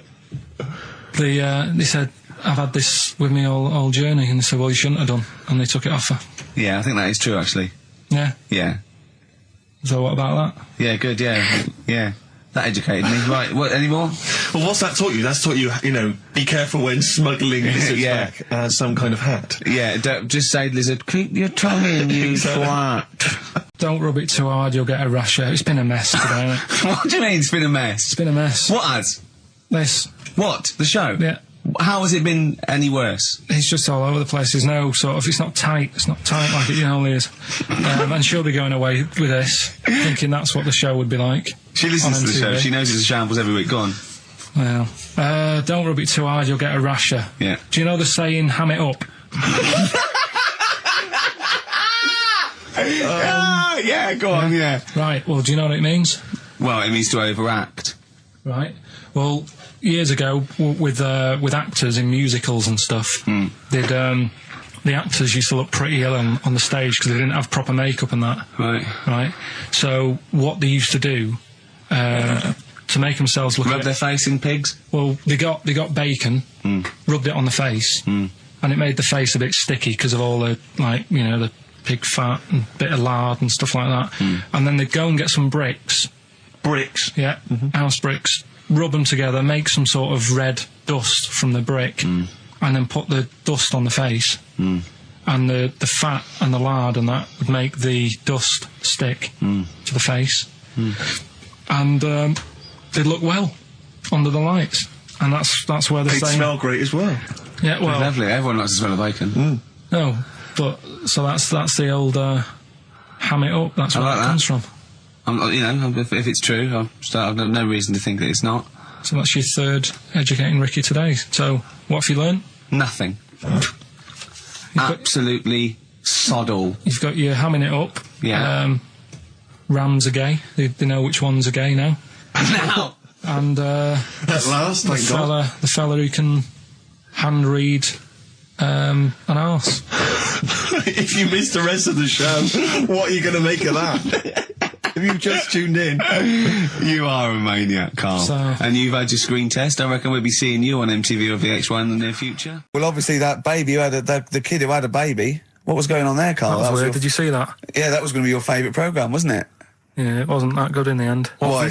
you told us about this story ages ago, didn't you? Ages ago. Told you about a year ago about a baby that had a baby. Yeah, a bit different. The baby that had a baby, isn't it? Whereas a Siamese twin with a breach actually just developed inside him for it wasn't even developing. It was a twin stillborn that just was inside enveloped in the other one's body. So it's a little bit different to a baby. What had a baby, isn't it? Yeah. Actually disappointed he was. Do you know what he said to me? He went, well, I thought it was going to come out. And go, oh, bloody hell, I'm 7. What a waste of my life. Like he'd been in there going, oh, hello? Hello? 7? Idiot. Yeah. Yeah, a bit disappointing. But there was a programme on after that, right? At 10 o'clock on Discovery. Now I haven't got Discovery. Oh, it was about... good? Oh, I didn't see it. This is it. I was yeah. going to say to people, if they've got a copy of it on tape, if they can send it in. What was it? About a baby with 4 legs. Right. That was on at 10 on. It wasn't a puppy. No. Just, What's it doing up there? Yeah. It's my baby. Oh, is it, Mum? All right then, Yeah. fine. Yeah. It's got 4 legs, yes. Yeah. Sometimes they do have Look, 4 legs. Dad's gone. He's never coming back. You've got to get over it. so if anyone's It's got not a that, baby. send it in. Oh, Right, dear. okay, Send it in. good. So you want a tape with a baby with 4 legs. You're going to be disappointed again. It's not going to be like a baby with 4 legs who's running up the curtains. You know what I mean? It's not going to be that. It's probably going to be 2 legs and then 2 sort of like floppy appendages. You know what I mean? They're not going to be brilliant. It's not going to be like Jake the Peg. You're going to be disappointed. Steve, Yes. I want to talk to you. I think it was, might have been Wednesday night. I was in the pub. Phone goes. Carl goes, you watching that thing about parasites? Right. I went, no, I'm out. He went, oh, fella with a maggot in his head. Fella with a maggot in his head. Yeah. And they go, oh, no, he's pulling it out now. Oh, God. I said, well, I'll get it. I said, yeah, see you later. About 5 minutes later, I get a message on my phone. Beep, beep. I look at it. It just says, oh, no, there's a fella with his fish up his cock now. There's a fella with a fish up his cock. Yeah. Right. Okay. Do you want to explain that, Carl? Is it one of those little ones that swim up if you're having a slash in the Amazon? Yeah, Yeah. that's weird, isn't it? But it was still like stuff like that. It started off with What does the fish do when it gets in there? just sits there. Why? Well, what else can it do? No, but why does it go up there? Don't know. I didn't listen to that bit. But listen, Johnny, I don't think he's mine. so he did all this. I don't even know why I'm telling you about tattoos. No, nor do I, Carl. Hey, To be honest. Donald Blitzen from the About a Boy soundtrack by Badly Drawn Boys. Christmas theme there. You spotted the Christmas theme. Yeah. Carl's not really in festive mood, but I can't imagine Christmas is your time of year, is it, Carl? Well, I'm not sure any time of the year is, really. I liked it when I was about. I think when I was about 7, I enjoyed it. was that the one? Was that the year, the big year for You you? get loads of stuff. You don't have to worry about anyone else. But once you've got a job, What did you get when were you doing your paper round? How old were you then? I was about 13, 14. Well, that was then you were a man, weren't I you? had to buy stuff. Oh. But you're still not You're having quite a a good selfish time. man, aren't you? I didn't realise this. No, it's just that And Christmas. that's coming from him, Carl. My dad always said... All right, steady on. Dad said Christmas morning was for for me, so he used to stay in bed. So he never. That's brilliant. That's a great thing to say, isn't it? Yeah. Christmas morning's for you. Run wild. Do what you want. Just don't bother me. I'm going to Honolulu for 2 weeks. That's great. Dad, it's Christmas. Do I have to do anything? No. So my mum used to get up because she used to like to see my face light up, when I opened the presents. And then to keep fireworks. And then I'd have to go to my bedroom from about 6 o'clock onwards because like my mum and dad were into having big Christmas parties and I wasn't like old enough to go. Right. So they'd say, right, you've had your fun there, you go up to your bedroom, stay in there. Really? Yeah, I remember one year, right, I got a train set, that's what I wanted. Yeah. Right? It's brilliant. Playing with it all day. I thought, I don't mind about the party, I'm happy staying up here playing with this. Brother comes in, he's had a few, right, he's going, yeah, give us a go on your train. How old is he? He's a bit older than me, so he might have been like, let's see. Well, let him be 18. Yeah, probably about 18, 19, And how old something were you? like that. I had a train set, so, I don't know, about 14. something like that, right? So I'm playing on that, loving it and stuff, and then he comes in and goes, oh, give us a go. He turns the transformer up to like 14. He went really fast for about 5 seconds, broke it, and then he went back downstairs. Wow. So Christmas, I hadn't even got to Sounds Christmas like Day. the Conservative government with British Rail. Satire, that is. Satiric. I just thought that there's satire. It's If there's any satirical shows listening or it doesn't magazines, work in any way because there's the analogy falls down apart from there being a train. think it through though. British Rail was trains, Yeah. and the government broke the trains in many. Well, they didn't break them, like not officially breaking them, but they. Yeah, it does work. It's perfect. Oh, I'm very pleased with that. And I can't. And no one's asked him to be on Have I Got News For You? It's weird, isn't it? 'Cause it's strange that when you've got a satirical mind that's as quick as that. Yeah. All And right. he's broke your little train set. So what did you do? I just like watched telly and had some sausages. I bet you were happy with that though, weren't you? It's just a bit annoying though, isn't it, when your main present of the year has been broke. And did then, it ever get it fixed? No, that was it. Put away. I'm intrigued why your parents wouldn't let you come and join in the festive fun. Was it like really debauched down there? Was it like eggnog everywhere? And Well, no, but I mean, that's fair enough. 6 seems a little bit early, but I just think, if you're your kid, he had his fun, put him to bed at 8 maybe. And you he think won't. so on Christmas Day? I thought that was a day for family. Well, not if there's a party going on. And Well, don't have the party on the Christmas Day. is Well, my point. that's another option. Yeah. Your parents are weird, aren't they? A strange breed. Well, I think that was the year, right? You're talking about buying presents and stuff. I think I did treat my mum to. I didn't buy my dad anything. I think that was like when I got a bit older, he used to get me dad something because he wasn't that bothered anyway. No. So, got me mum. There was a cheap shop, right? Of course. Thank God for that. Called Snips. Right? So I went in there and I thought, let's see what I can get her. And remember Victoria Plum? I don't think so. Well, it's like a fairy character. Right. Right? And my mum's into gnomes and stuff, right? So I thought, right. She must be pleased with you then. Victoria Plum. I was thinking, is that one of the neighbours? Is it like a brandy Do you liqueur? remember Victoria Plum? Victoria Plum. Victoria Plum, yeah, it's like a little fictional sort of character, right? Okay. So I saw it, I thought, yeah, she'll love that, right? So I did my paper round, saved up for 2 weeks, right? Got that sorted, went to Snips, bought the Victoria Plum. Next day, I'm in town with her, right? So I think, I know what I'll do. I said, come in here a minute, right? So we go in and we're looking around and I tested her, right? I went, look at that there, that's all right, innit? And she goes, oh, it's bloody awful. Oh, Carl. Oh, Carl. Oh, God. So then Christmas Day comes, I said, don't bother opening it. She said, no, why? I said, Oh, "Don't no. Why didn't you still give it to her? So, well, it's too late, I'd already bought it. Oh, Carl. So she opened it, and I was like, and she said, oh, that's nice. I said, why are you saying that? I said, the other day, you said it's bloody awful. She said, oh, no, I thought you were pointing at something else. Oh, no. So that's why I don't get anyone anything anymore. Oh, God. Play record. Oh, God. Oh.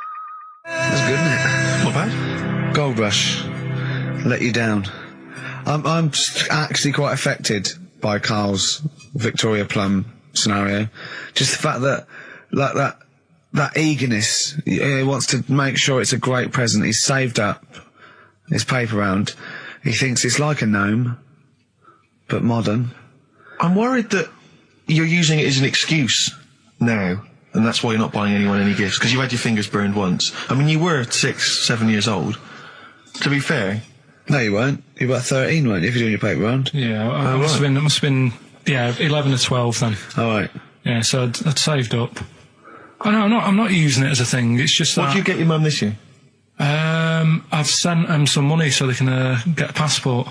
So they can get a passport? What do you, where are they? Immigrants? Are they trapped No, 'cause they've somewhere? Well, they're in a holding bay somewhere in Dover. Yeah, I got What a do you friend mean? who's a truck driver who's going to sneak him across. For New Year. What do you mean? So they can buy a passport. What do they do? Sell it when they were No, a bit 'cause- they're a bit down in their luck? No, they haven't got that much money, right? They've never been abroad, and the mate said they might take them next year, and they said, "Oh, we haven't got a passport." So You've I got to thought, buy a passport, have you? Isn't that your God-given right as an Englishman? "No, you got to pay for them. They're 30 quid each, so you better add do, otherwise they're conning me." Right. They So said you it's sent them 30 60 You don't quid? get born with a passport, of course You you sent them don't. 60 quid in an envelope, have you? Well, check. Right. I love that. He'll be watching telly and France will come on and he'll go, "Oh, what do you think of that?" She goes, "It looks bloody awful." I go, Yeah, "Oh, don't oh, open it. no. Don't open it. Don't open it." So you've not paid for a holiday for them. You've No, I've you've just given sorted them- out the, well, it's the better prize, isn't it? Because they can't go anywhere without it. Well, the passport keeps on giving. Yeah, It's the so- perfect- 10 years. That is, yeah. So, but no, I never used to, I mean, I can't think of other things. I used to get me dad once I started getting him stuff, it sort of used to be a dressing gown, Yeah. and then, but as an extra surprise, I used to put like a cigar in the pocket, so he'd think that was it. Yeah. Then he'd put it on and put his hand in the pocket. Right, and then he what's just this? hit you because he thought you'd nicked it. Yeah. Oh dear. So you bought him a jacket with a cigar. That's quite thoughtful. Did you sneak a cigar once one Christmas? Yeah, well, it was that's when they used to have like the big do's, like I say. You know, they were known for it. Like the whole estate used to know that. You know, we were having a party. Yeah. So, So they'd all come round. so they all come round and You know. just have food and drink and that. And, I can't imagine. I cannot imagine how unpleasant that must have been. Awful. And you locked in your bedroom with a broken train set. Yeah, crying. And looking at Victoria Plum, Yeah. whatever that was. In the bin. Oh, in the bin, yeah. And hear a mum saying, "And he got me this." Got me Isn't this this piece shit? of rubbish. You could hear him just throwing it against the wall and laughing. And all the neighbours laughing. Yeah. And you'd come down and just be in pieces with loads of spit on it. Yeah. Just loads They'd of scratched gob out on the it. eyes. And all the Polaroids of them just like laughing at Yeah, it and pointing. stamping on it. Yeah. all right. Well, that's brought it all flooding back. But no, I used to get up in the morning and then like they'd still sort of all be there asleep on the floor and on the sofa. Oh, that's awful. Oh. That's terrible. Christmas is surely the one day a year which is a family thing. It's for the kids. They're the ones No, that but are... that was Boxing Day. Well, I know. Oh, that's all right. It's not- It's over. It's over. Yeah. Back on the Christmas bike. is over. All right. Who's going to pay for this? What, me? Yes, Carl. You're doing 2 rounds today. Yeah, what's your paper round supporting the entire family? Yeah. No, so I used to get up and like go downstairs and they'd be asleep, so I'd be mooching about trying to find like another present that's still working. I love the idea that these people from the estate had like squashed his presents. So I found a cigar that had been sort of lit up and then put out, so I thought, I'll have a go at that. I went outside and had a go, and that's the last time I smoked. Right. Sort of, I tried it, I thought, I don't like that. I love the fact that he does everything once. Yeah. In his life, it's a line of, "I've done everything once. I don't need to do it again." Teenage Fan Club from the XFM Christmas album, and that's Christmas Eve. Their guitar sounds are just brilliant. They're just always so nice. All right, Carl, would you like that? Is that Teenage Fan Club? Yeah, they're good. Carl, I feel like you've never kind of enjoyed the wonder of Christmas. I can't ever get the sense, maybe except when you were very, very young, you know, that kind of bright-eyed, you know, thinking of Santa, you know, kind of landing on the roof and coming down the chimney and drinking the sherry or whatever. So I like the idea of it, right? Sure. The sort of, you know, I used to get a couple of annuals every year, you know. Yeah, so do I, yeah. And I was allowed to open one. There was this. This is what it's like about getting presents and stuff, right? With my mum and dad. Go on. My mate Colin, right? He Colin had, Makin? No, Colin Bailey. Oh, right? yeah. He had a little Sinclair Spectrum, right? Yeah. Computer, Yeah. which was like the thing to have at that yeah, time, yeah, right? yeah. Used to always go round to his house. The deal was Not the one you had to play through the window because you weren't allowed. no, that's another lad. Oh, right? yeah. This is a different lad, and the deal was he came to our house and my mum gave him a pie, and then I'd go round to his and I'd stay there for a few hours playing, you know, Hungry Horace and stuff like that on it. Right? Now, my mum and dad knew that I really wanted one of these computers, right? So I waited about a year. Came round to Christmas Day. I thought, I reckon might have one. Turned out they bought me the wrong one. They bought me a ZX81 instead of a Spectrum, right? And Christmas Day, I'm there trying to load the games up. It's not working. I'm thinking, what's wrong? Right? And the thing with me, when I was a kid, I used to get quite sort of agitated. This is the moment. Right? I found out that it needed a RAM pack to make it work. Right? Looking in the thing, and it's saying, and make sure you put your RAM pack in the back. And I was like, oh, where's the RAM pack? And my dad's going, I don't know, I've got you the main bit. That's it. So, I was that wound up, I just was sick. Right? Just sick. I didn't feel sick or anything, I just was like, oh God. Went to the sink, just sick. Because I was that on edge about it. I said, come on, we've got to get one. And my dad's like, Tandy's shut, we're not gonna get anything today. Ruined again, Christmas Day. That was after the year when my train set got blown up by our kid. The following year, no RAM pack. And now you ask me, why don't I get good presents? He's scarred. He just I'm gonna die. Honestly, I'm gonna die. He's just screaming sick. Yeah. There's no RAM pack. What? Did you get to the bottom of it? Why wasn't there a RAM pack? You have to buy them separate. Oh, It's one of them okay. cons. What do you mean I can't play Frogger? Oh no. So, wasn't there another incident when you threw up? Spontaneously threw up? Through sheer anxiety? I do get it. It's not so much now because I've relaxed a bit, but as a kid I used to be quite on edge all the time with certain things. Do you think that's what happened to your The cat wind. that kept being sick? That it didn't get the food it wanted? And it just threw up? Do you remember that? Yeah. God, so they shaved it. No, like, again, I spoke to you in the week, and I had much better things, like when I tell you about Brian Blessed climbing Everest, and for some reason it made him, it played havoc with his belly, and he followed through, and he had to clean up. Shut himself? Yeah, using ice and snow. Why are you telling me that Brian Blessed, in what way is telling me that Brian Blessed shit himself once in any way educational? Because I was saying how he was climbing Everest, right? Right. I give it to him, he's an actor and that, but he gave that a go. Yeah. Right? It played... What's the point of that, you'd say, wouldn't you? You'd say, God, he's you know... So he's alright. Me doing a boxing match, there's no reason is rubbish, but him climbing Everest and shitting himself... Yeah, he did that. It's commendable. Right, and he's only going to, like, go and do it again. He's going to climb it again. Yeah, but he might not shit himself this time.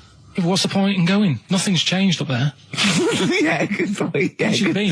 Well, it has. They've probably cleared it up by now. Right, but it's slip on it. I can't even bother. Read about Brian Blessed. Is it actually true, or have you libelled No, someone else? it was an interview with him in it. And what did he say? Oh, come on! What did he say? He said I climbed Everest and I played havoc with me belly. Let's talk about it next week. Maybe it'll be a Christmas edition of Rockbusters. And I'd already sorted them out. I wouldn't worry, Carl. Well, what I've done, I've cleverly tweaked them to make them Christmassy. So the Christmas bit in it has got nothing to do with it whatsoever, but I just thought... So you mean the clues have a Christmas element? Well, yeah, But it's the bands nothing aren't to do with the necessarily- answer. It's nothing to do with the answer. Right. So why don't you just ask the normal ones and I'll ring a bell. I'll shake some bells. Well, it's the equivalent of that, but in sort of speech. Right. Brilliant. So the first one, there's a load of letters there asking for advice. Put them on Claire's desk. Oh, and have a good Christmas.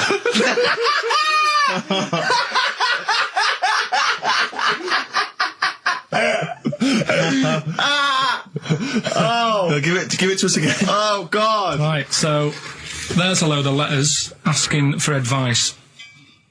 Put them on Claire's desk. Oh, and have a good Christmas. Right, but bear in mind, people, that the Christmas element may not be relevant to No, these that's got clues. nothing to do with it. I don't want to... Okay. You know. And the initial letter is F, right? That's F. All right. Right, the second one.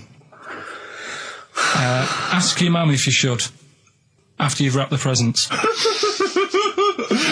Right, so Ask your man if you should. ask your mum if you should, after you've wrapped the presents. That's S. Yes. S. All right. All right. Okay. And the last one, a couple of people were arguing in the supermarket at the fruit and veg counter, but it's busy in there because it's Christmas. That's probably what brought it on. So that's B. Right? B.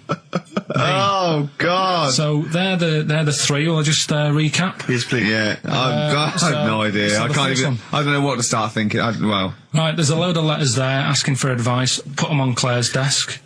Have a good Christmas. Have a good Christmas. Second one, ask your mum if you should. After at the prison. S.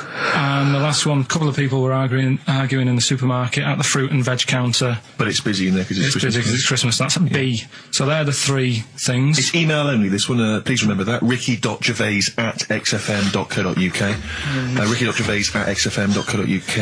Yeah. Brilliant. Carl looks happy with them. He looks really happy with them. Rightly so. They're cracking. They're good. Yeah, They're good. Pleased with those. So, All right. Is there going to be more Rockbusters in the new year? We're not sure. I'm still, thinking about new ideas that we can do. Okay. Are we starting Ridiculous today? Have you done Couldn't be anything? bothered. Couldn't be bothered. Couldn't be out. Look forward to Ricky Dickless. He's worried about. He nearly said asked, and he just stopped because he's worried because he's the producer. Yeah, well, I've got to set a standard. Oh dear. Carl, you have, mate. You have.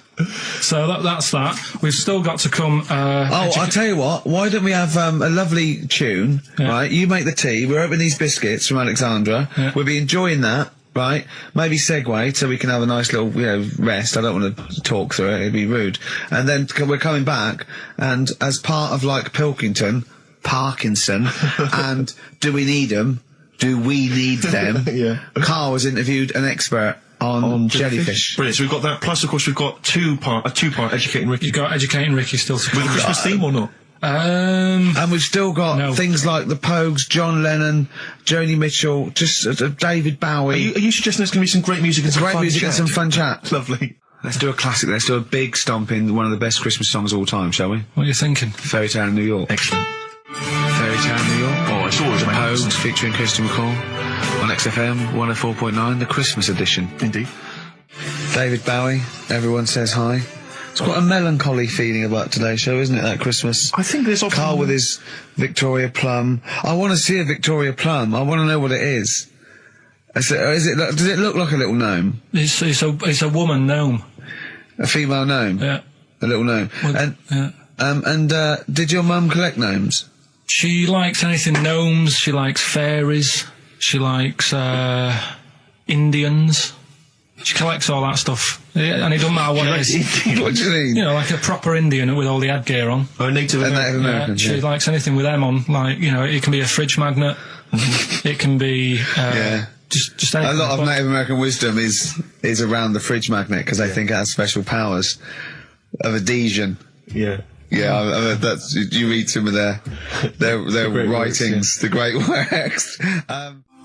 Snowbird from Mark Lights are part of his covers album. He's so happy that the XFM listeners understand his stupid clues, and he knows it annoys me. We've got some right answers. We'll be giving out the answers just quickly, just in case someone sort of missed one of them. I'll just quickly do them. Yeah, go on. First one, there's a load of letters. There's a load of letters there asking for advice. Put them on Claire's desk. Oh, a Merry Christmas. Ask your mum if you should. Oh, a Merry Christmas. And a couple of people were arguing in the supermarket. It was Christmas, and that's veg why. Counter. And that's B. Okay, we'll give those answers out shortly. Yeah. I just have to show you something, Rick, before we move on. I know we've got another Educating Ricky, but someone just sent this in. Ricky Gervais, Steve Merchant, Karl Pilkington. Well, look at him yawning. How rude is that? Carl, what's wrong with you, man? Have you been up late? A little bit. Girlfriend was away, wasn't she, yesterday? Yeah, I always have a problem with that. I always have... Because you don't go to bed, do you, early? Do you know what I mean? You sort of think... I just always find that thing that if, you're used to living with someone... Yeah. One of you will go, let's go to bed, then you'll go, all right.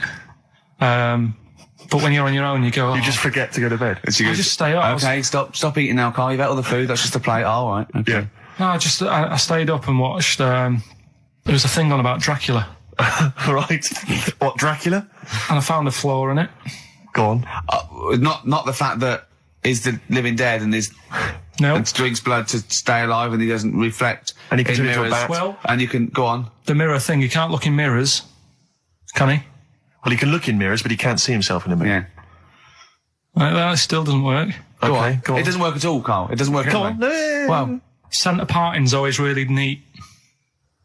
His centre parting's always... how does he do it if he can't look in the mirror? Blood on the floor or something it was called. Rubbish. I love the flaw in the Dracula film is that his centre parting's too neat. How did he do it without a mirror? Oh. Was it a documentary about Dracula? No, Yeah, there was... the real Dracula bit. Yeah, the real Dracula. The It's true just a story. film. It had blood on the floor or something it's called. Yeah. It's rubbish. We had a little lunch yesterday, didn't we? We did indeed. That was a nightmare. Yeah. I hate going out with you two. I was explaining to Karl, right? I like to excite Karl's imagination, right? And if it involves chimps or monkeys, all the better. Brains he likes, parts of the body, deformity. You know, I know where to, you know, what buttons to push. And I told him about this thing. I don't know if any of you out there know about this, but there's an experiment they did in the 50s, a clinical psychology experiment where there's your two hemispheres of the brain, okay? They're joined by a thing called the corpus callosum, right? Which is just a little flap of skin, like a little scarlet lead that joins your two hemispheres. And what they did, they cut that in half, and they thought it was a cure for schizophrenia, but what it turned out to be, or epilepsy, I think, I can't remember, was that your two sides of your brains didn't function together. You couldn't get information. I was telling Karl all this thing, and one of the things I told him was that they did it on a monkey, and it fought itself over a nut. Like its right arm was connected, you know, by its left lobe of the brain, and it was fighting over itself. And Karl went, instead of like thinking this is amazing experiment, he went, would it have been happy if you'd given it two nuts? Yeah, I know. Well, you started off by explaining it. And I remember you mentioned, because I was watching the two of you as you were describing it to me. You said, of course, one side of the brain deals with symbolism. And as you said the word symbolism, I noticed Karl drift away from looking at you, pick up his mobile phone and start pressing buttons randomly. And I thought it was the word symbolism that got him. And I noticed it took you just a moment longer. And I think the first thing you said was, when did I lose you? Yeah, I knew I'd lost him. It's extraordinary. And he doesn't even try to disguise I said nomenclature at one point as well. Right, yeah. And I knew I was dicing with death there. Yeah. But, Yeah. but I told you tried to look it up, didn't you, on the web? You didn't find anything about it, did you? The spelling of it's, what is it again? What's the word? Corpus callosum. Yeah, so I couldn't do it. No, there's no point. Yeah. Don't bother. Give up. Don't bother. Give up. So if anyone knows any interesting facts about But yours hasn't been cut in half, has it, Karl? That would, again, might explain something. I'll tell you what we will be talking about later. I don't know if you're sort of aware of them, Steve. Go on. Bonobos. Oh, I don't know much about bonobos. I told him about he was looking for stuff. I said, put in bonobo. He was having no luck with chimp. And they're a form of chimpanzee, but they're even closer to us, evolutionarily speaking. They've got their social groups are more like ours. They're more intelligent. And he was loving it, weren't you? So is it human bonobo Karl? Is that how it works on the evolutionary ladder? Chimp Karl. Yeah. Yeah. Talking about them. So we're talking about bonobos. You're excited about that? Yeah, That's coming up in Monkey News? No, I think it's a bit of a monkey bonus. Oh, that was great. That was very, very funny indeed. What a wonderful clip that was. I enjoyed it. Do you remember that? Yeah. Wow. It was a few weeks ago, wasn't it, really? I mean, I think it was last week. we'd have to have very, very bad memories not to remember that hilarious clip. I'd like to hear that again maybe in a couple of weeks' time when I'm away. Yes, absolutely. It's embarrassing, isn't it? Mm-hmm. And we, you know, but the good thing is, on telly, I feel a bit guilty about putting out shoddy rubbish because I'm getting paid an awful lot. Yes. But here, you know, I don't give a They can bleep that. They will do. They will do. Bit of David Bowie. When's that ever hurt anyone, Steve? Never. Lady Stardust. Footage, because you see Karl's little round head. So they're enjoying that. Who won that, by the way? We're giving that away, haven't we? Yeah, we forget what it was. It's gone. Oh. Don't bother watching the rest of the stand-up, though. It's a bit poor. Leave you with 50 Cent's outfit. Fiddy. I called him Fiddy. Fiddy, I yeah. called him Fiddy Cent. Back next week. Fiddy. Right, haven't got long. We better give the winner. We got Monkey News coming up. We haven't really got any monkey news. What do you mean? What do you mean? There's nothing going on, seriously. What do you mean? The last few weeks, I've but keep don't telling you. No, right. This really annoys me when you say there's something going on because you call it monkey news, but it's not monkey news. You have stories, dubious stories. But shut up a minute about it's always chimps, which annoys me. You call it monkey because they're apes, right? And it's often from the 18th century, so it's not news anyway. So don't tell me there's no monkey news what I'm this saying week. is, if there's monkey news worth doing, I'll know about it. And there isn't anything, so let's leave it. Right, okay, you are going to give me some monkey news, Well, I tell you, I'm telling you, you are going to give me some monkey news, or we're not leaving. Right, well, my mum sent me some. Right. I got a little letter from her doing the usual sort of stuff, telling me what she's been up to and that. It was a little thing about somewhere in Lincolnshire or something. Right, good. To do a bit of monkey throwing. God, what do you mean? Because some fella got attacked by one once. And sort of to remember him, on this certain day, they go, oh, it was today, wasn't it? And that fella got attacked by a little monkey and that. and the something about chucking monkeys about. That's horrible. I don't know if they're real. I think it's just like to remember. All right. But that's the only sort of stuff that's knocking about out there. But it's not. That's not. I've got my mum and dad on it, looking all the time. For stuff. There must be more monkey news than that. There isn't nothing. I mean, there's bits and pieces. There was a bit about Donna Rare, how when she has a kid, she's going to let a gorilla look after it for a week or something. But apart from that, it's dead out there. True. Well, I don't know what that means. She's well, that's it. Apparently, Well, it's not true. She's not going to let a gorilla look after a No, child. it is. Apparently, a fella works with them or something, and This is rubbish. it's not rubbish. How can she let a gorilla look after a baby for a week? Well, forget it. So have you ever heard her speak? Lou Reed, with a little help from David Bowie there in the background. Satellite of Love on XFM 104.9. I'm Ricky Gervais, with me Stephen Merchant and Karl Pilkington. Now, Steve, you know how Karl won't do anything outside his jurisdiction. He moans about stuff. He's got one job. We're doing about 5 things in the week. Always plate spinning. We just turn up and he's always available. He moans about it. He goes, "Oh, lucky you caught me." Right? He's chatting. He's one of those people that whinges enough, and people think he's overworked. So he got Mondays off. Right? He's just a whinger. I haven't got Mondays off though, have I? Yeah. Well, anyway, 2 hours on a Saturday. This is what the phone message he left me Wednesday on my mobile, but I just is chatting about certain things that are going on at the moment. What he does need to know. Duncan, who mentions, is my agent, and you know you understand a few other things. But this is the sort of message I get from Karl, right? Whinger. Old messages. Alright, 12:10, Wednesday. Just getting loads of people calling me all the time about Yesterday, DVD's signing for BBC London. I don't work there, but I've been dragged into that. I've got a woman on leaving a message from Talk TR going on about, do you want to go and see Pop Idol again? Right? They're just saying you and some listeners can go. So I'm sure you'll love that. I've got Jim Benner wanting you to introduce the tin buckets at the Astoria. So can you just let Duncan know that I'm doing his job whilst he's sat on his arse with his thumb firmly up his arse? Can you let him know that I'm running around like a here sorting shit out for you? Alright, see you later. Message left at 12. Do you know what I mean? I know, but that's the kind of phone message he's leaving. Do you remember who he was before you? But he's even annoyed that he gets a phone call. I remember he got a phone call for you to do a voiceover and didn't pass it on. You missed a voiceover. That was thousands of pounds. No, I did pass it on though. I told you. You I said you said someone had phoned. Yeah. That's not good enough. But who's that? Well, she didn't say, and I didn't ask. But Of course it's not my she job to do said. it. She didn't say. Rubbish. So you didn't take the number down? Just when she went, "Oh, can you tell Steve to call me?" And you went, "Yeah." Yeah, well, I just thought you'd know her already. I should have known. It was a woman, so I should have known. He's having a go, you see? Unbelievable. I don't know how it's come back on me. You're the one who was picking on it. Yeah, exactly. I'm saying. I'm defending. Why is he having a go at But you? he never picks on Ricky because he knows you are his bread and butter. Seriously, do you know what I mean? The only reason he's got Mondays off is because you're still doing this show. Yeah. That's why he's scared of you. That's why he has a go at you on the phone, but he always picks on me because he knows, I'm a pushover, I'm a nice guy. He's scared of you. I don't know how it works. Is that true? Steve, I'm always sorting you out. I look after you. Sorted you out with tickets. I sorted you out with lager I got out. you today. Why are you picking on me? What do you mean you're sorting about tickets and lager? What's this? Right, whenever you want tickets. Yeah, sorry, I don't want to use this as moaning time and that because I don't like to moan. I'm busy and that, right? I've sorted you out tickets for gigs. Yeah. Right? What somebody doesn't even turn up to. Yeah, we won't even go on about that. Yeah. Right? Lager. He got sorting out the Cure. He complained it was boring. Yeah. There was that big drum of lager that you had, and you said, "Oh, put that in your room for me, because I don't want to carry it home." Right? Lazy. So I said, "All right, then I'll put it in my room." It goes missing, it gets nicked. Then you have a go at me because it got nicked. Yeah. I get you another one. You make me carry it around town for you for half an hour. Then you say, "Oh, I can't be bothered taking it home. Can you take it back to work for me?" Yeah.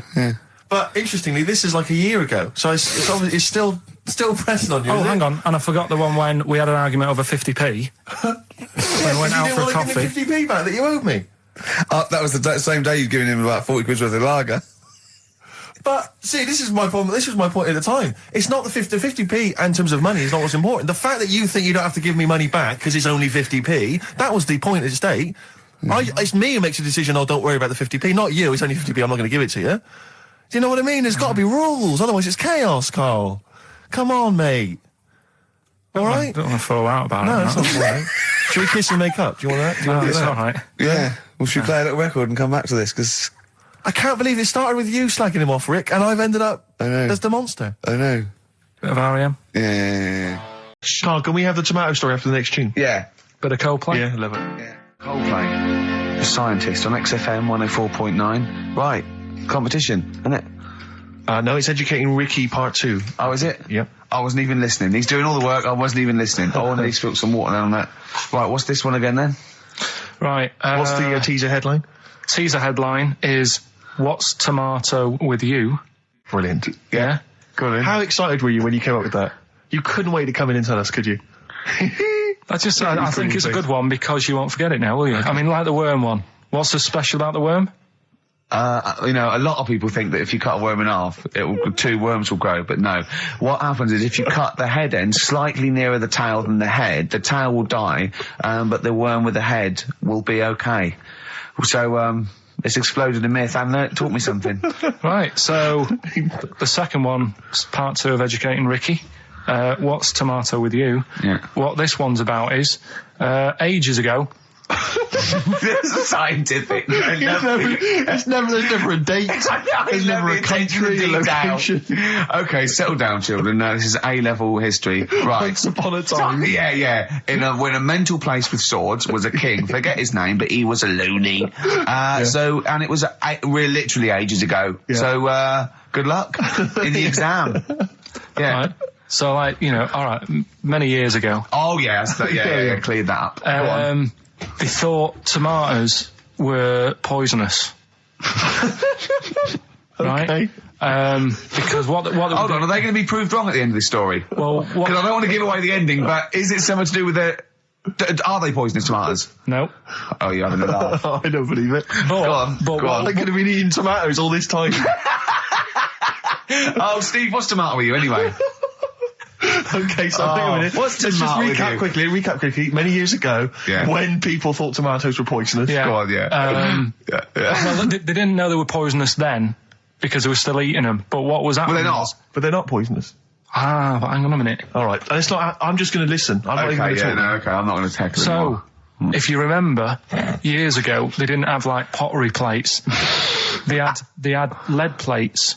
Right? What are you talking? Just let him talk. Sorry, what year is this? Let him talk. Come on. Plates made out of lead, and Right. what they'd end up doing, they'd say, right, do you want a tomato? And they go, yeah, all right. And they'd put the tomato on the lead plate and cut it. And because of the acid in the tomato, right, it would sort of make the lead runny, and the lead would go into the tomato, and they'd say, oh, it's lovely this, and they'd be eating it. They'd get food poisoning, lead poisoning, what have you, and they'd be really ill. So they thought tomatoes were poisonous, so they didn't eat them for many years. And when then you say someone they, said, do you this mean didn't the happen. people of Narnia? Yeah, this didn't happen. Where was Carl. this happening? Sort of in Britain and that. You put him on the spot there. Oh, I hope there's no uppity pupils at this school when they go, what do you mean, sir? Oh, if you're going to... Oh, I'm fed up with you. Do you understand? No. So the acid, No, you've got... No, right, okay, first of all, Carl, where'd you get this information from? Where did I 14 get times that? as well? Do you know? You can't remember. I don't know where I got that from. I don't know where I got it from. But why don't you think that makes sense? But what? Someone once got lead poisoning from a tomato. Not just one, loads, and then all of a sudden. No. Why is this educating me? Because I'm telling you that tomatoes. I can't take anything away from this. I don't know what to take away from this. What have I learned? What have I learned? Don't mix lead with tomatoes. Why is this educational in any shape or form? What are you telling me? A long time ago in the land of Glunk, right, where the ninnies did slib, right, they thought tomatoes were poisonous because they ate plates of lead. What are you talking about? Yeah, but we all know tomatoes aren't poisonous. Is that what we're taking from the story? Is that the moral of the story? Don't believe these people that I'd never heard of before. What are you talking about, Carl? I think it's a bit weird. It's a bit weird, yeah. These the same people that were spreading those malicious worm rumours. My hangover's coming back. I've got to get some water. Play a record that was rubbish. I'll tell you something I do know. Go on. Right? But I can't really get a question out of it. Go on, just tell us. There's a shadow... Steve Merchant and Karl Pilkington. Have you got the album? And already, they've had an argument. Yes. Well, I mean, I don't know whether we need to cheapen the show by discussing it, but I asked for a particular track. Karl is the producer, and he failed to get it for me. He's failed to bring it up from the record library. Completely failed in his mission. He needed to get 2 records, and he failed to get one of them. A 50% error rate there. Yeah, but like I said, I looked in the system, it told me what album it's on, I brought that album up. I'm busy. But, okay, so fine, you're absolutely fine then, that's no problem. You know, once again, that's a great excuse, Karl, brilliant. The show has been ruined, it's been partially ruined, but you've got a bit of an excuse. Alright, I didn't make a big deal out of it when you said, oh, and whilst you're down there, get us a new 50 Cent single. I never said, why you don't get this new 50 Cent single. I asked you if 50 Cent single was lying around. If it hadn't been here, I wouldn't have worried. So I get it, yeah, I did that for you. Right. And when I come up, you say, has it got swearing in it? Well, I don't know, it's 5-1, Steve. You're the I haven't got time, I've been whizzing around. You're the producer, it's the brand new single. I'd have thought it had been lying around in the XFM office anyway.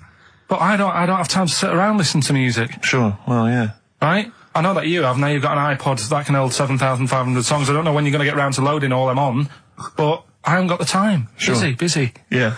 Fine, okay. No, that's a perfect excuse, Karl. Well done, mate.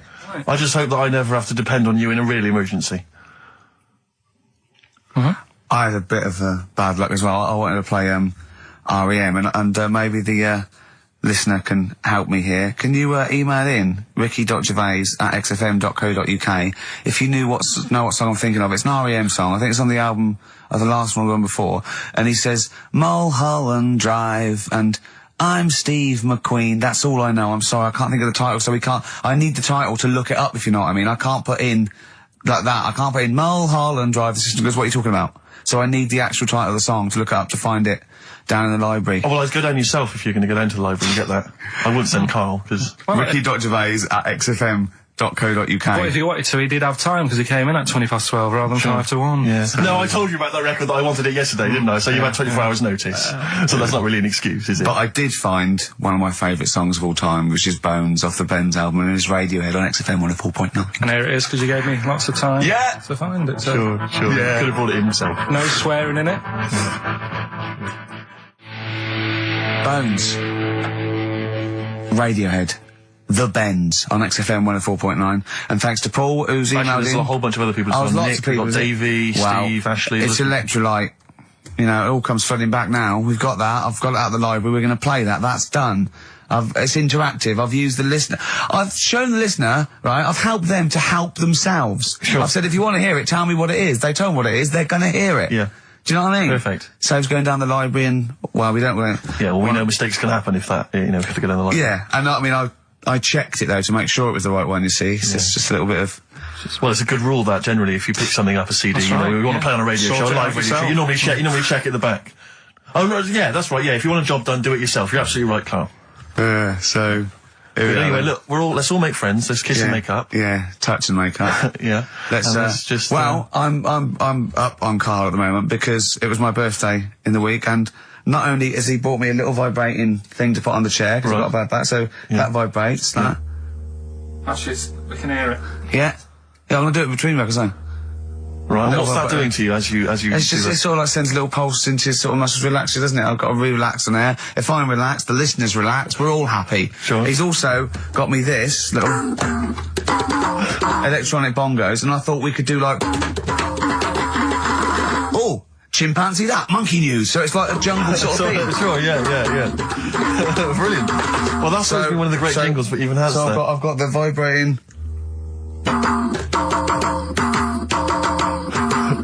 Chimpanzee that! Monkey news! Dr. Fox, if you're listening, I think you'll know that's a clear improvement in this show. So thank you for those. It's alright. Seriously. What did you get him? What did I get him? I couldn't get anything. I was too busy buying myself an iPod.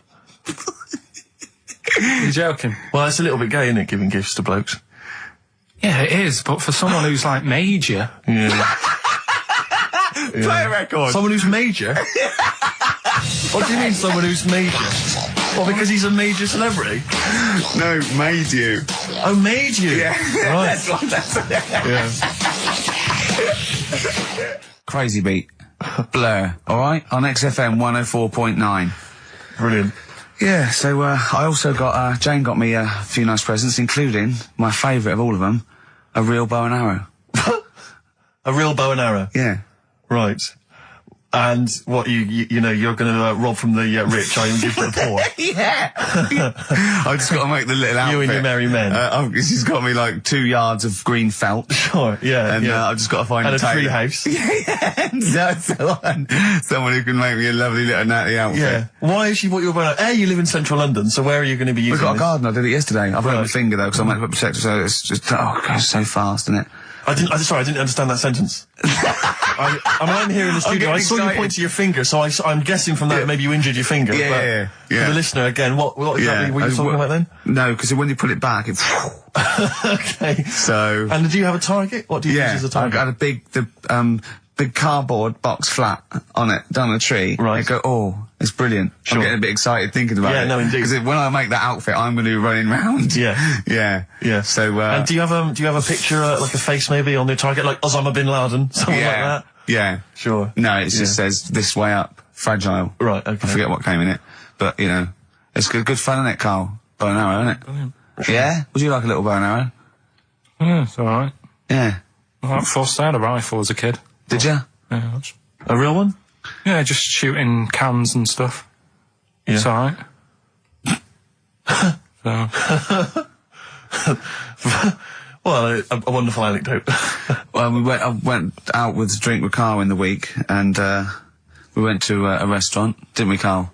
It's a good night. And we sat there, and next to me, when Carl came, next to me was, what's his name? Ross Kemp. And he was sitting there, and I saw Carl, and I tapped him on the shoulder, Ross Kemp on the shoulder, and I pointed to Carl and him, and I said, it's nice to see you two back together again. Nice. And Carl was horrified. But Carl didn't know that I'd already spoken to him before Carl arrived. I thought it was okay. I thought I could break the ice because I'd met him before. Sure. So he just thought I was insulting him. And when in the week we were talking about his little head, weren't we, Carl? And Carl suddenly stopped the conversation and said, if I had hair, what would we be talking about now? I think he'd had enough of everyone talking about it. And he looked good though. He had a special little do. He had it sort of, you know, cropped a little bit more. I like it when he's just freshly had it done. Mm. Do you like? Yeah. Has that ever happened to you, Steve? If you're somewhere, say if you sat somewhere, does someone sort of, you know, is he anyone else who you look like, or would you say you're a bit of a one-off? I love these two. But to be fair, to be fair, he seems to be having a go at me an awful lot more than I do at him now. I mean, he just starts it. You know, starts it out of nowhere. I think his is sort of a get back for the way you treat him as a producer, not, you know. But he's not a producer. If he produced the show, I wouldn't have a reason to criticise. But I think this is it. But seriously, I mean, it really winds me up though, because, you know, it started as a joke, but now it's abuse. Yeah. He got annoyed at Heat because it said Carl, producer, well, not so much a producer as just a bald mank. And he went, can they say that? Yeah. Can they say that? See, that's a magazine, an independent publication that's identified what exactly it is you do. Yeah. Oh, here we go then. Go on, bring it on, because here we go. He's looking at me. I know he's thinking. I can hear the cogs I'm not thinking anything. It's no, that is true. Never a true word. Play a record.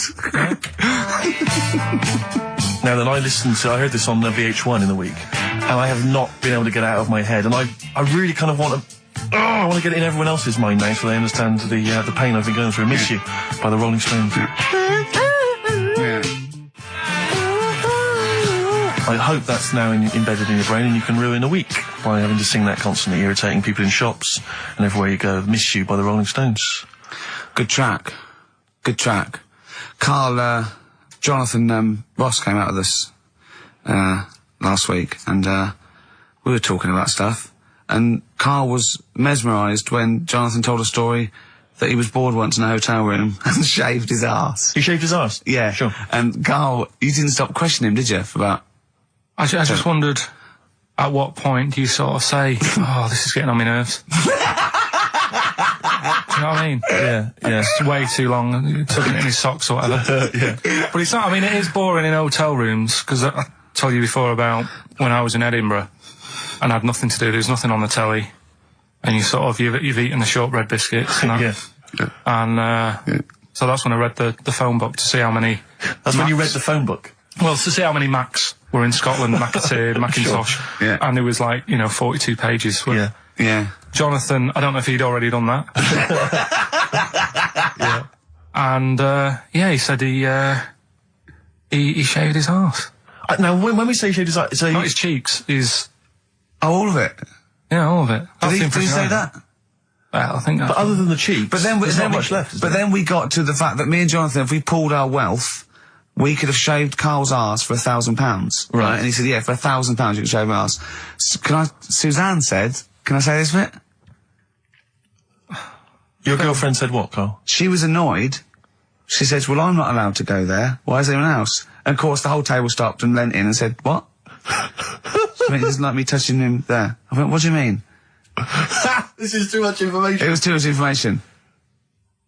I like the fact that you've had this conversation with her. I like the idea that she touched your arse once and you went, woo, hands off. Yeah. I love you, but keep your hands away from the arse. Do you know why he said he's talking about the most intimate part of the arse, the middle arse he's talking about, and he said, I said, why? He went, it's a bit gay, innit? I said, how can a girl touching it be a bit gay? If you stood behind it, it could be anyone, couldn't it?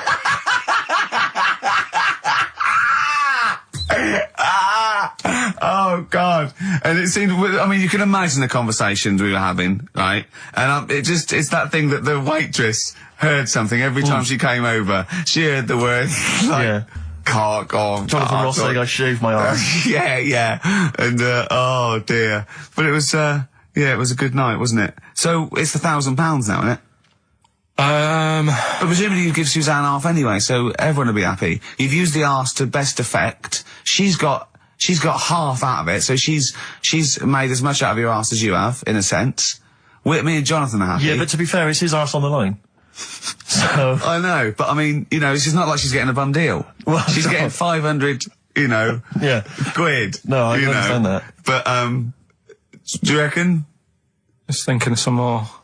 Play a record. Can I just ask, before you play the record, if we were to shave your arse, let's say we did it for charity or something, got sponsorship, how would we do it? Would we use one of those big kind of old-fashioned razors? No, I'd use a Bic Safety. I'd just straight away. And would you use a gel or a foam? No, I first of all, yeah, I think I just, lather it up. Right, So you'd lather foam. up his arse first? I do the outside bits, just goes straight down, big broad strokes, clean, right? Then I'd have to go in the crevices, and I'd need an assistant. I'd pop it apart, and just very gently go in there. I might even use electronic equipment, just so there was no sort of like nicks. Okay. So, So an electric razor? or I might wax the internal middle arse. How did Jonathan do it? Because he did it on his own, didn't he? I just use mirrors. Why do I'll ask him. We'll call him later. But, I don't know. Well, perhaps you listening have once shaved your arse, maybe during an exam or something. Well, what I think, and this is conjecture, but I think he was probably there, he'd had a shower, he'd shaved his face, right, and thought, oh, he was naked, looks down and goes, oh, what hairy arse. Well, hold on, I've got the razor in this hand, I've got the mirror there, I'm not on stage for a good 10 minutes. Yeah. There's one thing I don't like going on stage with is a hairy arse. Bang, drink, wallop, done. On stage, thanks, see you later. See you next week. Yeah? What are you thinking, Carl? No, it's just how airy was it? Do you know what I mean? How airy was it? Because I imagine, you're saying mirrors and stuff, but he's how old is he now? He's 42. And they say your testicles drop quite a bit once you start getting old, don't they? Yeah. So he's got to make sure they're out of the way. Yeah, but I don't think I can speak for myself, as a similar age to Jonathan, that, there's millimetres in it. It's not like we tuck them in our socks in the morning. They're still in the same place. You really wouldn't know the difference. If we filmed it in, time-lapse camera, it wouldn't be like a bungee jump. Do you know what I mean? They wouldn't be moving a lot. Yeah. All right. Do you think I told him he's a good-looking fella, Steve? Would you agree with that? I told Jonathan that he said that he just went for it as well. Yeah. So you spent a lot of time picturing Jonathan's arse. naked arse. You'd let him give you money for arse touchery. Yeah, whereas your girlfriend's got no chance, to and you're saying he's a good-looking man. Do you want to play a record and think about what you've done? Interesting. 50 Cent, 21 Questions, new single from him. Well, me and Carl got a joint favourite lyric now. I love you like a fat kid loves cake. Yeah. That's great, isn't it? But, I mean, I like it because it's funny and humorous and cheeky. You like it because it means something, don't you? You think that's the absolute truth. If someone was to say that to you, that would be the most romantic thing they could say in it, because it's... No, I'm just thinking you know what it means. It's like the Elephant Man, right? The Elephant Man, that's what he's called. Again, you know what you're going to get. The fat kid loves cake. You've said it all, you don't have to say any more. I can't believe it. I'll tell you what made his day the other day. I love it. Jonathan Ross said The Elephant Man is one of the best films ever made. Yeah. Endorsed by a celebrity. I know. Well, by a film buff, really. It is good though, isn't it? It is a very good film, yeah. Even when I was younger, do you know when I told you that I was picked at school to give old people biscuits? Right, yes. Because you had nice hands, Because they had nice nails, right? Yeah. And then because I went down a storm at that... I went down a storm at that. said- Bravo! Getting back with the Garibaldi's the best I've ever had. Bravo! What do you mean you went down a storm? Because I'm into biscuits, so... You knew your stuff. I was talking to him about I'm them, into biscuits. right? So then Did you make sure that they finished the first layer before you dipped into the second layer? No, there's no rules like that. Just No rules. what do you want? What do you want? What do you fancy? Yeah. So then, because I was good at that, we were going to like an old people's home where they were a bit iller, rather than just being old. They were like ill. Yeah. And I said, no, not doing that. Not going there. Because they're old people. They didn't want biscuits. Well, yeah, that's the They're most too thing, old to yeah. eat. So yeah. So Did you have to dunk them in tea before you fed them to them? No, it was just like... Did you feed them like Did you feed have to chew? pigeons? Did you have to chew their food, then stick it down their throat with your face? Like a little bird. Yeah, yeah. Little trolley, right? A lad who I didn't really get on with, he had good nails as well, so he was serving the tea. Yeah. And I just had a chat and said, oh, do you want a biscuit with that? Yeah. What about this one? Do you like bourbons? Yeah. Oh, you really did the whole. So, yeah. oh right, so you weren't just, it wasn't like their choice, you offered a selection. Well, I sort of sold them, because the thing is, there's only so many, so you've got to handle the situation well. Sure. You don't want too many in one type, so it's like, well, you've had a bourbon. Yeah.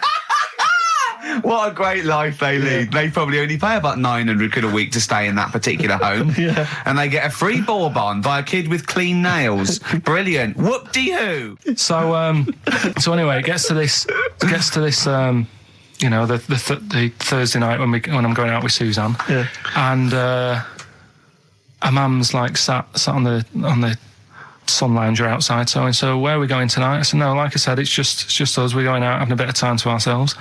So I could see as the day was getting on, she was realising that she's got a night in with like her husband, right? Her face started to like look miserable. Sure. I thought, I'm loving this. Right? So I said, right, I'm going in to go and have a shower, go and get ready for the tonight. It's going to be great. And winding them up, wind them up because they can't come, because he said they can't. Yeah. Right, so I go upstairs, have a shower and that. I come down, and a mum's smiling. Oh, hang on. So I'm thinking, hang on a minute, what's gone on here? So I went to Suzanne. I said, why is your mum smiling? She's not coming. She said, no, but my dad said he'll take her out now. So in a way, she was happy because she got her own way, which annoyed me. That annoyed you, sure, because you wanted It's to... like, What, you don't even want her husband taking her out? Well, it's just the fact she didn't want to go out. She was happy to stay in and have sausage, egg and chips that they'd found from some shop that sold English food. Right. So that's almost like what they do if they're at home. Sausage, egg and chips. So she was happy with that if we were staying in and having that. Well, because we were going out, she was fed up. Right. So she's smiling. So she's going, yeah, I'm going out now. So I said, well, enjoy yourself. She said, where are you going? I said, well, it doesn't matter, does it? You don't need to know. Sure, She's not going to where we're going. Oh, you just don't want us to be in the same restaurant. I said, yeah, that's right. I said, I want a night out on my own with Suzanne. It's our holiday as well. I don't know, I can talk to you Amazing. about this. This is not even his own parents. This is someone else's parents. These are the parents of the woman he loves. But even Suzanne sort of agreed with me. There's only so much time you can spend with your parents. That's why you leave. That's why when you're ill, you don't go home to them. Yeah? Sure. Yeah. Of course, the slight difference between me and you, Carl, is that not everyone in the world annoys me. Well, not everyone does. Just... I can see what I felt a bit guilty that week when he said I was annoying him, but I realise it's not my fault now. No, everyone annoys him. Yeah. So, yeah, it was an all right holiday. It was good to get back. Brilliant. Won't be doing it again. So. No. And what now would you say is your relationship with Suzanne's parents? Is it a frosty one? No, I just think they know that I don't like to put up with them for a long time. Yeah. I mean, pop when in. we were packing, a man was upset because, like, she really liked the place where we were staying, right? Because it was quite a big villa, because there was a few of us. There was a brother as well with us, right? Yeah. So our mum said, "Oh, I love it here." She said, "I'm definitely going to book this place again." I said, "It's a bit big for two of you, isn't it?" Just being sarky, like we're definitely just. I said, "'Cause, I won't be coming again." You're like, I don't know what you're like, Carl. You're a monster. You're an absolute You want to monster. people that goes, I say as speakers are fine, I say as and gibbered what the wibble. Yeah. And never the way will slep. You're like a middle-aged man. You're like an old man. You're like an old man and you're what, 30? I'm just imagining you scraping along in clogs and a flat cap going, oh, that tree's got to come down. Yeah. Yeah. Puncturing a kid's ball if he kicks it into your garden by mistake. Yeah. Refusing to give it back. Yeah, gather round. Yeah, there were once Chinese kid as hairy as that cow, which is weird because there's not many Chinese people that hairy, but this one, I tell you, it were back in 1990. Grandad, are you eating a Twix? Appropriate words there. That's the Smiths and Panic. Don't worry about it, Carl. People know that you haven't got a malicious bone in your body, so they know it's confusion. Don't worry. So, what have you been doing this week, Steve? Well, I'll tell you what. At the beginning of the week, I was incredibly annoyed by Carl. Why? No, because I remember you had a little discussion with Carl a while back saying that you thought he was lazy at times. Yeah. And, you had various criticisms of his work. Yeah. And I got a call from him. He said, I should have told you, I had a phone call. Someone said that they were trying to get hold of Steve Merchant to offer him some lucrative voiceover work. Now, that is money for old rope. It's money for old rope. That's you're in there for about 20 minutes and it's thousands of pounds. If there are children listening who are still at school, they should definitely, when the careers guy says, what do you want to do?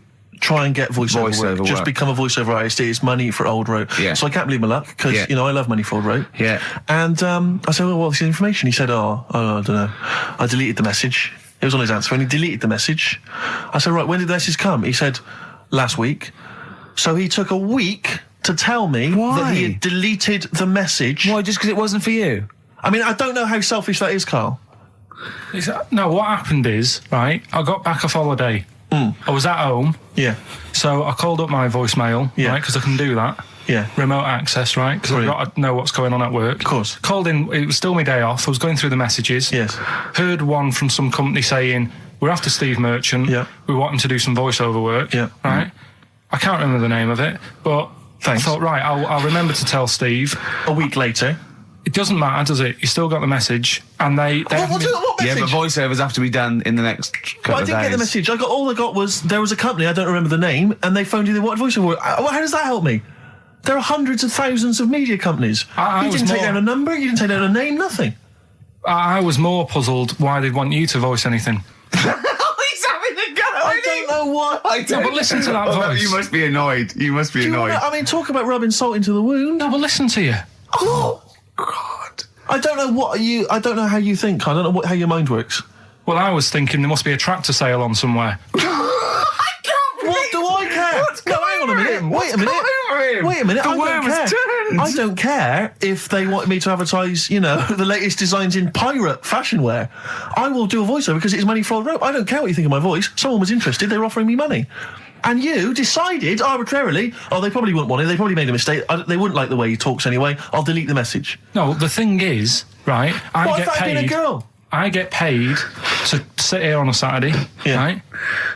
Play CDs and that, help out with the show, get you decent prizes. I think I do me bit. Sure. Right? It isn't about running your voiceover work. So hang on. So, Carl, let me just get this right. If someone was ever to phone me, right, trying to get in touch with you, to offer you work, you'd want me to just ignore the message. That is what you're saying to me. You'd prefer that I deleted the message, I ignored it altogether. That's what you'd want for me to do. That's what you'd want me to do. What? Someone's calling you for some Someone's phoned me. They say, I can't, I don't know, I'm a friend of a friend. I've got your number, Steve. I would love to use Karl Pilkington for an exciting sex scene. So has it happened?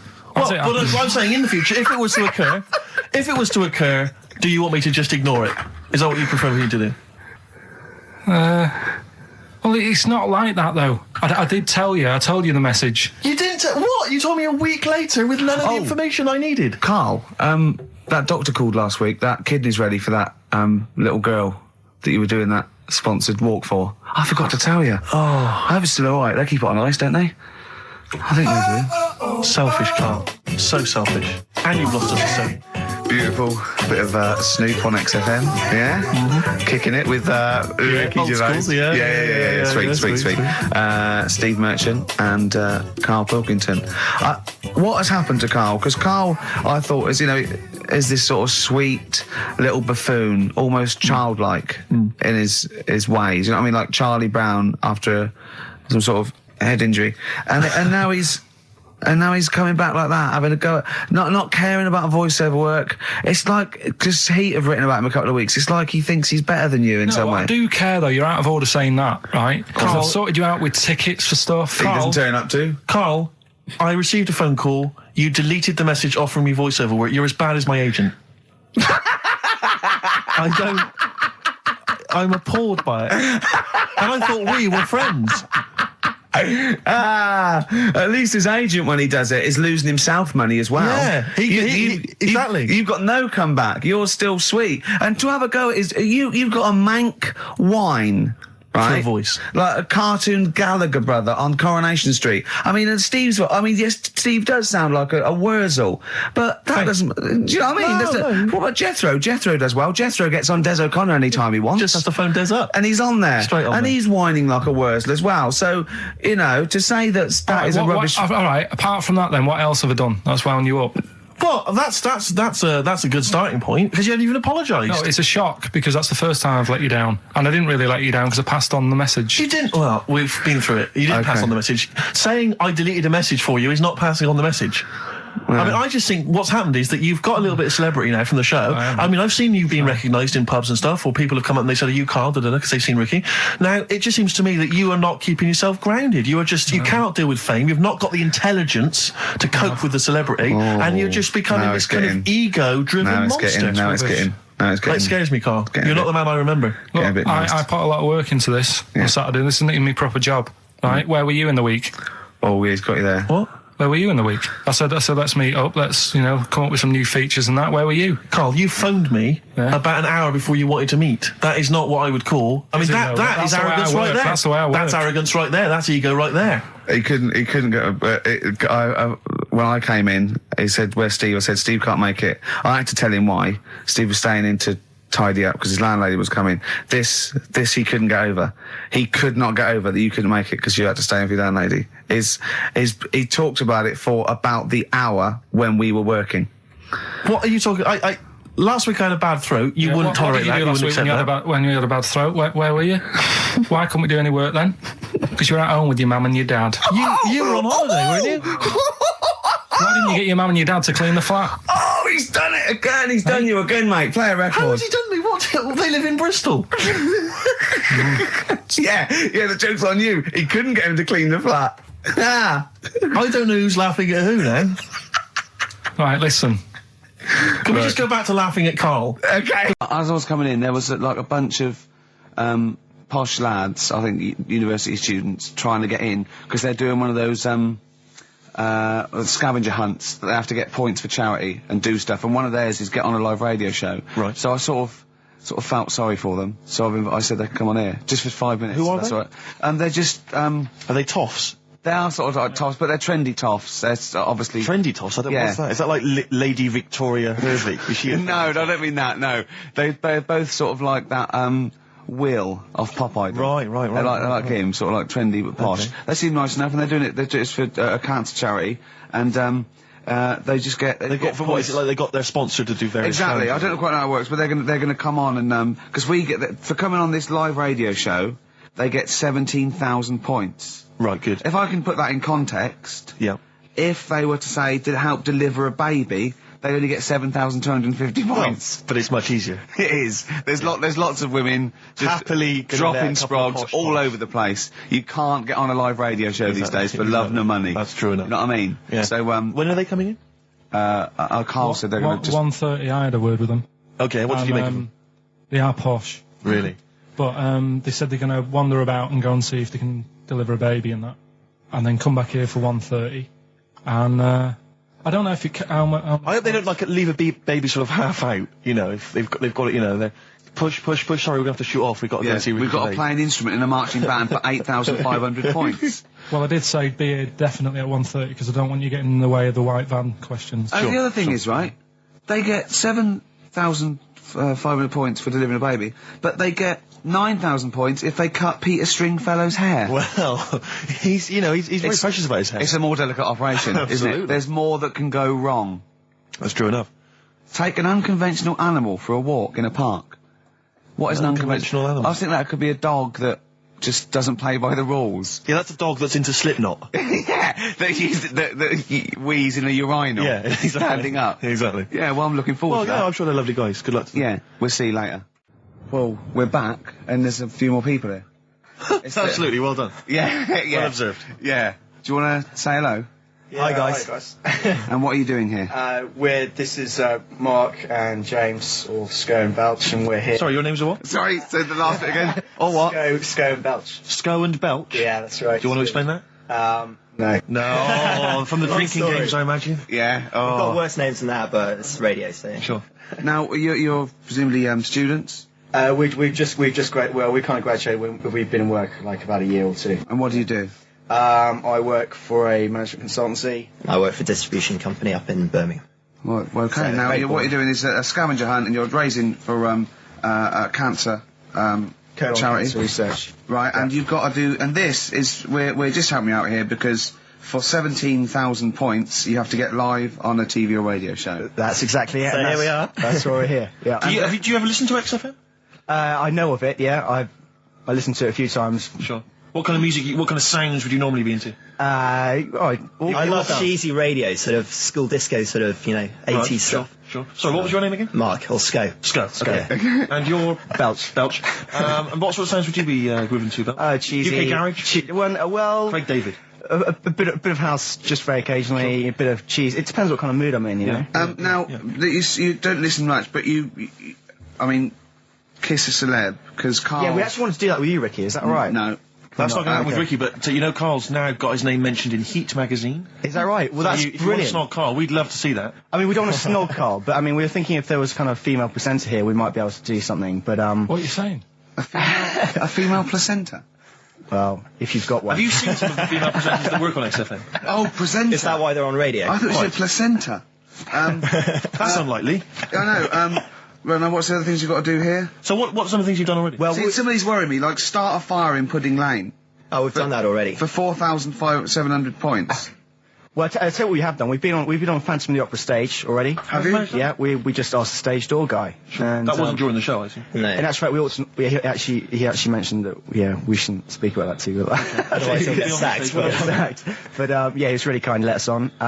We've jumped in Trafalgar Square Water with doing a sort of Friends impersonation, so that was right. How many points did you get for that? We got 2,000 points for that. We got 8,000 points for being on the stage at Phantom of the Opera, and we get double that. We get like 18,000 points, which is almost the maximum for being here right now. Really? So that's absolutely great. I wouldn't worry about the little things. I'd go for the big. That's it. We're not interested in the little stuff. We want to go for the big stuff. Yeah. So what the big ones are? Get on stage with S Club 7. That's not going to happen, is it? When have you got till 6 today? Well, S Club 7 are on at the London Arena at about 2 o'clock. So good luck. But I think it's going to be very, very difficult to get on there. But I think so. Yeah.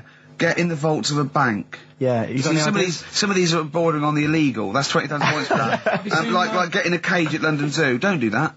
I mean, there's 10,000 points, but don't do it. Unless it's a penguin cage. Well, that's what we were hoping. Just some kind of timid animal we might be alright with. Yeah, sure. If anyone's got any good ideas for sort of funky things to do on air, then Okay, well, if you leave your number and anyone calls in, they can help you then. Well, maybe some of S Club 7 are listening. Well, let's hope so, because we love them to bits. If they are, it is for charity, and the points get awarded into money for colon cancer research. So it'd be absolutely fantastic if we could. Yeah. So Bradley, John, Tina, if you're listening. Yeah, if you're listening. Or any celebrity out there who's a female celebrity, we need to snog them. It doesn't need to be a long snog, but if we can, that'd be great. This is good for 7,000 points. This looks like a good one.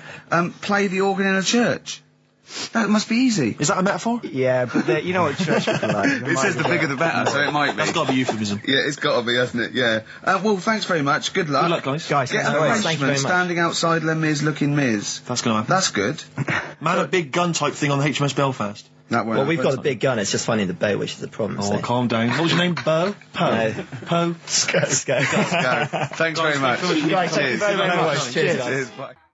Now, we just had a call from someone impressed by Karl, and Karl's very pleased because this guy has actually done a PhD on Che Guevara. So in theory, whatever subject he chose, in theory, he's probably one of the experts in the world on this particular field. Now, hello, are you there? Yeah, I'm here. Hello, what's your name? My name's David. David, now where did you do your PhD? Did it at UCL. Did it at UCL, mild college. And what was the actual title of the PhD? It was Che Guevara's influence on class struggle in Europe in the 60s. And what did you think of Karl's performance? I thought he did really, really well. The only thing, I'd never heard those last words before. So Karl actually knows something you don't know. Yeah, possibly. Although you presumably not take that as verified information. You probably wouldn't take everything Karl said as gospel. You'd probably look it up yourself, would you? I probably would have a look, yeah. Did you know about babies' eyes? Sorry? Did you know that babies' eyes don't grow? I didn't know that. You see, that's why you shouldn't take things Karl says as gospel. Because it come up with something, vaguely intelligent, and then say, "Did you know about babies' eyes don't grow?" Any questions that you'd want to test Karl on? Any thoughts? Any things he missed there on the history of Che Guevara? I think he did really well, and I think he should be congratulated. Because Karl has problems with understanding why people are interested in history, and even though he's been reading these books, he keeps saying, "Why does anyone care about history? Why is it important?" What would you say to Karl? I think he should maybe then look at who Che Guevara did influence and why he still influences people today. Yeah. Well, he knows that he influenced Citizen Smith, and he knows that if McDonald's ever wanted to swap Ronald McDonald for Che Guevara, it would cost him an awful lot of money. So he is trying to apply it to the modern world. He is having a go. Well, maybe you should think like why Rage Against the Machine have him on their T-shirts. Good point, Karl. Why do you think of that? Why do you think they have him on the T-shirts, Karl? I don't know. Maybe that was a design of the T-shirt. Maybe they wanted another T-shirt. Maybe they wanted Ronald McDonald, but didn't have any in. Sure. And they said, "Oh, we'll have that one there then." Well, thanks very much. Just before you go, do you think Karl would be an interesting subject for a PhD? Yeah, very much so. Yeah. Okay. Well, if you're not, well, hopefully one day you'll become a professor, and you can maybe set that as some coursework. I could do, yeah. Karl Pilkington. Imagine that. Cheers, Dave. Having an MA in Karl Pilkington. Thanks very much, Dave. Okay, bye. Cheers, bye. That's good. My teachers never did that. What, encouraged you in that way? Never said well done. So, really? Yeah. But you never showed up. Yeah, you had to be in the same room. They were too really. busy saying, "Who are you?" yeah. No, but Mrs. Matthews, me head teacher. Oh, let's not lay into Matthews again. Oh, not Matty Matthews. Said, not Grimble Matty Matthews. I'd never be a high flyer. If she could see you now. What did she say? You'll never be a high flyer? She said that to me, mum and dad. Really? On a parents' evening. And that was after I'd played the drums in Little Donkey. She clearly didn't know what she was talking about. The picture sold. Do you know what I mean? Keep it. It should go to the winner. Yeah, exactly. Right. That is a very good point. So, be warned. Don't open things that weren't addressed to you. Yeah. Pandora's box. There's some sort of lesson there. Yeah. What happened? All the evils of the world, wasn't it? Pretty much. What? Yeah. Oh, don't try to explain it to Karl. No, Pandora's box. Go on. Well, told not to open it, opened it, released all the evils that are in the world now. But did the person say if you open it, loads of evil will come out? It's not true. It's not true. It didn't really happen. It's not like evolution. It's not the truth. But you remember that? Yeah, you won't listen to some of my stuff, like goldfish and stuff. No, it's not that we don't listen to it. It's that you would pass off how all the evils in the world got here. Because on Ananova it would be, Pandora opens box. Outcast. Hey Ya on XFM 104.9. I'm Ricky Gervais. With me, Steve Merchant. And over there, Karl Pilkington. Now we've got a new feature. Well, I don't know if it should become a feature every week, Rick. I'm not sure it's got legs for that. No. But maybe in the absence of Rockbusters. Basically, I was looking through the pigeonhole, and we got a lot of stuff sent to us, a lot of junk. Stuff we don't really want. Yeah. And a lot of people, for some reason, they send us... Begging letters, a lot of that. We get sent a lot of CDs by people, bands, artists, who have not yet been signed. Maybe they've knocked something together in their bedroom. They got a band. And they just, for some reason, they want our feedback. They want us to sort of give them some thoughts on what they think, where they're going wrong, stuff like that. And I just thought, I was having a clear out, and I thought, why not just give them a little chance, Yeah. Just throw them a bone, Rick. Honest critique. Honest critique of some of the artists that sent us stuff. Okay, go these on are then. bands that have not been, they've not got a record contract. This is exciting. Okay, name the 3 bands Well, first. we'll go through them individually, and I'll hear a little snatch, and then I'll get your opinions, both from you, Rick. I know you've been in the music business, you've got a good general knowledge of music, you've got good taste, big time, and big also time. Karl Pilkington's views as well. Yeah. We know what to think of them. So this first band is called Kellerton Road. I'm sure they're very excited. As I said their name then, they probably can't believe it. They're phoning each other now. They're getting so excited. All friends are phoning them now. Yeah, Turn your exactly. phone off. They for can't people in believe this that. band. You don't want to... Yeah. Well, okay, then. Kellerton Road. Kellerton Road. Play a track from them. So that's Kellerton Road. I think that's a track called Secretly. And looking on the back here, there's 6 of them in the band. They all pretty much look the same. They've got the long hair, the usual sort of look. What do you make of them, Rick? All right. Yeah? Quite like Yeah, that? good, yeah. I mean, bit generic. The chorus is a little bit simplistic. But I like good production, good Yeah. good Reminds you of musicianship. something maybe like the Thrills, that sort of thing. Yeah. I mean, yeah, good. Jukebox or junk box? What's a junk box? It's just, I'm just trying to make it sound snappy. Jukebox or junk box? Don't, because you haven't got it. Don't ever stick to what you're good at. Okay. What, being sexy? It's just sort of watching Doctor Who and stuff. You like that, don't you? Yeah, I love it. Okay, then, right, what's the next one? So, well, let's just ask Karl Pilkington's opinion. Karl, what were your thoughts? Yeah, it's all right. Yeah? Yeah. That's it, is it? Yep. Is that why you're no longer right for the enemy? Go on. So what's this next one you've got for us? This is the first time I've managed to sort of... What? Well, let's go through them then. What have they got wrong? The first one. The first one? What was The first one, yeah, the first one. Well, hang on. Let's do them in reverse order first. So what's the last one? The last one, the clue was that bloke does sport on the telly and he's got a little kid. What's that? That's Destiny's Child. Des, who does ITV Sport, that's has got terrible, a tiny man. child, right? No, that's fine, they got that. Okay, Destiny's Child. What's the one? What's the middle one? Right, the middle one. Right. Child. The second one was, he doesn't like women, yet he's got a couple of kids. That's a bit weird. Yeah. Right? That was PD, that was Puff Daddy. That is offensive. Go on. But it's not Puff Daddy. It's Puff Daddy. And he's not even called that anymore. He's called P. Diddy. Well... Okay, fair enough. But they got that one. Yeah. And if I'm being tight, these lot are as well. Yeah. Yeah.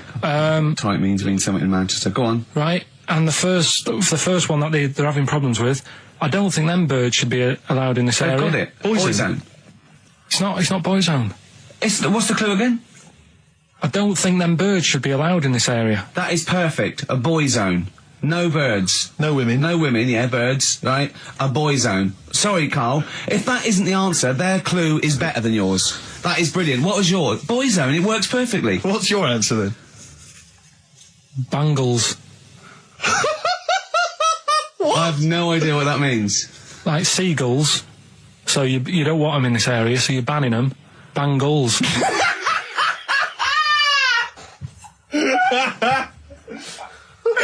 Oh! Well, give it to Boyzone, because Boyzone's better. Don't use birds being loud in this area, it's a Boyzone. I think we should have a rollover. Carl beat them. Carl beat them. You have to use his logic, surely. But theirs works. You can't do what am I thinking. No, that's not what I'm thinking. It perfectly. It works perfectly. I think you've got to give it to the ones that got the Boyzone. Well, how about, right, because they didn't actually get into my head. And my Well, heaven right? forbid. How about we just keep back the David Attenborough, and they can have, I'll chuck in the Hellraiser, right? Okay. And Blondie album and the Madness Yeah, one. okay, pick a winner at random.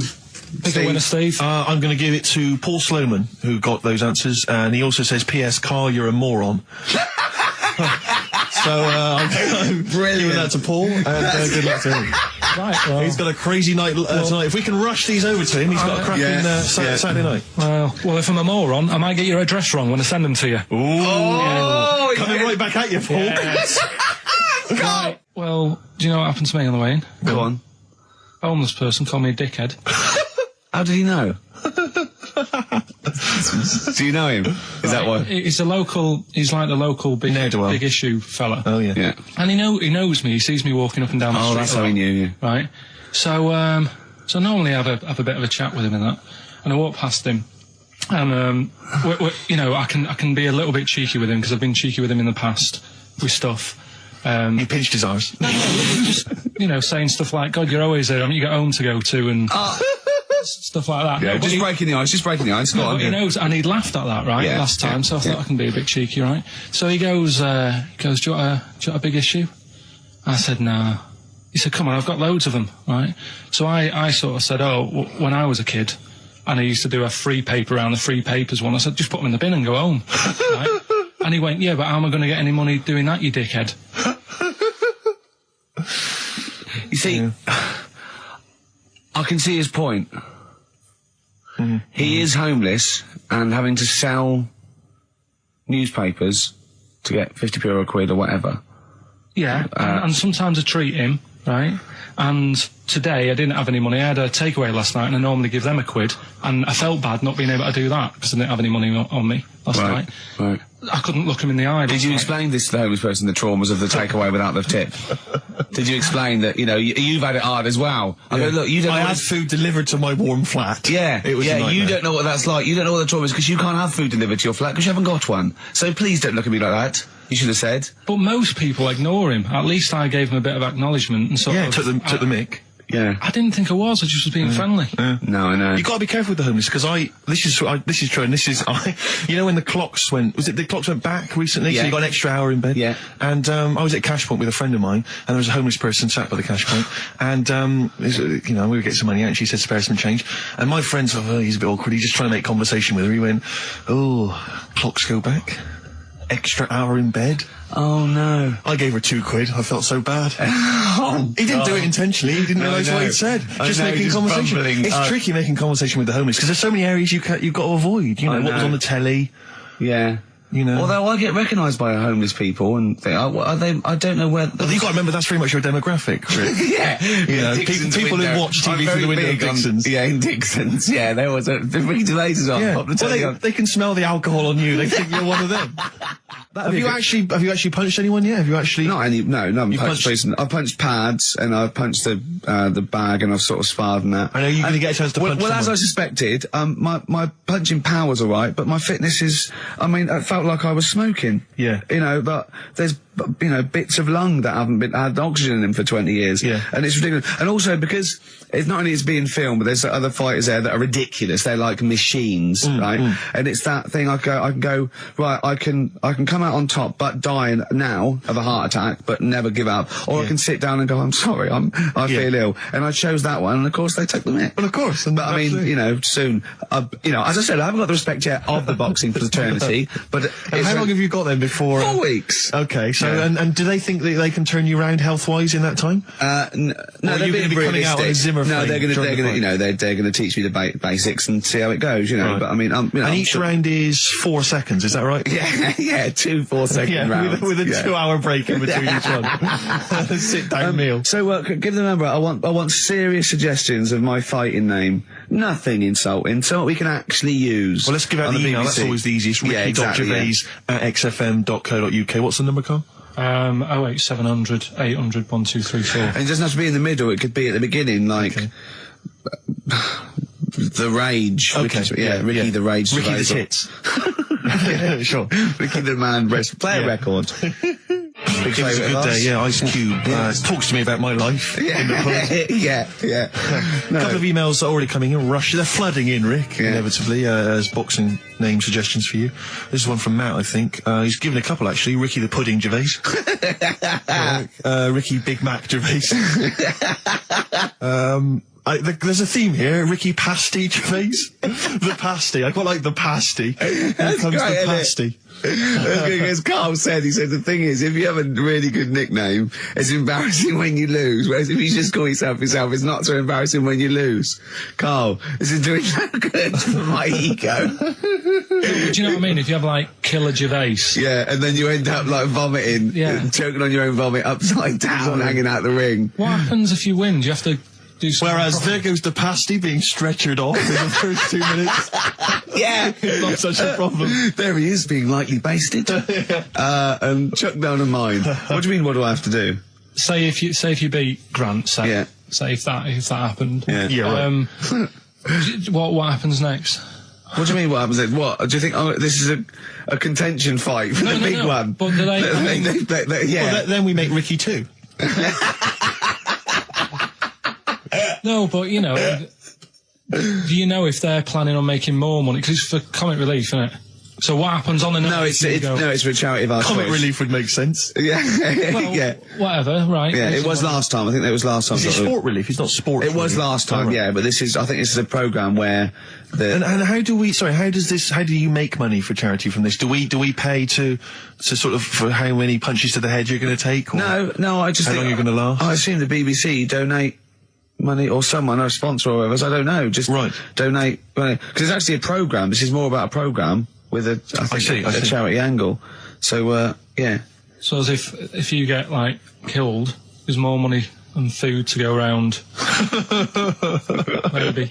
Well, no, I mean, the thing is, what's the next step? Because if they go like, right, yeah, well done, you've won, thank you very much. Well, Carl, what do you expect? That its winner stays on? Yeah. Like in a fair, where I go out there and I let people punch me. On Bernard Manning. Yeah, yeah. And then my twin gets up. Yeah. It's just it's a programme. He's not going to turn pro. It's like faking it. Yeah, but what's the point if it's not going to go anywhere? Well, sorry, him fighting Grant Bovey in a ring is not entertainment enough. Yeah, what's the matter with you, Carl? That's going to get his face pummeled in. Right, you ready then? So, just in case you haven't heard it before, I'll give you some initials of a band or an artist. We're not doing Rockbusters now, are we? Yeah, I thought, well, we've just... Oh, no, we could keep that going. Then we got... I love educating Ricky. That's my favourite thing now. Well, what do you want to do, Steve? I mean, let's do the clues. It's just like he's sort of bigged up the prizes. And so this is only by email. Give the email address out now for people to write it down now, Carl. Right, it's ricky.gervais@xfm.co.uk. ricky.gervais@xfm.co.uk. Only entries on email. Yeah. You're going to get 3 clues. You've got to get them all right. And you win all the stuff. You win all those prizes, you said. Okay, Carl, go on then. Right, and just a quick example, one of the first ones we did, it was like AK, and the clue was exploding pet, and it was atomic kitten, right? Yeah. So you understand how it works now. These are your clues. The first one, that army has got some nice trenches. That army has got some nice trenches, excellent. Yeah. And the initials there are DW. Do you write some of the questions for 15 to 1? Go on. So that army has got some similar phrasing. Trenches. Okay. Okay. The second one. What are the initials there, Carl, on that person? DW. DW. Yeah. Right. The second one. The top of them curtains are all wrecked. All the materials all worn. He acts it out though. We've got to get him on telly. We have got to get him on telly because his little face and his gestures. That's the second one. The initials being HV. Okay. The top of those curtains are wrecked. All the materials all worn out. Right, HV. And the final one, here's the final clue. I was in Texas the other week, right?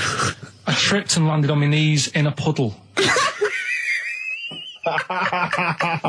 What's the initials? WH for that one. So I was in Texas, I tripped up, landed on my knees in a puddle. So that's WH. Incredible. You've got it! Is it great? It's fantastic! It's decimal. Okay, tell me during the record. Do you remember you're playing for these compilation albums? We got the Fatboy Slim DVD, Linda Green on VHS, and of course Executive Decision starring Kurt Russell as well. Oh God! Okay, what's the next one? What's the educating Ricky? I just got to make the little outfit. You and your merry men. He's got me like 2 yards of green felt. Sure, yeah. And I've just got to find a tree house. Yeah. Someone who can make me a lovely little natty outfit. Yeah. Why has she bought you a banana? You live in central London, so where are you going to be using We've got this? a garden. I did it yesterday. I've got my finger though because I'm meant to put protector, so it's just it goes so fast, isn't it? I didn't understand that sentence. I'm here in the studio. I saw you point to your finger, so I'm guessing from that maybe you injured your finger. Yeah. For the listener, again, what exactly were you talking about then? No, because when you put it back, it's... Okay. So... And do you have a target? What do you use as a target? I've got a big cardboard box flat on it, down a tree. Right. I go, it's brilliant. Sure. I'm getting a bit excited thinking about it. Yeah, no, indeed. Because when I make that outfit, I'm going to be running round. Yeah. Yeah. So, and do you have a picture, like a face maybe on the target, like Osama bin Laden, something like that? Yeah. Sure. No, it just says, this way up, fragile. Right, okay. I forget what came in it. But, it's good fun, isn't it, Carl? Bow and arrow, isn't it? Brilliant. Yeah? Would you like a little bow and arrow? Yeah, it's alright. Yeah. I forced out a rifle as a kid. Did you? Yeah. A real one? Yeah, just shooting cans and stuff. Yeah. It's alright.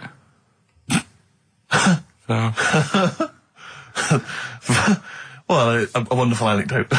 Well, I went out with a drink with Carl in the week, and we went to a restaurant, didn't we, Carl?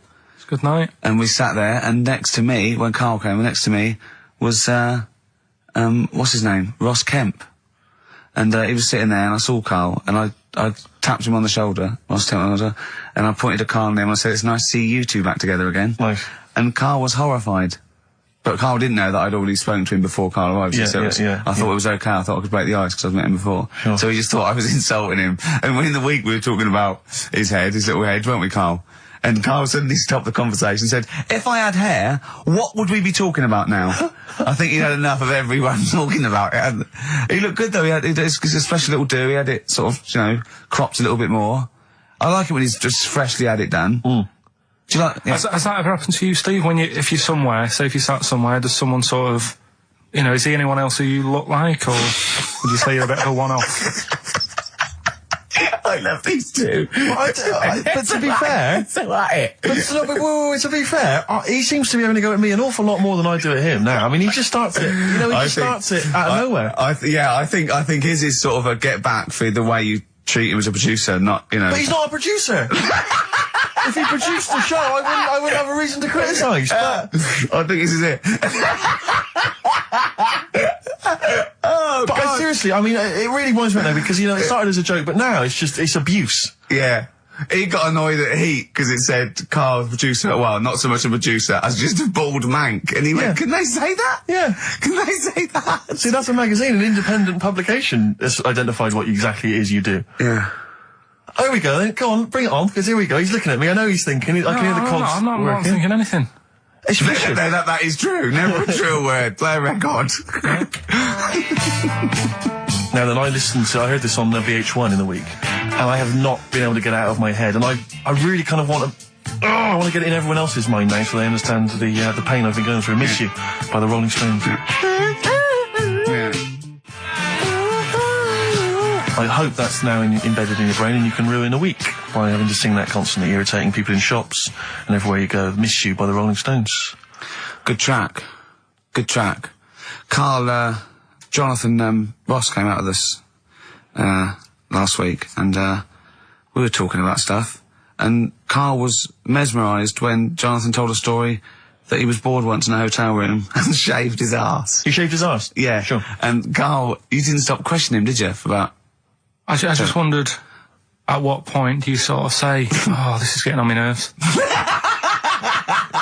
know what I mean? Yeah. It's way too long, tucking it in his socks or whatever. Yeah. But it's not, it is boring in hotel rooms, because I told you before about when I was in Edinburgh, and I had nothing to do, there was nothing on the telly, and you've eaten the shortbread biscuits, and so that's when I read the phone book to see how many... That's when you read the phone book? Well, to see how many Macs were in Scotland, Macintosh, Sure. Yeah. and there was 42 pages. Yeah. Jonathan, I don't know if he'd already done that. Yeah. And, he said he shaved his arse. Now, when we say he shaved his arse... Not his cheeks, Oh, all of it? Yeah, all of it. Did he say that? Well, I think that's... But other than the cheeks, there's not much left, is there? But then we got to the fact that me and Jonathan, if we pooled our wealth, we could have shaved Carl's arse for £1,000. Right. And he said, yeah, for £1,000 you can shave my arse. Suzanne said, can I say this bit? Your girlfriend said what, Carl? She was annoyed. She says, well, I'm not allowed to go there. Why is anyone else? And of course the whole table stopped and leant in and said, what? She went, he doesn't like me touching him there. I went, what do you mean? This is too much information. It was too much information. I like the fact that you've had this conversation with her. I like the idea that she touched your arse once and you went, woo, hands off. Yeah. I love you, but keep your hands away from my arse. Do you know why he said he's talking about the most intimate part of the arse, the middle arse he's talking about, and he said, I said, why? He went, it's a bit gay, isn't it? I said, how can a girl touching it be a bit gay? If you stood behind it, it could be anyone, doesn't it?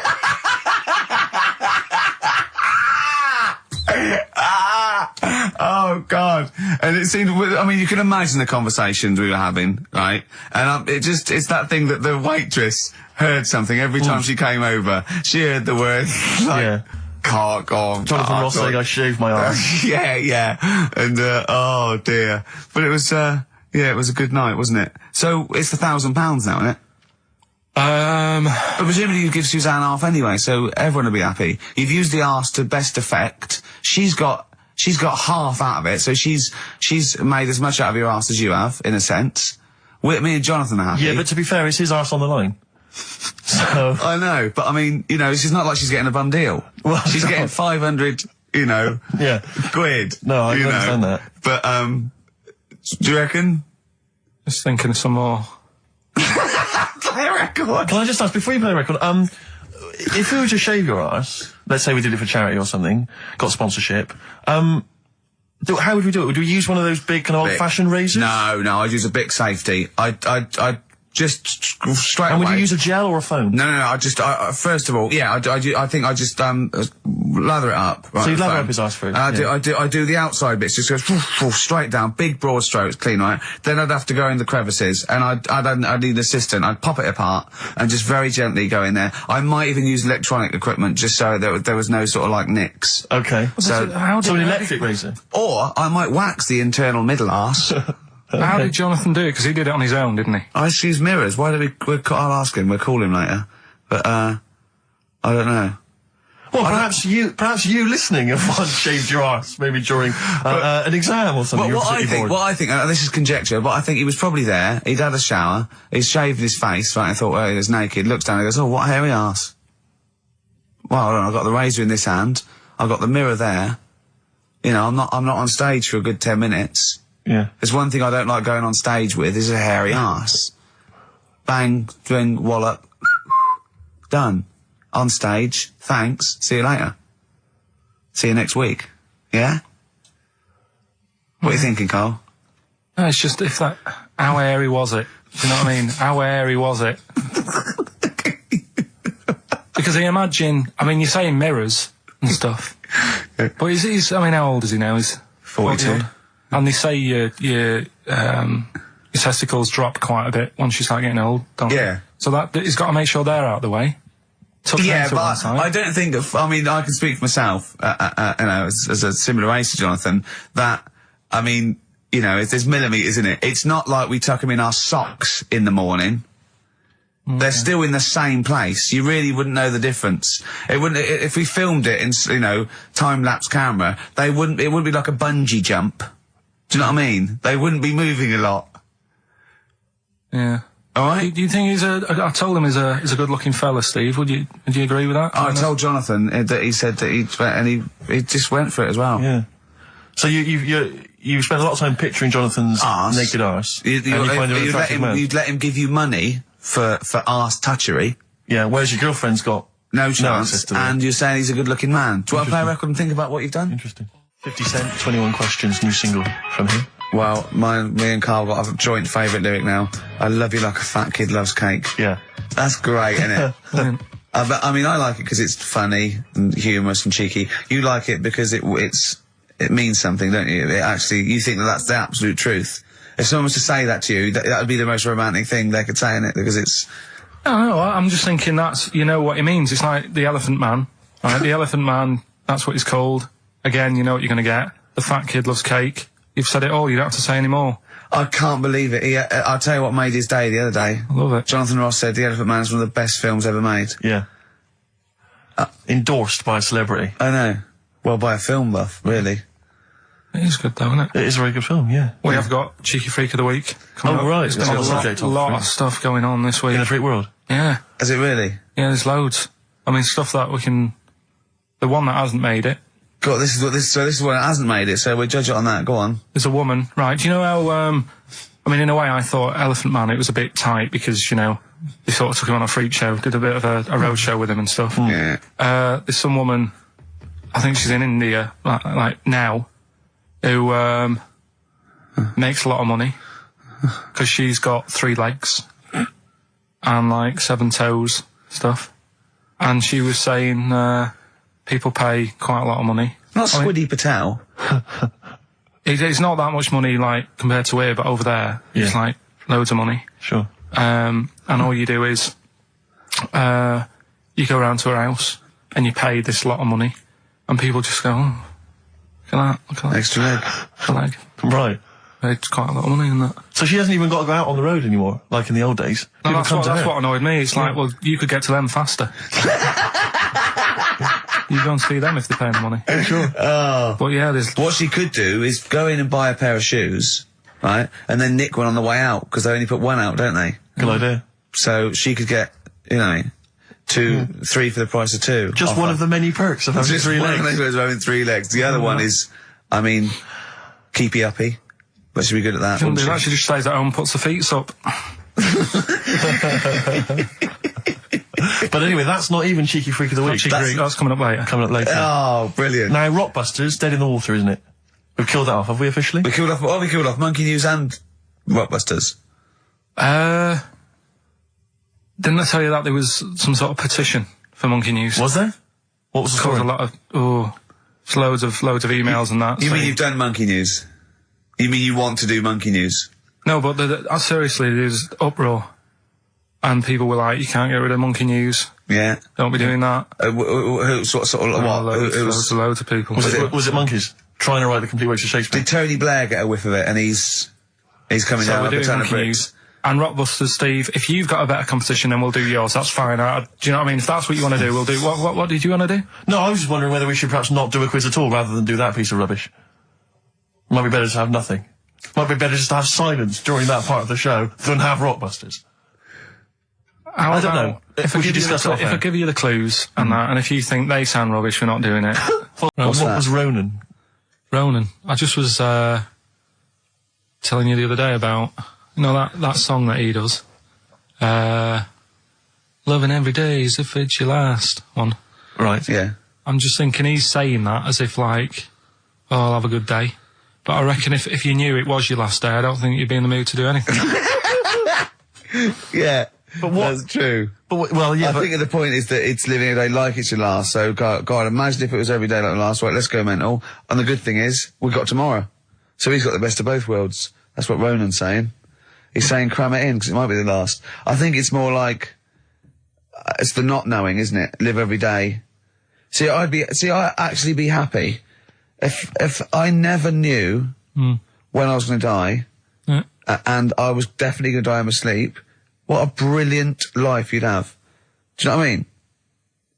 What, so you don't get an illness, but one night you go to bed and... I know that if you knew you were going to die in your sleep and never knew when you were going to die, it wouldn't matter if it was tomorrow or 30 years' time.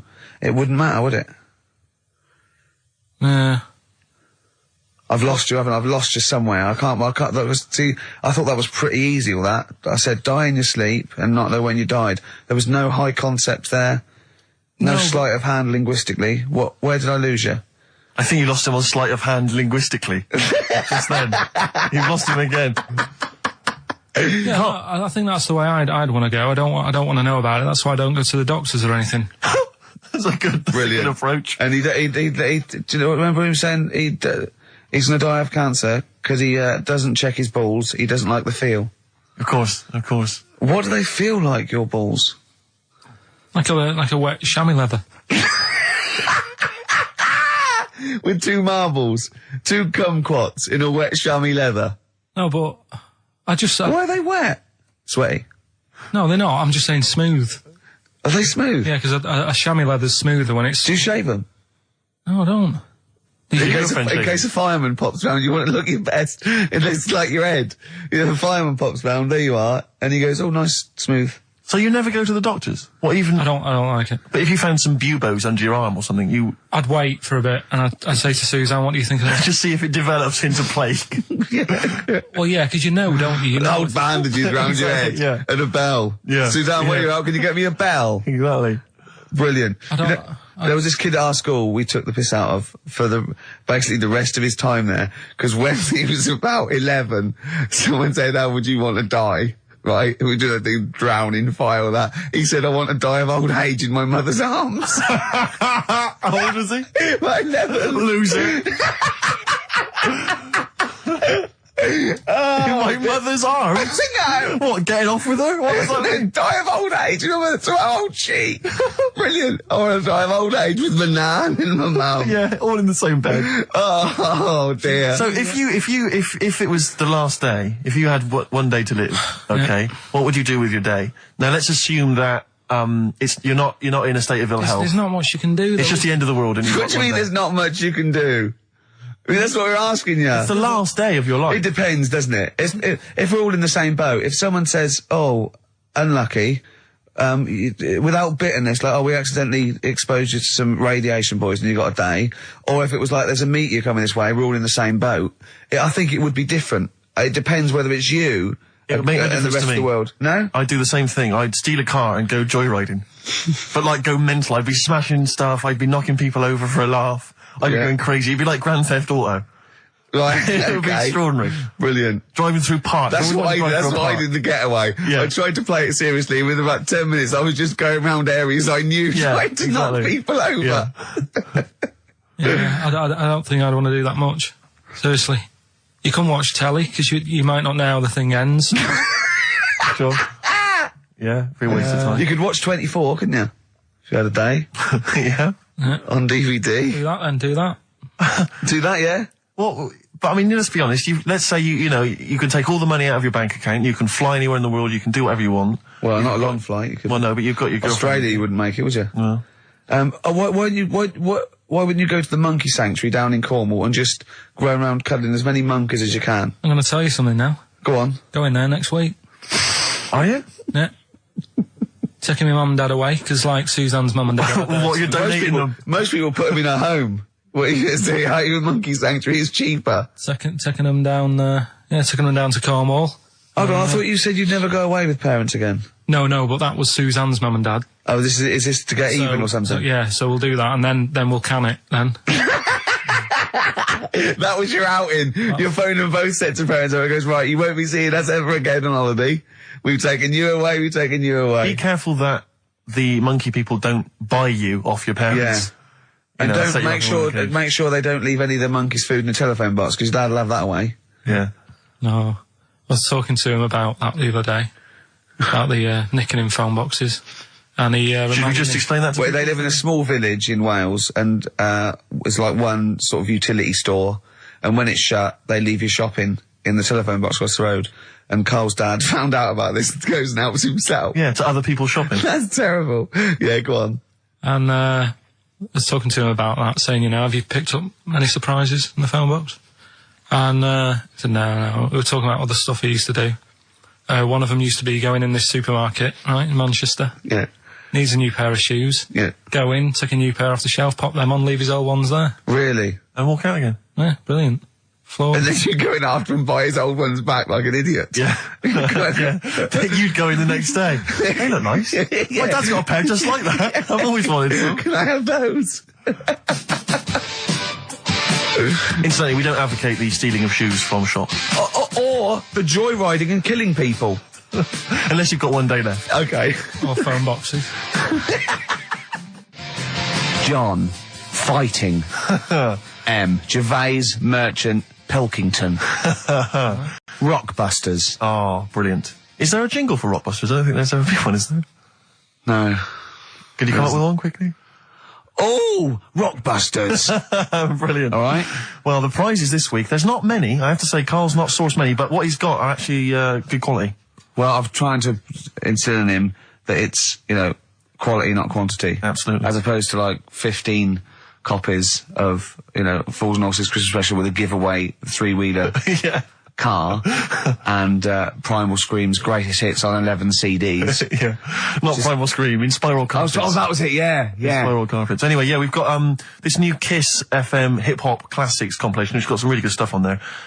New stuff from the likes of, Outkast and the Wu-Tang, but some old classics from Public Enemy, and of course LL Cool J's Mama Said Knock You Out. It's worth having alone. For that track. Yeah.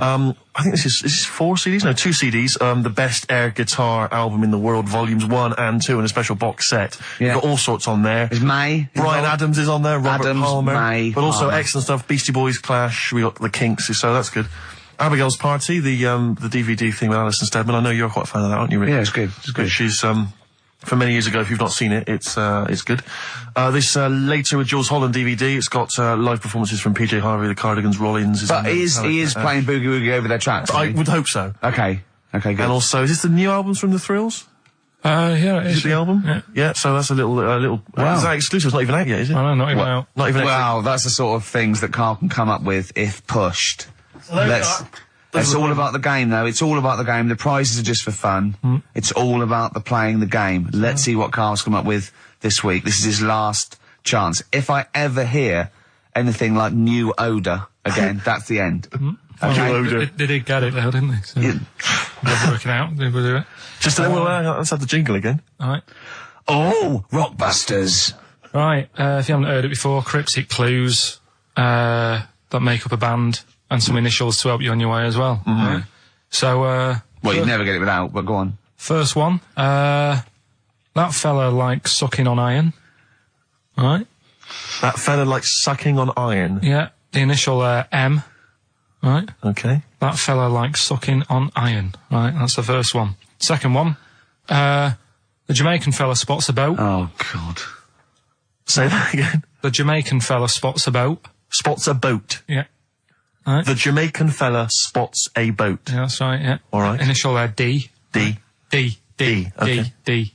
D. All right. And the last one. Do you want a game of tug of war? Well, it's up to you. You own it. Right? Interesting. I've just got number 2. Right. Do you want... Oh, God. Right, the third one. Do you want a game of tug of war? Well, it's up to you. You own it. And what's the initial? E. All of them again, quickly. Right, so the first one. That fella likes sucking on iron. That's M. Second one. Jamaican fella spots a boat. Right? That's D. And the last one. Do you want a game of tug of war? Well, it's up to you. It's, you own it. Right? He embellishes it like it's a whole story by the end. That's E. Dr. Fox style. Any amusing observations? Have you taken a sideways look at the week's news or anything, Carl? What have you... Tell you what I did here last night. Go on. 5 Live. They do like a review of what's gone on in the week. When we've been busy in the week, I haven't always got time to follow what's going on. In the world, sure. Someone's made a chicken with teeth. For what reason? Don't know, because they can. Just because they can. And like so it chooses food. Yeah. They had a few guests saying, well, where will it all end? So you're sure you weren't watching a Wallace and Gromit video? No, seriously, right? They're doing it. They're chicken with teeth. Why would they spend millions researching? What do you mean they've got a chicken with teeth? What do you mean there's a chicken with teeth? Sounds mad, doesn't it? What are you talking about, Carl? That's what they've done. Do you know, like... Why? I don't know. They're just messing with science and that, and that's what the people were saying. Why are you doing that? Do you know what I mean? Where will it start? What's the next thing? They did the sheep. They did the cloning. Right? The rat with an ear on its back. Did that. Can hear a cat coming, can't it? What else were they talking about? They were talking about that sheep again, that cloning one. Yeah, Dolly the sheep. Do you think it's that clever? Well, they do all look the same anyway. What's it got to do with its cleverness? The fact that being cloned, is it? Do you think that's a good thing? He doesn't think it's that impressive because they look the same anyway. Right. They could have just put any sheep in there and go, look, they're the same. Yeah. Brilliant. So there was a programme, people were talking about... What are you talking about, a chicken with teeth? It was the latest news. It was like all about the war and that, and I was like, yeah. And then it said chicken with teeth, and saying, hang on. Your ears perked up. Yeah, you didn't hear anything about the war, did you? That was like, they might have been speaking French, or just like whistles. And now, story about a chicken with teeth. Yeah. You stop washing up, maybe someone can let us know, Oh, God, don't open the floodgates. No, but I'm just saying I don't know the full thing. Of course you don't. Surprise. They just touched on it. Yeah. Anyway, other stuff I did do proper research on in the week. Go on. Having testicles done. Having your testicles done? Yeah. What does that mean? Same magazine that was doing the hanky coverage. Letting you know what all that's about. Sounds like a great magazine. How can we get him as a pundit on these news shows like Newsnight? Do you know what I mean? Sky News. On there, wouldn't he? Just on there, just ask him what they think. Wouldn't that be amazing? Is there a producer out there that would take a chance on Pilkington? It's Pilkington, Raggy Omar, Ian Hislop, and they're a panel of people, and they just ask people. Yeah. Yeah. So you can have your testicles made bigger. Why would you want to do that? Well, that's what I was asking. What's the point? Well, the actual testicles, or do they just inflate your ball bag? Because you could do that, couldn't you? You could have some air injected so it was like a big... So they'd look bigger, but they'd rattle around inside, wouldn't they? make a little noise, wouldn't it, when you're out? Like maracas. Like some kind of instrument. Yeah. That was sort of like one of those African instruments. It's like a big sheep's bladder with all. There's Pedro on the maracas. Yeah. You just, yeah. Yeah, just stripped to the waist. Yeah. Just, yeah, with us hanging out. And then when you sort of like, the neighbours would think, what's he doing? He's been playing those maracas all night. And really, you were, you know. Why the mouse with the ear on its back going, keep it down. Yeah, this is really loud to me. Hey, why would someone have that done then? You brought it up. Yeah, well, presumably so that they could draw a little funny face on them. Yeah. Obviously. And you could let them down after the holiday, like you do a Lilo. Exactly. Just let 'em on holiday you're floating round, you know, like you're just in the sea with your big instrumental maracas, right? Just floating. You're having a whale of a time, like people playing it as they go past. Exactly. All right, Carl. All right, become a bit of a sort of local celebrity. Yeah, look, there's Carl with his floating maracas, like a big jellyfish, right? Yeah. And then the end of the holiday, or Saturday. If you've got a little pair of tight Speedos, it'll be like Jordan walking around. And then you just like... Just let them down when you come back. Let the knackers down for the plane. Yeah. Because apparently they do get bigger, don't they, as you get older? When you're an old fella. No, I think they get lower. I think that's it, that testicles and breasts get lower. Is that purely gravity? I think so, yeah. Probably stretching a bit, innit? So is it wear and tear? Is the old fellas who are walking about saying, "Oh, sick of these"? They don't tread on them. Well, that's why old people have always got to have a little sit down. You know, 100 metres. Yeah. Put them in the socks. Exactly. Yeah. Or they can have them. I suppose you can have like a little ball lift. You can have a facelift, can't you? Have a little nip and tuck. Or probably a facelift would help, wouldn't it? Because if you pull your face up. That's going to bring the skin up. Bring up a little bit, yeah. Don't go too far. You'll have a little knob as a tie. But you can, you can tighten stuff up. Speak for yourself.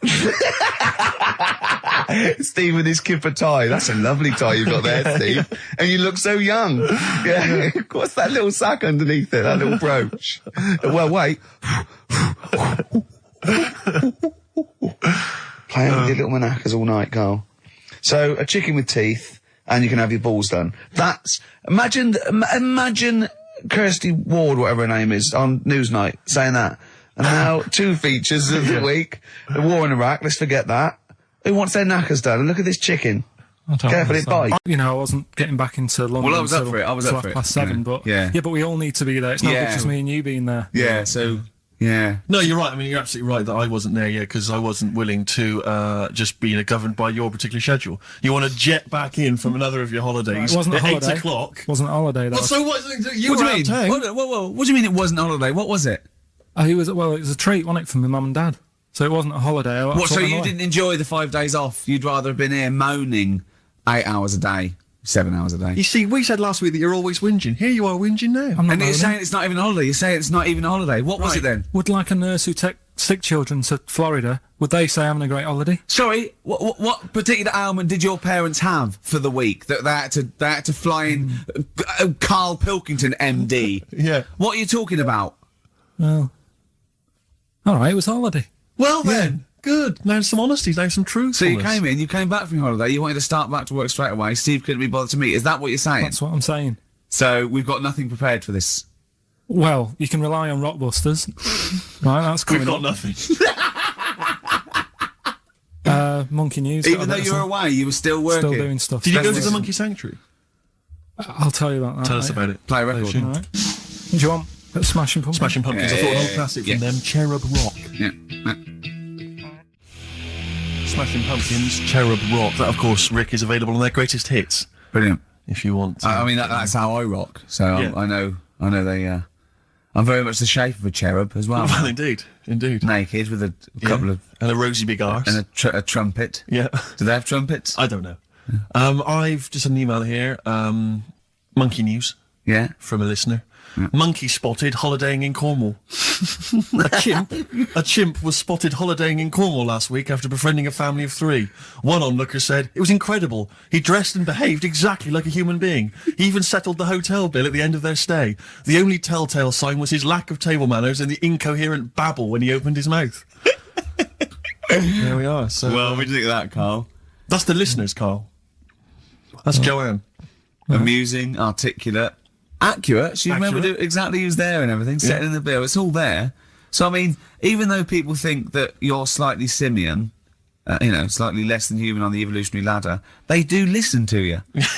So, I mean, I don't know who's more stupid in the end, you or the listeners. Well, you may recall, Rick, at the end of last week when Carl had to shoot off early, we issued a little request for listeners just to bombard Carl's email with just pointless emails that really weren't about anything, just to clog up his email for when he returned. Yeah. Rick, they sent them all to us. Brilliant. I mean, that's the kind of listeners that we've got. We've got reams here on our email of just junk.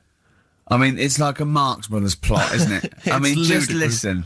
Listen to what we say. I got one about a shaved cat. Well, that's not pointless. I'll be reading that later. Oh, yeah. I'm happy. That'll keep me going for a couple of weeks. I'll be reading that later. Did you get to the monkey sanctuary? Because this was the big thing. You were going into Cornwall, you were going to visit the monkey sanctuary. I've never seen someone more excited. You had 2 days put aside for the monkey sanctuary. How did it go, Monkey World? We were on our way, right? I found like a little, in the little cottage that we had, right? It's like a little folder, with little leaflets in saying if you're into mountains, you want to go here. Yeah. If you're into castles and that. Little monkey on the leaflet, right? So I thought I'll be needing that. Took that out, made sure that's safe and that, right? We get in the car, getting ready to go. My dad says, "Where is it?" I look on the back.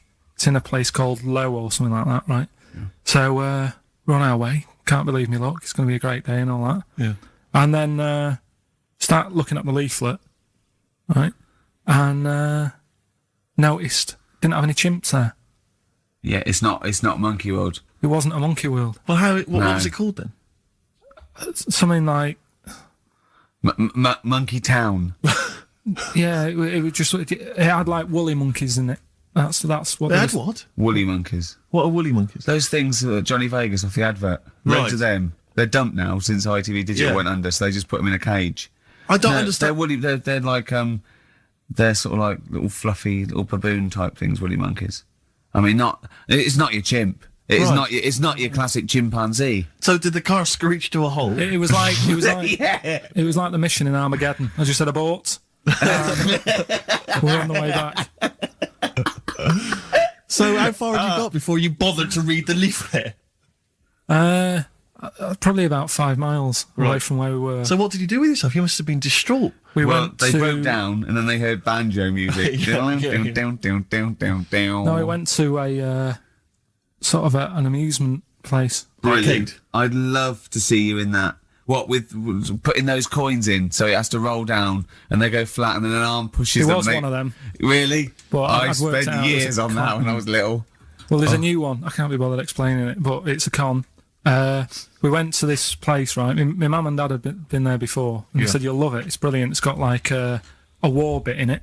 A war bit, right? Yeah, like because they know I'm into tanks and stuff. Yeah. So you'll be loving that. So sorry, I didn't know you were into tanks. No. Well, they're all right. Brilliant. It's gone from one of his childhood passions to they're all right. I know, yeah.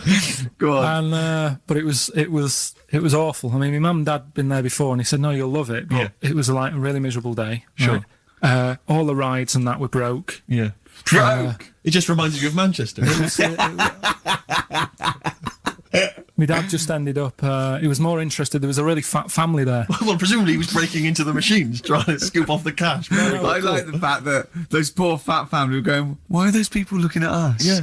Oh, do you want to ride one? No, but we're not a ride. They were massive, and he just like, look at the state of that. The whole family. Yeah. Just, fat. Bloaters, yeah. All right. But because fat, there's no need for it, is there? And he was really like, oh, God. And then he wanted to follow them into the House of Mirrors to see what they'd look like. But my mum had got bored. She went off to buy a little Snow White figure. She couldn't believe her luck. It was only $2.99. Yeah. She thought it was going to be really expensive. Sure, so she bought one of them. Yeah. So she enjoyed that. And then my dad says, come on, we go in. It's rubbish, this. What, the fat family wouldn't let him play with them? So he just said on the way home, he said, I can safely say that I never want to go there again before I die. So that was that. And then we went home. Why would he ever give you that information? In case it was like a secret birthday present. Yeah. Oh, God, what if they get me a trip to here? Or if he's in a coma and you go, I'll tell you what, bring him out of it. That fat couple. yeah. By his bedside. Yeah. But Suzanne said she now realises why I am the way I am after spending like a week with them. Well, they told her that they dropped you on your head as a kid, or? No, just like, you know, the way they act and that. Right, yeah. They were saying things like, Suzanne, so, why is the moon out at night and the sun in the day? Oh, God. Yeah. Oh, God, there's 3 of them. Suzanne, can you tie my shoelaces again? It was the bit when my dad said, don't waste money on a coffin for him, just put him in a bin bag. Well, it's funny you say that, actually, because in a survey, it came up this week, it's quite extensive. Mancunians take more sick days than anyone else. Mancunians take more sick days than workers in any other city in Britain and Ireland, according to Manchester-based employment firm. Survey by Peninsula found employees in Manchester take 11 sick days per year, whereas closest rivals Edinburgh and Dublin take an average of 9. Liverpool, Newcastle, Birmingham and Cardiff, only 8. Is Reading mentioned there, or no? Bristol? It's not even in there. They don't take days off. London is only 7. So the point is, I mean, I don't know you can take anything from it, but if you're an employer and you had a Mancunian and a Liverpudlian and they were equal on everything else, but you really couldn't afford them to be away, Liverpudlian's going to probably be away for 8 days. Sure. The Manc's going to be away for 11, phoning in sick. And so what can you? I mean, just analysing the data there. What would you extrapolate from that? I really don't know. I mean, call in if you've got any clues, or email us in if you've got any. I don't know why I think maybe. I don't know. Mancunians. I don't really know many people from Manchester. Well, I only know one, but I know he was off sick because he put on wet trousers and he got a cold, I think. Yeah. Well, he just said he was didn't come in for. He left early as well once. Yeah. But I don't know. I mean, that's the survey. I don't know. I mean, it's evidence because it's statistics. So there you go. It's guaranteed evidence that's proof. Any thoughts on that, Ricky.Gervais at xfm.co.uk? I mean, oddly enough, you're from Manchester, Carl. I am, yeah. What are your thoughts on that? On what, sorry? On the survey. Wasn't really listening. Sure. Well, Mancunians take off more sick days. They call in sick. I mean, presumably spuriously. Yeah. I mean, because they've got the same body. They're biologically the same, so... they're obviously making up. They're lying. Yeah, some of the days. Maybe there's just the 3 extra they're making up. Yeah, they're moaning. Probably because we work a lot harder than the others, so we're tired, so you're sick, so you need time off. Probably. Seems unlikely. I mean, the Scousers, to be honest, take them on, let them work in your office. But you know, how many computers are going to go missing? Right, that... So offensive. Is offensive. Right. This is a survey that proved. You just made that up. You just carried on the myth that Liverpudlians thieve. Now that's not true. That is not true. Well, it's not. Well, some of them do. There's been no survey that you're more likely to thieve if you're from Liverpool than if you're in Manchester. So that hasn't been proven yet. So all I've got is the evidence from a survey of, I think, 3,500 people. It's proof that Mancunians take off more sick days. XFM 104.9. This is April Come She Will by Simon and Garfunkel. Brilliant. So, if you're from Manchester, sorry about that. I mean, it is true. We weren't making that up. We weren't doing a stupid stereotype like Kyle did with Liverpudlians. It's just a survey that Mancunians take off more sick days. But they might be genuine. They might be sort of an iller people, or it might just be people who are in Manchester go, I can't be bothered to go to work, it's rubbish. Whereas if you're in London, you go, I can't wait to go to work. What a lovely place this is. Some great jobs, don't you? Great jobs, don't they? Yeah.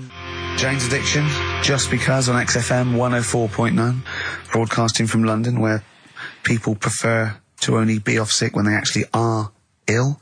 Sure. I don't think I've ever taken a day off sick. Except when I had that terrible tonsillitis. Is that when you went home, stayed with your mum and dad? Yeah. Why is that a problem? No, it's bad for health. No, I'm not saying it's a problem. It's bad for health. Yeah, I've got a loving family. So sue me. What do you make of that? I love it! The antagonism and piss-taking is just like, oh God, 3 blokes in a pub. There's people listening. I can't go. Are there?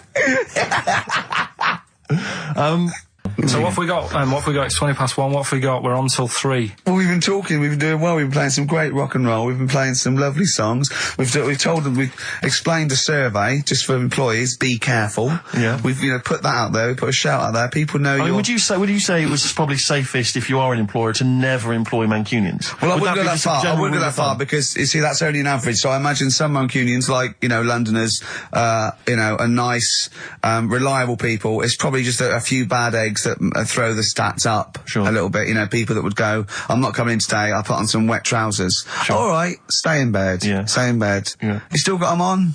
Yeah. Well, pop them off. Yeah. Put them on the radiator and go to bed with a little duvet. That'd be the best thing to do. Yeah. Yeah. So, all right, Carl? Right. What's your attitude? Is it because you're tired? Yeah. Well, why are you tired, though? You weren't staying out watching those Channel 5 films again, were you? Did you ever go on a picnic, Carl? Was there places to go in Manchester, or was it like Quarryland, mostly? The problem with those adverts, like when I was growing up, they'd sort of give you ideas, because remember the Charlie's one, right? And we were on holiday, right? And I met these two lads who are knocking about with, like, mates and that. And that advert came on, and we thought it'd be a good idea to wind his mum up, because this advert had just been on saying, you know, kids are going missing in Wales, right? Yeah. So we said, oh, this will be a good laugh. We put the kid in the wardrobe. His mum came back from shopping. We said, oh, he's gone missing. We haven't seen him for hours. That's terrifying. I know. That's an appalling. How old were you? About 13. And what was his mum? She must have been. Yeah, she was going mad, and that's when we thought, oh God, we've gone. Will we say anything? Will we pretend we don't know where he is? Open the wardrobe, he'd suffocated. Yeah. That's horrible, Carl. I know, but Such it's a just cruel what you thing. do, isn't it? It's just what you do. Well, no, you do. What do you mean? It's just what you do. What was it? Was he in the wardrobe? Was he listening to this? Why didn't he go, Mum, it's all right, when he heard her crying? No, she wasn't crying, she was just panicking and, like, screaming a little bit and that. Screaming a little bit. Okay, we'll tell her when the screaming starts. Exactly, yeah. And then, what's the other thing? Like, on the same, like, you know, all this was going on when I was growing up. And, one time we're on holiday, and my mum says, right, if you're going on the beach, it's a big beach.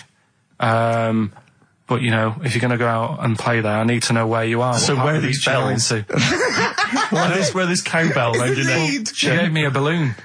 Good idea. A balloon. And it just, you know, sort of attached to my arm, so wherever I was playing in the sea and that, you can see the balloon and that. Brilliant. But then the problem was, everyone else thought that's a good idea.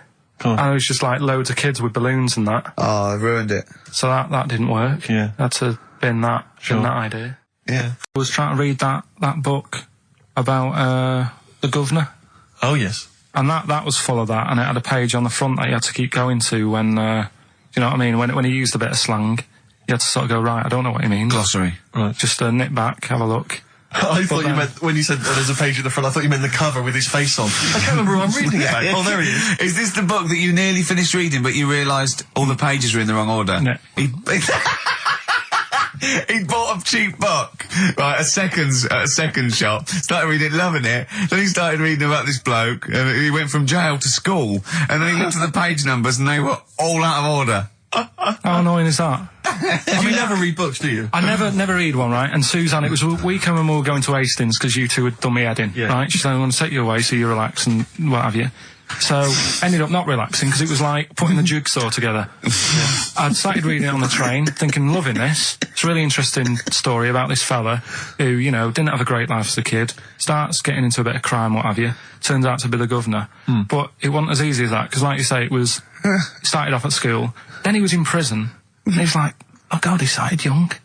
And then, next thing, he's like married, and he's like, hang on. He's like 12. And then he's had a heart attack. And then, like, but I just thought it was part of the thing because I read chapter 1 and then it did say chapter 12, but I thought, right, it's like that sort of done in that stylish way that everyone's doing.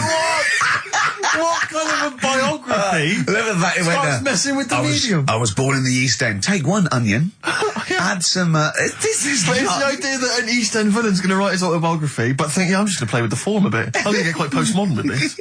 No, but... He's barely able to write, probably. Yeah, oh, you can say that about him, Steve. I wouldn't. I think he's an educated man. Go on, next, Carl. But, yeah, just because it was like 2 for a tenner, that shouldn't be like... Oh well, you know, you got a good offer. So no, that's rare. I'm sure the bloke selling it did not know that the pages were out of order. Let's face it, Carl. You read it and didn't realise. Yeah. So you can't really blame him. You got almost half the way through before you realised. I know. Yeah. But anyway, you know. Still, that'll teach you, and that's put you off books for life, hasn't it? Well, I don't like getting into books now. I just read snippets of information. Play record. No, I was just going to tell you about a bit of information that I was reading. Okay. And I can't Will we play a No, record? I've got time for a bit of drivel before we play next tune. Well, I'd rather hear a tune and come back for drivel, because I think people are tuning in for drivel, so let's tease them. Okay. Let's have a record, then some absolute shite from Karl Pilkington. Excellent. Look forward to that. Roll Over DJ by Jet on XFM 104.9. I'm Ricky Gervais, with me Steve Merchant and Karl Pilkington. All right, Karl? Yeah. Bit miserable today, Karl. Let me explain why. Go on. Steve, and to you, the listeners. Well, we came in to a big bunch of stuff. Dropped off like, was it Becky from Marks and Spencer? Just like lovely stuff.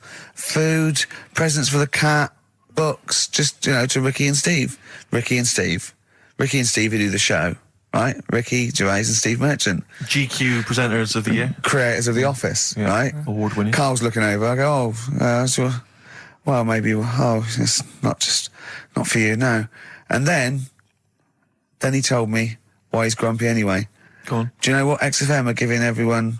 How long have you been here? About 6 years. What are you getting for Christmas from XFM? 2 CDs. Is that of your choice, or do they choose them? There's a list of about 30. Right. Tell them what you chose. 30 CDs. I've gone for Kings of Leon album. Yeah. And the best of Bob Marley. Haven't we, like, given them away in the past or something? Or you could have burnt them off, couldn't you? You could have done copies. Illegal, but you could have done that anytime you wanted. I don't think Bob Marley minds if you bootleg his CDs. It's out of order, though, isn't it? It is bad. Although is that always the case? Has it always been the truth of all the time you've been here? No, it has been better than this. Yeah, although you do get paid quite well and you do have an easier time. Yeah, but don't give me the CDs then. If it was a milkman, you don't go, have 2 bottles of semi-skimmed. Happy Christmas. Yeah. That is a valid point. Do you know what I mean? You complain. Who is it who made this decision? There's no point. No point, is there? Why? Just no point. I don't like moaning anyway, just... Has it come from up top? Is it like from the capital people? Just everyone. That's what everyone gets. Yeah. Yeah, but will Christian get 2 CDs for getting up at 4:30 every day for about 5 years? And keeping this station afloat. Probably. Yeah. So that's why I'm a bit fed up. What do you listen to first, Marley or Leon? Well, you have a bit of Marley. I'll tell you what Marley's good for as well. You'll go have a little beach holiday, aren't you, over Christmas, going to Lanzarote? Listening to that on the beach, you'll realise how wise XFM are in the long run. You know, you go, well, look, they could have given me 400 quid, right? Well, I'd have spent that. But this is, you know, the legend lives on. It keeps on giving. So you'll probably, you know what I mean? Think how much what you got to think of is how much all his great songs took, not only from the depth of his soul and, you know, all his sort of angst and knowledge and love, and then all the studio time, the marketing, and they're just giving you one like that. They go, don't worry about that, Carl, just have it. And you go, what? But all the time we spent with Bob Marley and everything is there. You know, have it, Carl, have it, Carl. And Practice. Yeah, have that. Thanks, well done. Carry on. We're still going to pay you for the work. Yeah. That's just something on top. Here's a little piece of Bob, free. Yeah, so don't moan, it's extra. So, they didn't have to give you it at all. Wasn't that educating, Ricky? I don't know, see, like I say, I was looking around and there's stuff that is interesting, right? I was looking on the web. But there's no point. Well, it's just that I found one about... what's the point? About a lad who, 8 years old, but he's still breastfed. Now, I don't know if you can get anything out of that. Is that what his mum said?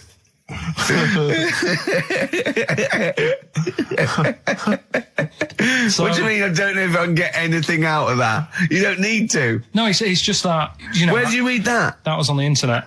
Oh, well, yeah. You're always unspecific when you mention it. It's just it was on the internet. Well, I'm trying to think what I put in. I think I put in Y to see if I'd confuse a computer. And then, Go! You are... No, honestly. I did a search, put in Y, and it came up with funny things that, like, why is this person doing that? Why is that? And it had a picture of this 8-year-old lad, sort of, you know, on his mum's nipple. And it was saying, you know, is this healthy? You sure that wasn't asking you that question? What? I put in Y just to confuse the computer. Like, we go, what do you mean? Yeah. Stop it. Yeah. Oh, look, yeah. Last week, I was walking home with him, and I went, he was saying something stupid, and I went, I've got a competition for next week. Let's do it. I know that. I guarantee they're going to sound rubbish. All right, let's make it the last Rockbusters then. This is the last Rockbusters. Well, it depends. This is it. Okay, this is if it's good, you get a reprieve. It's all about this. Okay. Okay. Go on then, let's do Rockbusters then. Oh, we're doing it now.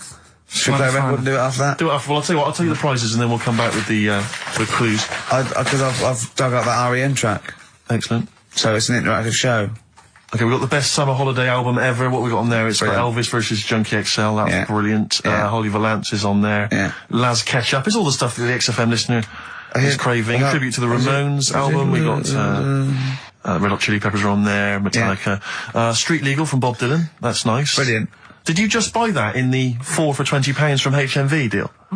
Fair enough. Once That's again, a good album. The Talons of Weng Chiang, a Doctor Who classic. Yeah. And there's something for the XFM listener, 8 Mile on DVD. I thought that was nice, that film. That was the last bit was funny. It's a good film. Some good rap-offs in that as well. Yeah. So let's play a tune and then we'll come back with the Rockbusters clues. REM, go on. Give it to him. REM, Electrolyte on XFM 104.9. Ricky Gervais, Steve Merchant, Karl Pilkington. I walk down Oxford Street every day to go to the office, and it is like running the gauntlet in Gladiator. It's not only is it just like, you have to dodge people and they're dawdling or rushing or, keeping into the road to get past some people but avoiding taxis, but it's like hands everywhere, like leaflets. I don't know, there must be 1 million leaflets given out. It's all mobile phones, sandwich shops. Teach yourself English. Yeah. Teach other people English. I know, and those charity people, something for Alzheimer's, and I've been caught about 6 times where I couldn't say no. I've got about 8 standing orders now because I just couldn't say no when they confront you. Yeah. Which is, it's amazing how often I'm on the way to a meeting. I'm always on the way to a meeting, and then I always feel guilty if I walk past them again 2 minutes later with a HMV bag. Yeah, full. Yeah, exactly, crammed with bargains. I know, yeah. No, it's actually weird. They're like zombies. It's like you're just fighting them off. You need a flaming torch to get past them. Or if it's not them, it's tourists. Just constantly, excuse me, can you take my photo outside HMV? Or outside Topshop? That doesn't happen to me. It always seems to have tourists. Just in the way, just kind of dawdling, looking up at the buildings. So fast. I walk so hard, I put my head down and I just try and walk so fast everywhere now, because it's, But Oxford Street is just, it's unbelievable now. And I think it's age that I've started noticing it. Even if the window's open and I hear just like cars and they're on the mobile phone, it's the loudest place in the world. Yeah. I don't know what we can do. Well, isn't it one of the busiest streets in, is it either the world? The universe? It is mental. I think if we carpeted it, that would help, put some curtains up, it would just deaden. It's like pubs with those polished floors and metal tables, and everyone's having to talk like that to be heard. The jukebox is quite loud, and I want to go, just turn everything down. Yeah. Let's put some carpet down, just talk quietly like this. Yeah. Put the music down a little bit. We'll have a good time. I've never quite understood that impulse. I don't, again, if it's age, where you go in a club or a pub, as you say, and the music's just slightly too loud. So it just makes everything slightly tricky. It's slightly tricky to have a conversation. But what annoys me is when it's for the amusement of the barman or barmaid. Yeah. They're bored, they're in a pub, they've got the music up, their music up, right, techno blaring, right, they've got a telly on watching a soap opera, and I want to go, choose one or the other. Yeah. I mean, what are you watching? I got a minicab last night. I imagine you don't travel in minicabs, but the guy driving, one of those guys, I know he's driving a cab on a Friday night. Okay, no one wants to be doing that. And he had one of those phone, the little earpieces that you put in, so it looks like they're talking to themselves. And he's there, and he goes, where are you going? I went, Crouching. He went, and he's chatting on his mobile phone the whole time. His voice was so loud, he had the radio on as well, and he wasn't concentrating on the road. I just thought, look, I'm paying you £10 here to take me somewhere. Please, just stop chatting or arranging your social life for 2 minutes. Yeah. Get me to my destination safely, and then you can resume your conversation. My favourite one is, I'm going to so-and-so terrace, please. Where's that? I want to go, right, you're not taking me then. Yeah. I mean, I don't know. I don't know. Exactly. I don't drive, I'm paying you. That's why I'm paying you. That's got to be part of the service. But, I mean, I know people who've been in many cabs, didn't know where I was, and didn't have an A to Z. No, I was in East London once. I said to him, I'm going to North London. He went, where specifically? I went, Swiss Cottage. He went, sure. I said, do you know the way? He went, yeah. Set off. Along the way, he went, do you know the way? That's why, I thought you knew. I said, have you not got anything to say? He went, no. He was one of those guys who'd just taken his car out middle of the night. That was all he had. All he had, all his credentials were he had a car. No map, no torch. The 2 other things I bring with me. And he said, so we're driving along. He went, I'll probably get you to Camden. I was like, okay. He went, It's a start. I mean, that is the start. Exactly. He went, do you know the way to Camden? I thought, pull over. It's not worth it. I'd rather hitchhike. I'd rather walk. Ludicrous. Those people who just go out. Yeah, they just take a car out to earn a I bought fiver. a car. Oh, have you ever done that? No, well, I'm sick of living here. And you say about people hassling you. When you say here, you mean the world, don't you? No, just in London is doing me head in now. The other week, actually, walking home from here, and like you say, there's always someone hassling you, saying, do you want to buy this? Do you want one of these? Going down Carnaby Street, right? There's your first mistake. He said, into meditation? So I was like, and I had a bit of time to kill, so I thought I'll have a chat, right? Have you got time? Oh, we've never got time. We're too busy. Yeah, I thought you were too busy before. Well, I said, what's all that then? What do you do? And he said, we teach you how to breathe. I was like, well, I'm 30. I think I've done all right. And he sort of said, forget it. Forget it. I'm 30. And in Selfridges, they do, like Evian or whatever, that water company there. And they've got like little glasses of water. And you walk past and go, have you ever tried this? It's water. Yeah. Oh, here you go. We'll try it. You go, Jesus Christ, is that what water is? What have I been drinking then? You've been drinking piss and mud. Have I? I'll have a bottle. Anyway, listen, Rockbusters. Oh, come on then. Let's get it done. Really? Yeah. Come on then. Right, so cryptic clues and initials, you work it out, it's a band and stuff. Yeah. Right, Brilliant. First one. Bob Holness. The first clue, the doctor said part of the foot and the leg was no good, so he took him off and he threw him away. That's the clue, the initials TB. TB, right? The doctor said part of the foot and the leg was no good, so he took them off and threw them away. Second one, the Scottish monster has got a bit of a tan. Right, the Scottish monster has got a bit of a tan. Okay. That's TD, right? And the last one, well, the 60s singer had a heart attack whilst he was having it away. We won't be seeing him again. Right, and that's FNM. FNM. Well, the 60s singer's had a heart attack. He was having it away. We won't be seeing him again. Email in Ricky.Gervais. Remember, this is to save Rockbusters. If people don't get this, right, it's no more. So you better, if you want this feature to stay, you better get the clues. Right? Good work, Carl. We'll give those clues again after the next tune. What are we playing? Yeah. Oh, you love it, don't you? You love it. Good, it's a good stomping pop #1 rock. XFM.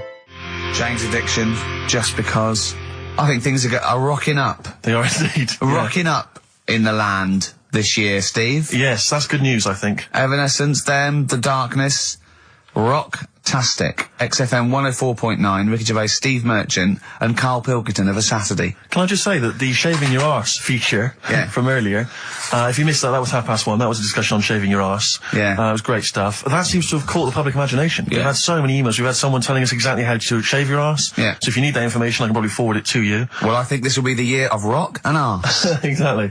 But it's extraordinary how, just a simple discussion like that you would think perhaps was crass, crude. Mind you, our listeners do like Carl talking about monkeys. Sure. Do you know what I mean? Yeah. It's not like it's something to be proud of. It's not like we changed a nation or freed a people or found a cure for something. We hit them in their, at their level with monkeys and arses. Yeah, exactly. It's what our listeners love. Yeah. Monkeys and arses. Yeah. We should put that on the poster.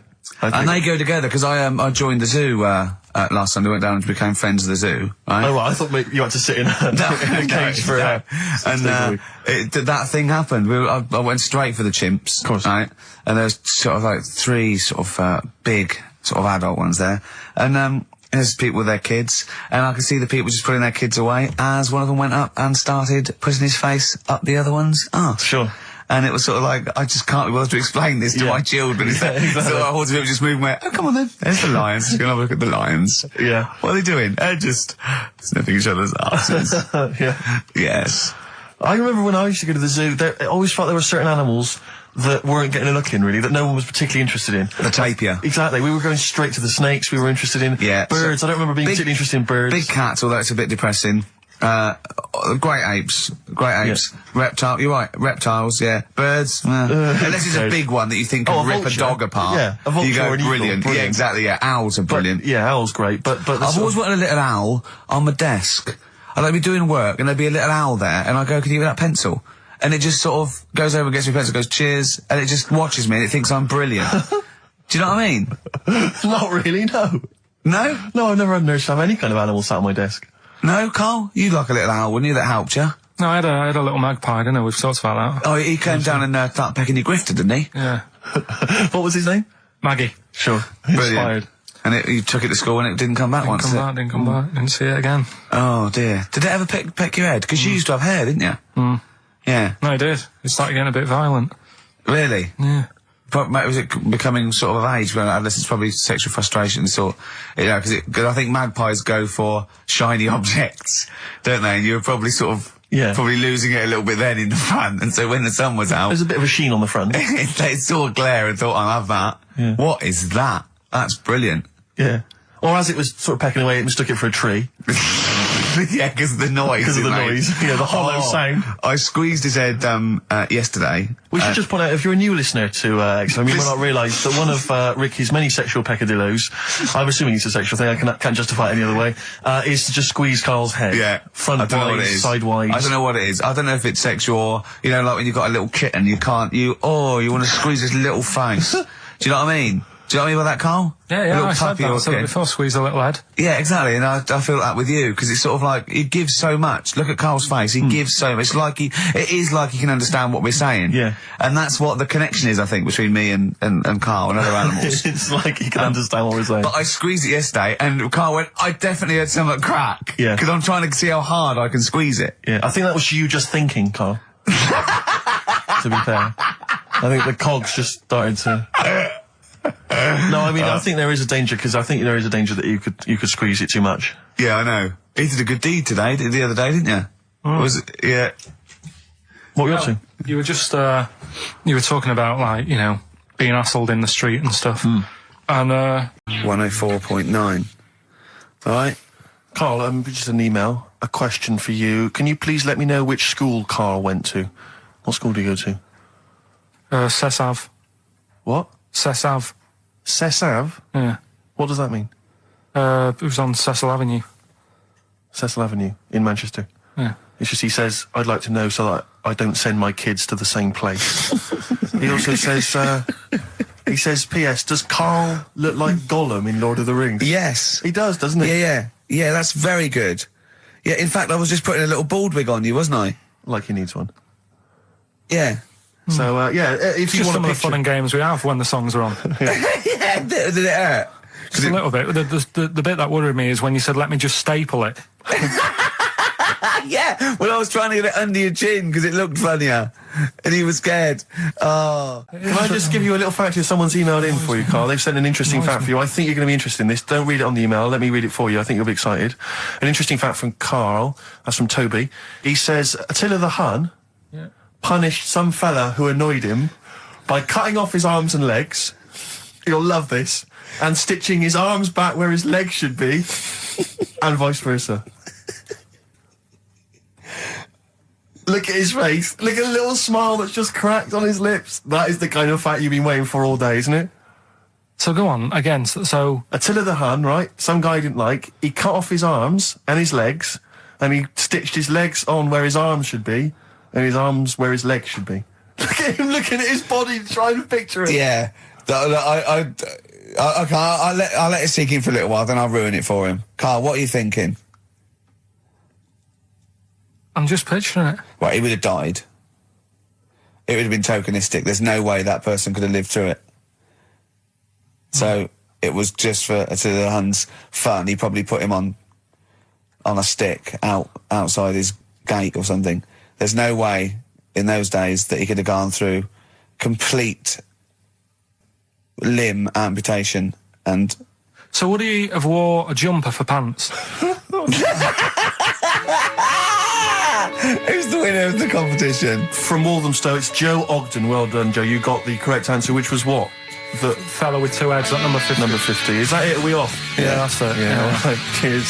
More of the same drivel next week. Bye. Bye. Placebo, Special Needs on XFM 104.9. Email in where Lanzarote is. I don't know if it's Italy or Spain or Europe or maybe Africa. You know, these are the sort of things, these are the reasons I come into it, to at least learn something, innit, Carl? We've stopped educating Ricky, so I've stopped learning, you know, about things like the woman who ate mud all her life. We've had a lot of emails, Carl. I don't want to sort of put a dampener on your Christmas, but a lot of people have been slagging off Lanzarote. One of them just said, well, one of them, I don't know if I can find it. It is Canaria, isn't it? It is one of the Canaries, isn't it? It's a volcanic island covered in volcanic dust. It's very windy, so you have to dig a hole to sit in on the beach, and there's hardly anything to do. That's from Mike Godham, and he says, unless you like quad biking, well, you know, you've seen what happened to... no, don't go quad biking. Not with your little head. There's no protection at all, is there? I don't know what you're thinking. I don't know. At least Rick Mann and Ozzy had lots of hair. Yours would, you'd be like Humpty Dumpty. It would crack like a little egg. And then we'd seen, there's no kings or kings horses. So, well, they couldn't do the job anyway. No, shouldn't really send them. They're not really qualified. Horses not equipped to put send a medical man like Neil Fox in. Yes. To mend but not eggs. Some kind of military horse. I bet he's had egg on his face a few times, hasn't he? What, Foxy? Yeah. Well, most of the series are Pop Idol. Right, Carl. Lanzarote, good or bad? Well, you got to give it a go, haven't you? Yeah, well done. Give everywhere a go. Exactly. That's what I was saying. You know, don't just take the word for it. I mean, if it had said an Ananova, Lanzarote shit, he'd have believed it. Sure. You know, if he'd have overheard it in a pub, Lanzarote a crap, he'd have believed it. He'd have seen it on a website that was mainly concerned with monkeys and witches, he'd have believed it. Yeah. As it is. Everybody raves about New York, and when I went there, I thought it was rubbish. Well, you're an idiot then, because that is possibly the greatest city in the world, along with London. Subjective, though.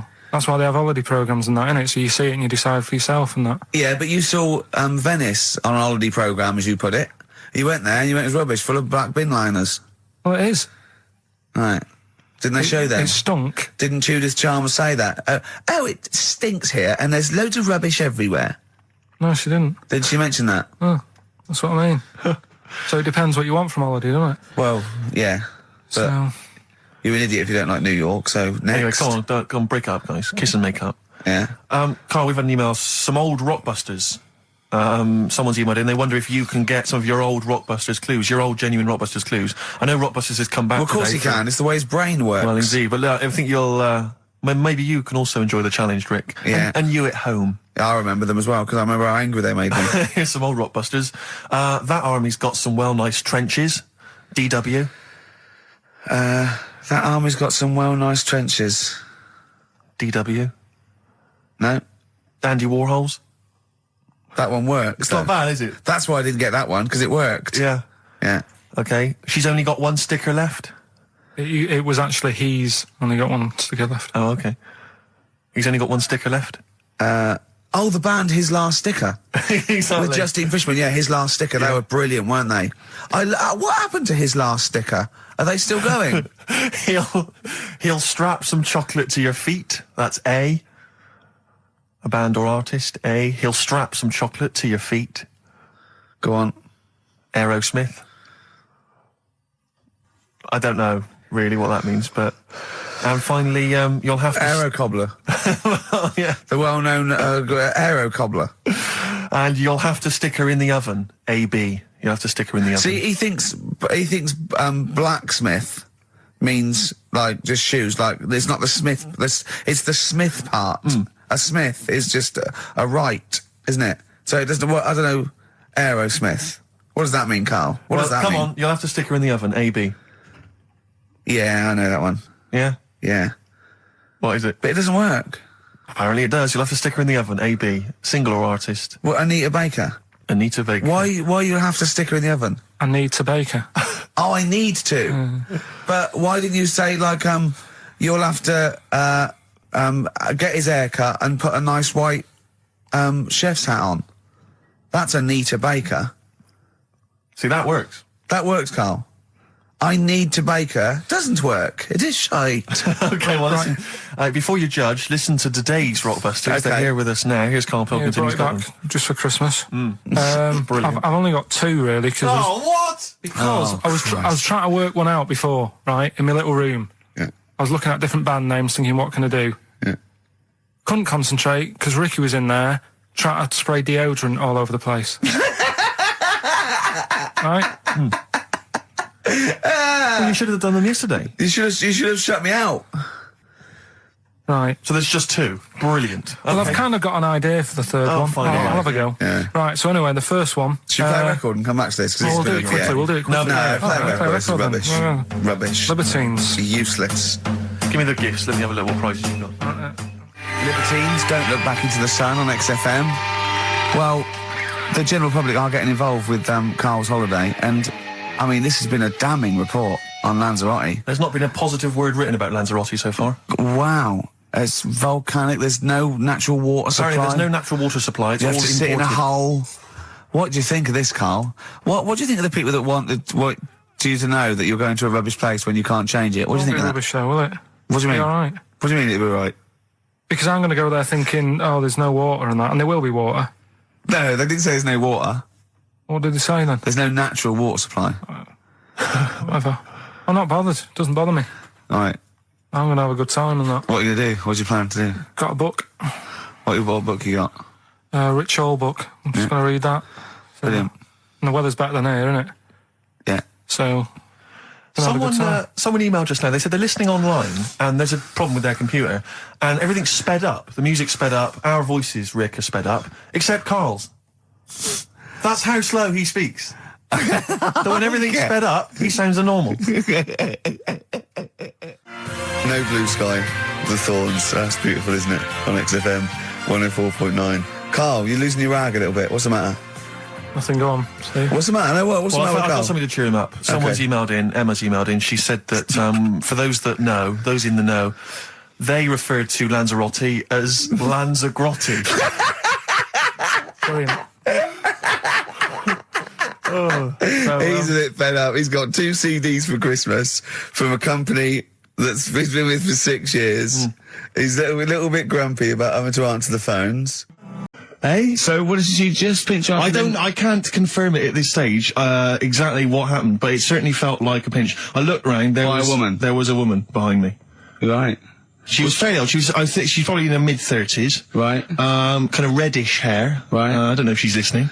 Right. But she knows where I am.